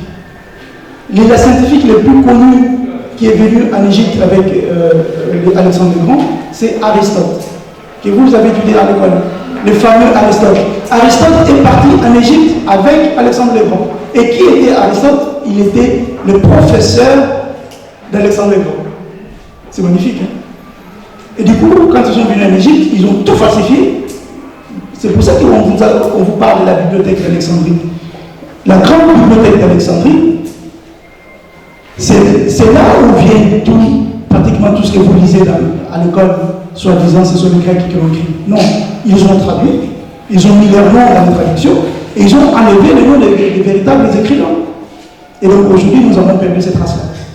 Il s'est dit, et ça, c'est pas que les gens disent, c'est véritablement vrai, au Vatican, il y a 3 terrains de football Imaginez 3 terrains de football, 3 terrains de football avec des archives. Et ce n'est pas des archives de l'église, hein. Je vous laisse imaginer la suite.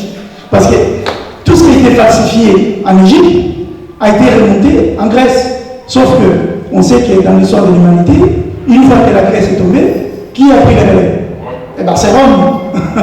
C'est les Italiens. Et donc, qu'est-ce qu'ils ont fait? Ils ont récupéré ces archives, c'est devenu leurs archives. Et donc, lorsqu'on regarde l'histoire de la création de la chrétienté, avec, comme l'a dit la sœur, l'empereur Constantin, qui n'était pas un catholique, mais il a été baptisé sous son lit de mort, vous le savez ça? C'est sous son lit de mort où il allait mourir qu'ils sont venus les baptiser, les faire l'onction finale. Voilà comment les choses se sont passées. Donc, c'était des empereurs qui ont véritablement bâti cette falsification des siècles, des siècles, des siècles et des siècles. On le voit aujourd'hui, on veut tous nous faire vacciner. Bon, je ne suis pas là pour parler politique, mais qu'est-ce qui se cache derrière? Je ferme la parenthèse. Je ne veux pas m'étendre sur ce sujet. D'accord? Voilà sur les questions de falsification. J'en ai fini ici, je vais passer les micros à Papa Adrien ou Papa Manu. C'est pour avoir votre avis, parce qu'au tout début, vous avez dit que la science ne voit pas dans les ténèbres, ne voit pas dans le noir. Après, vous nous avez dit que la science, pour qu'elle puisse voir dans le noir, qu'elle puisse voir dans les ténèbres, il faut la spiritualité. Et donc, par rapport à ça, est-ce que vous ne pensez pas que le fait qu'on ait perdu notre spiritualité, dont je parle de la spiritualité africaine, c'est ça qui fait que on n'arrive pas à voir dans les ténèbres, dans le noir. Et selon vous, qu'est-ce qu'on doit faire pour retrouver notre spiritualité et pouvoir voir dans le noir, pouvoir voir dans les ténèbres? Voilà ma question. Merci beaucoup. Merci beaucoup pour cette question. Effectivement, la science, c'est dommage parce que je constate ça à chaque fois, les scientifiques ne sont pas très bavards lorsque les choses ne vont pas. C'est-à-dire qu'ils savent que ça ne va pas, mais ils font en fait une communiqué de presse, de gros titres, pour dire voilà, nous avons découvert ceci, cela. Mais parce qu'en fait, nous ne lisons pas non plus, il n'y a pas grand monde qui va lire tous les articles scientifiques pour comprendre qu'est-ce qui s'est passé, qu'est-ce qu'ils ont dit. On n'a pas le temps pour ça, on a une autre vie aussi. Et donc c'est comme ça qu'ils arrivent à nous mentir.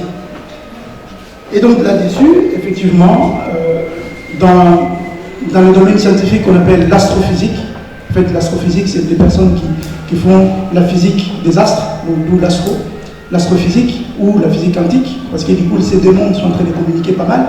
À Genève, on a l'accélérateur de particules qui regarde à l'infiniment petit, et puis on a la NASA qui envoie des engins dans l'espace. Vous avez entendu parler du projet sur Mars.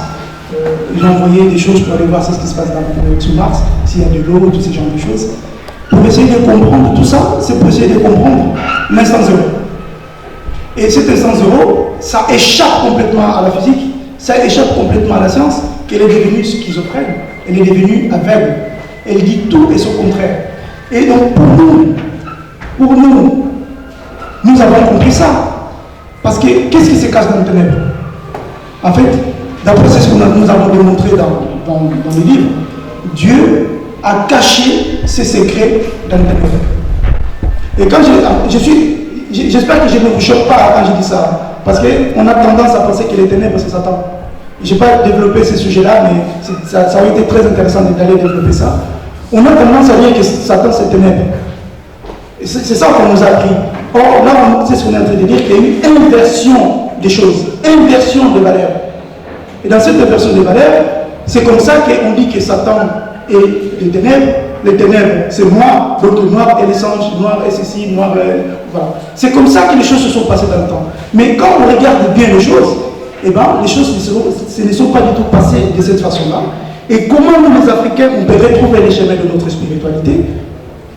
Là, je vais donner, ça va être une opinion du coup, je vais donner une opinion, parce que si je pouvais le démontrer scientifiquement, je l'aurais démontré, mais l'opinion c'est l'exercice. Ça ne va pas être qu'il y ait une opinion, il y a aussi quand même de choses qui peuvent se démontrer là-dessus. Pour retrouver notre chemin, on a vu que toutes les questions à laquelle nous nous posons, pour avoir les réponses, il faut aller en Afrique. Ça, c'est la seule chose qu'on a bien compris à les yeux de cette conférence. Mais par contre, quand on va regarder l'Afrique, et ça c'est la suite qu'on va faire après, l'Afrique, la terre de Kibaru, quand on va regarder l'Afrique, et les réponses que nous avons eues sur l'Afrique, on voit un personnage qui émerge. On a vu que les Égyptiens, ils ont appelé Amon, c'est lui qui est caché. Mona, c'est lui qui est révélé. C'est-à-dire, c'est lui qui révèle les choses cachées. Et en Kinkongo, pour dire c'est lui qui révèle les choses cachées, en un mot, c'est Kimbangu. Encore une fois, là je ne fais pas de la foi, j'ai étudié les choses. Ce n'est pas ma foi là qui parle, mais c'est vraiment la recherche linguistique. La linguistique comparée, la linguistique comparative, c'est ce que des personnes comme le professeur Obenga appelaient l'ancêtre commun prédialectal, c'est-à-dire la langue originelle. D'accord? Et donc du coup, l'homme africain, pour qu'il retrouve son chemin et qu'il retrouve toute sa vérité, eh ben, il faut qu'il retrouve à la source. Déjà, il faut déconstruire tout ce que nous savons, parce que c'est faux, on a démontré. Tout ce qu'on a appris sur la religion, c'est faux. Il faut qu'on retrouve notre spiritualité. Mais pour trouver cette spiritualité, il faut qu'on retourne aux sources des choses, c'est-à-dire en Égypte. Quand on va en Égypte, l'Égypte nous parle de Kimbangu, même si elle-même ne l'admet pas. Et donc, pour parler de Kimbangu, comme on a parlé des jardins d'Éden, on a parlé de l'homme qu'on a retrouvé sur la Lune, eh ben, on doit se référer à Kimbangu. Voilà, c'est ce que je peux vous dire là-dessus. Nous allons prendre juste une dernière question et puis on va s'arrêter là. Et tout le reste, on va le faire à l'aparté, d'autant plus que nous demandons que l'heure qui nous a été impartie est déjà dépassée. Donc la dernière question, et nous donnons une réponse aussi rapidement, c'est M. David Bianquet. C'est David de Moncandi Bianquet. Félicitations mon frère pour votre exposé et la publication. Désolé que je suis venu en retard. C'est pas une question en fait, c'est un complément parce que la dernière question, on a fait allusion à la spiritualité en fait. C'est la recommandation de la volonté de Dieu. Nous avons parlé, vous avez parlé de la science et de la religion. Donc c'est une connexion en fait. La science sans connexion avec le sacré n'a rien. En fait, Dieu, la plupart des habitants sur Terre, il y a pratiquement peut-être 8 milliards, mais la moitié est chrétienne. Et la chrétienté a les livres qu'on appelle la Bible. La Bible, en fait, c'est un plan. Dans la Bible, il y a un plan de Dieu qui commence à la source, c'est-à-dire à la création. La création, c'est-à-dire là où l'être vient, c'est-à-dire dans les jardins d'Éden. Et nous le savons que nous venons de l'Afrique. Donc, l'autre plan de Dieu, c'est que cet homme qu'il a créé a chuté.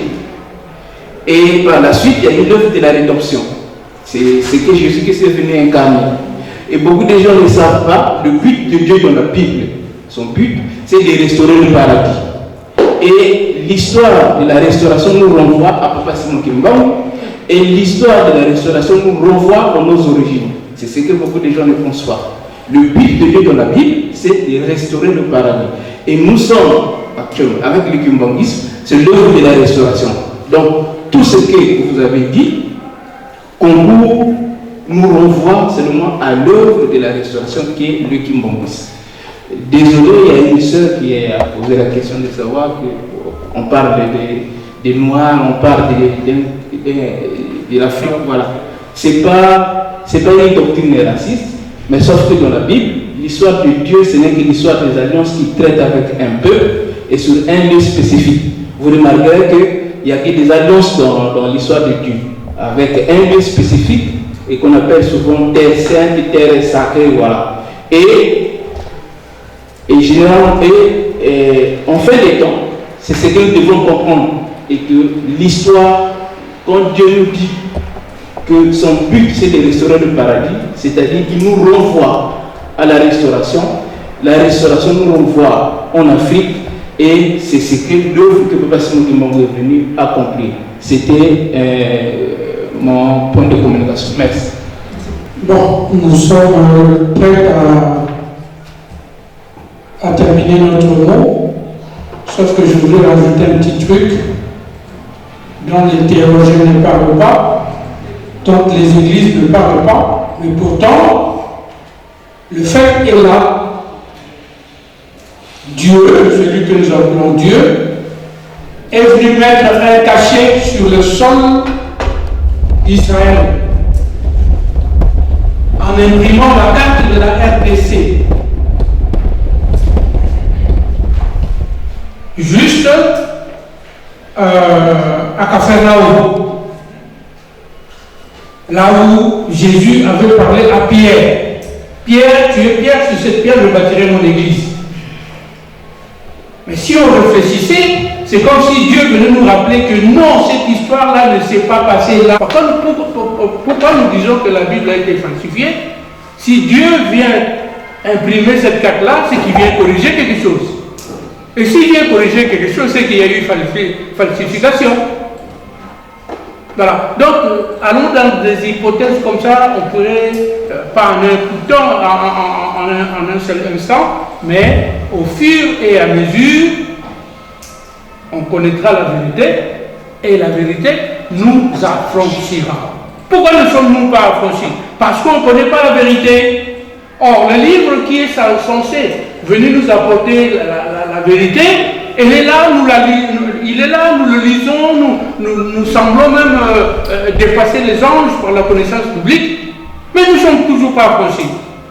Ça veut dire quoi? Il y a quelque chose qui se cache. Nous ne connaissons pas la vérité. Et c'est pourquoi Dieu lui-même dit, entre vous, vous mentez, moi je viens imprimer. Personne ne va dire que c'est X, Y ou Z qui est allé imprimer cette carte-là. C'est Dieu lui-même. Voilà. En tout cas, merci. Nous aimerions continuer dans ce sens-là, que tout celui qui a une idée à apporter, c'est tout celui qui veut, parce qu'il faut participer à cette révolution-là. Dieu fait des choses, mais il faut que nous aussi on fasse les nôtres. On ne peut pas rester comme ça, à gober, jusqu'à devenir plus, je ne sais pas, à être chosifié, à être, malgré nos intelligences, mais on continue de nous prendre pour des bons à rien, parce que nous ne nous révoltons pas. Je ne dis pas de prendre des armes, non, les armes intellectuelles. Disons non à ce pourquoi on doit dire non, et oui à ce pourquoi on doit dire oui. Mais ne gobons pas tout. Voilà. Si vous écoutez le truc là de Léopold II, quand il parlait aux prêtres, mais ça illustre tout ce que nous connaissons aujourd'hui. Malheureusement, nous sommes les bénis oui. Nous savons que c'est des usurpateurs, nous savons qu'ils sont venus pour mentir, pour nous arracher notre fromage, pour inverser nos valeurs, nous le savons. Mais nous sommes les premiers à aller les écouter, nous sommes les premiers à nous vassaliser. Non! Il n'y a qu'en Afrique où il y a des États qui sont à la fois religieux et laïcs. Il n'y en a pas en Afrique. Est-ce que vous pouvez aller dans un pays arabe et déclarer que ce pays-là devient laïque? Non. Et pourquoi il n'y a que chez nous? C'est pour nous bouleverser. Dans les rues et dans les dias, nous allons patauger et nous n'évoluerons jamais. Ils le savent. C'est une stratégie. C'est une stratégie.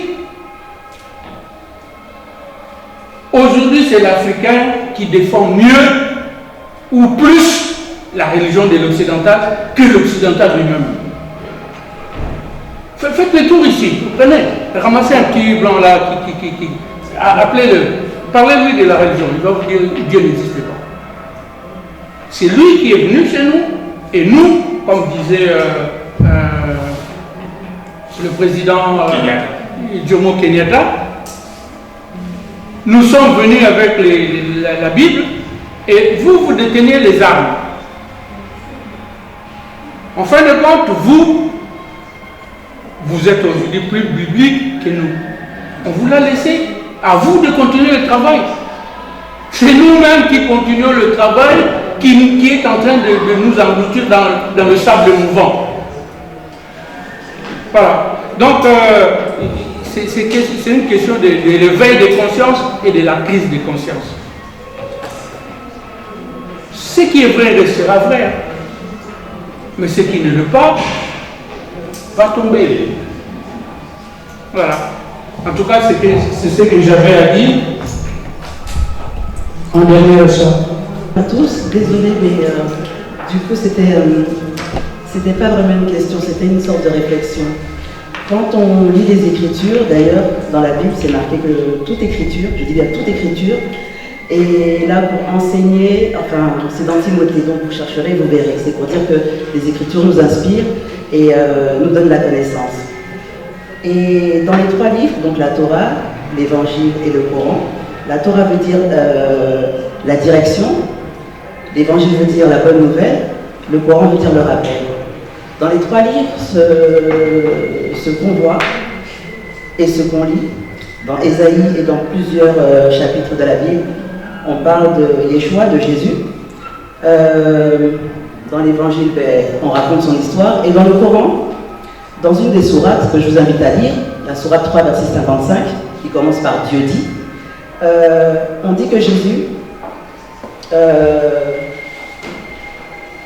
va être tué, va être levé. Donc nous, quand on a lu, on sait que tuer, c'est la crucifixion, et lever, c'est la résurrection. Et que, à la fin, tous ceux qui ont suivi Jésus seront au-dessus de tous les autres. Et ça, c'est dans le Coran. Donc, c'est pour dire qu'en fait, c'est en lisant les Écritures que l'Esprit nous inspire et nous enseigne et nous conduit. C'est pas en suivant tout un tas de personnes qui n'ont pas de connaissances, mais c'est en lisant soi-même et en ayant cette quête dans le cœur de vraiment connaître la vérité. Parce qu'effectivement, c'est la vérité qui rend libre. Et moi, c'est en lisant les Écritures que je me suis rendu compte qu'en fait, ils étaient presque tous noirs, quasiment tous noirs, même Paul. Parce qu'on ne peut pas confondre un Égyptien, un noir et un blanc. Et comme les Égyptiens étaient noirs, donc on ne peut pas confondre un noir et un blanc. Donc les Hébreux étaient noirs.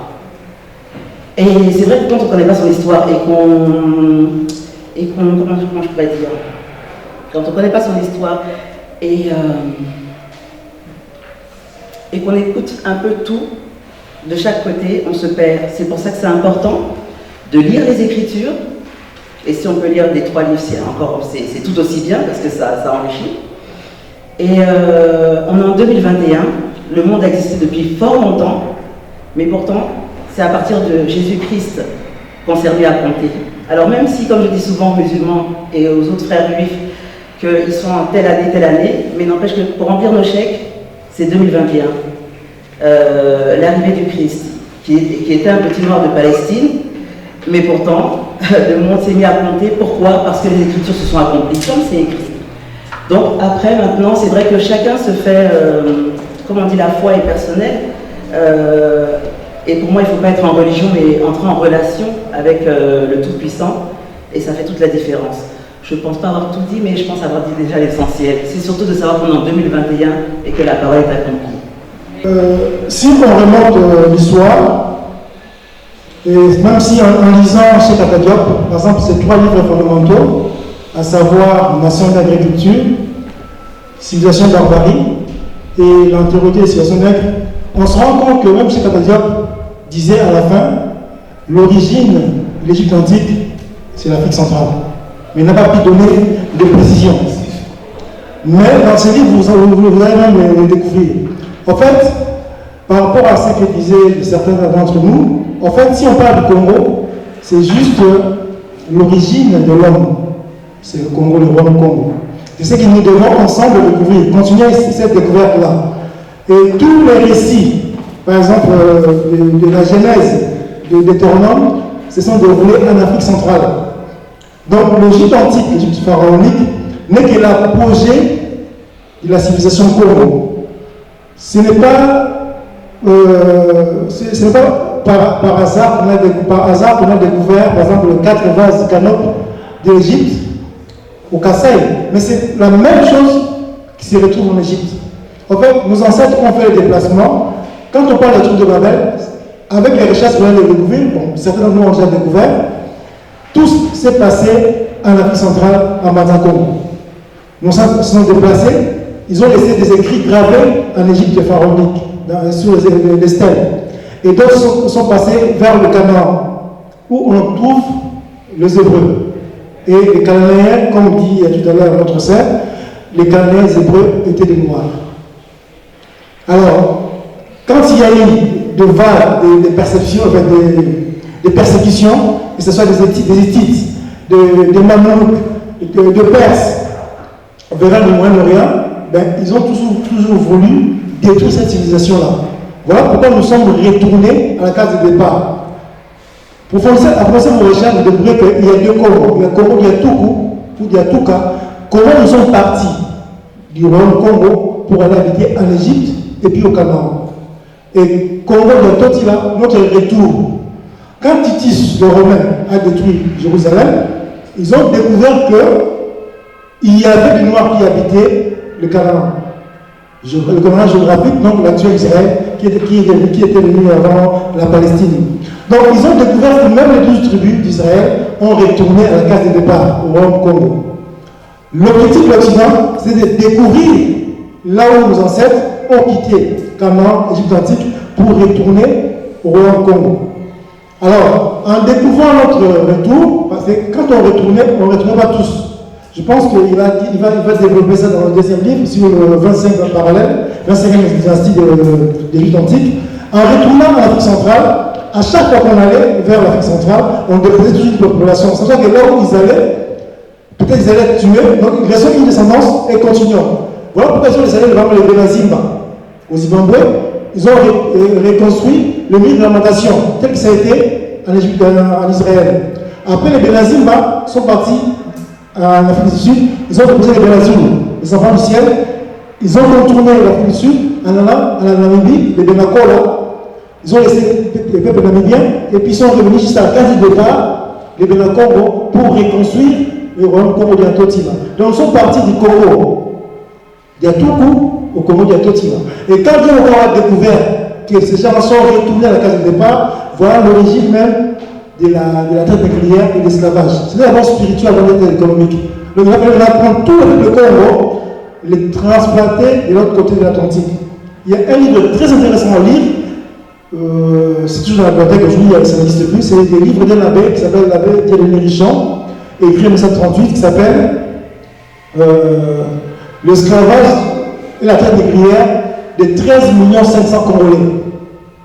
En fait, il y a des statistiques très précises. On a transplanté avant les Béninois, avant les Sénégalais, 13 500 000 Congolais au Brésil, Samba, Macumba, ainsi de suite. Au Cuba, Rumba, qui est la danse de nombril, Kumbe, Kumba, comme les Espagnols n'écrivent pas les tas, ils ont écrit les R, le Rumba. En Haïti, Makanda et les autres. Donc c'est nous qui avons peuplé, c'est pour détruire la vérité du peuple Congo. Donc les Sénégalais sont des Congolais, les Camerounais sont des Congolais, les Nigérians sont des Congolais. C'est juste à la dispersion des langues qu'on a peuplé toute l'Afrique. Donc nous venons tous de l'Afrique centrale. Et c'est la vérité qu'il faudra peut-être ensemble avec vous rétablir. Voilà pourquoi il faut rétablir la vérité, il faut restaurer le paradis premier.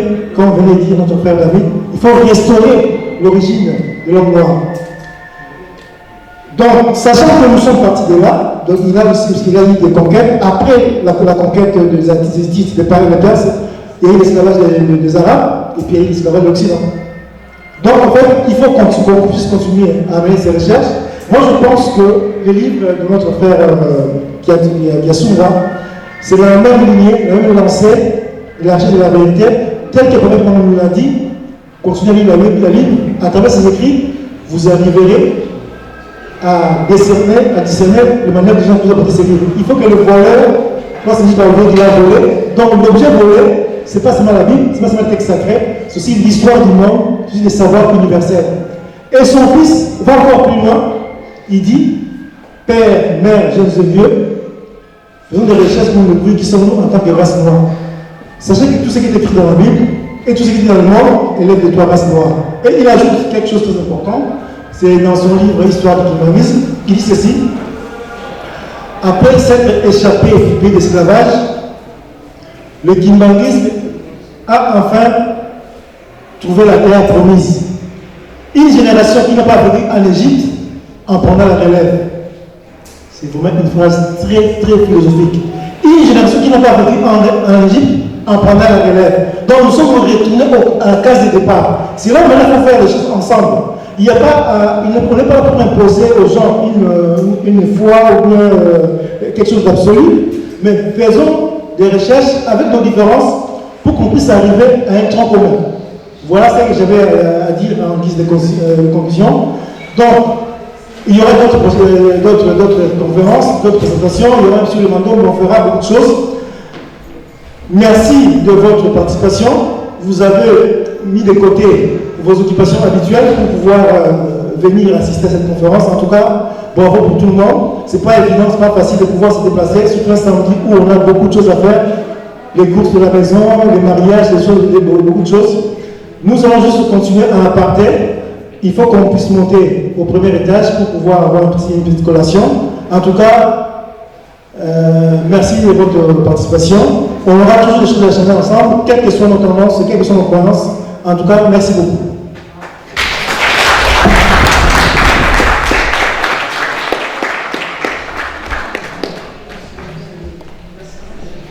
La séance est levée.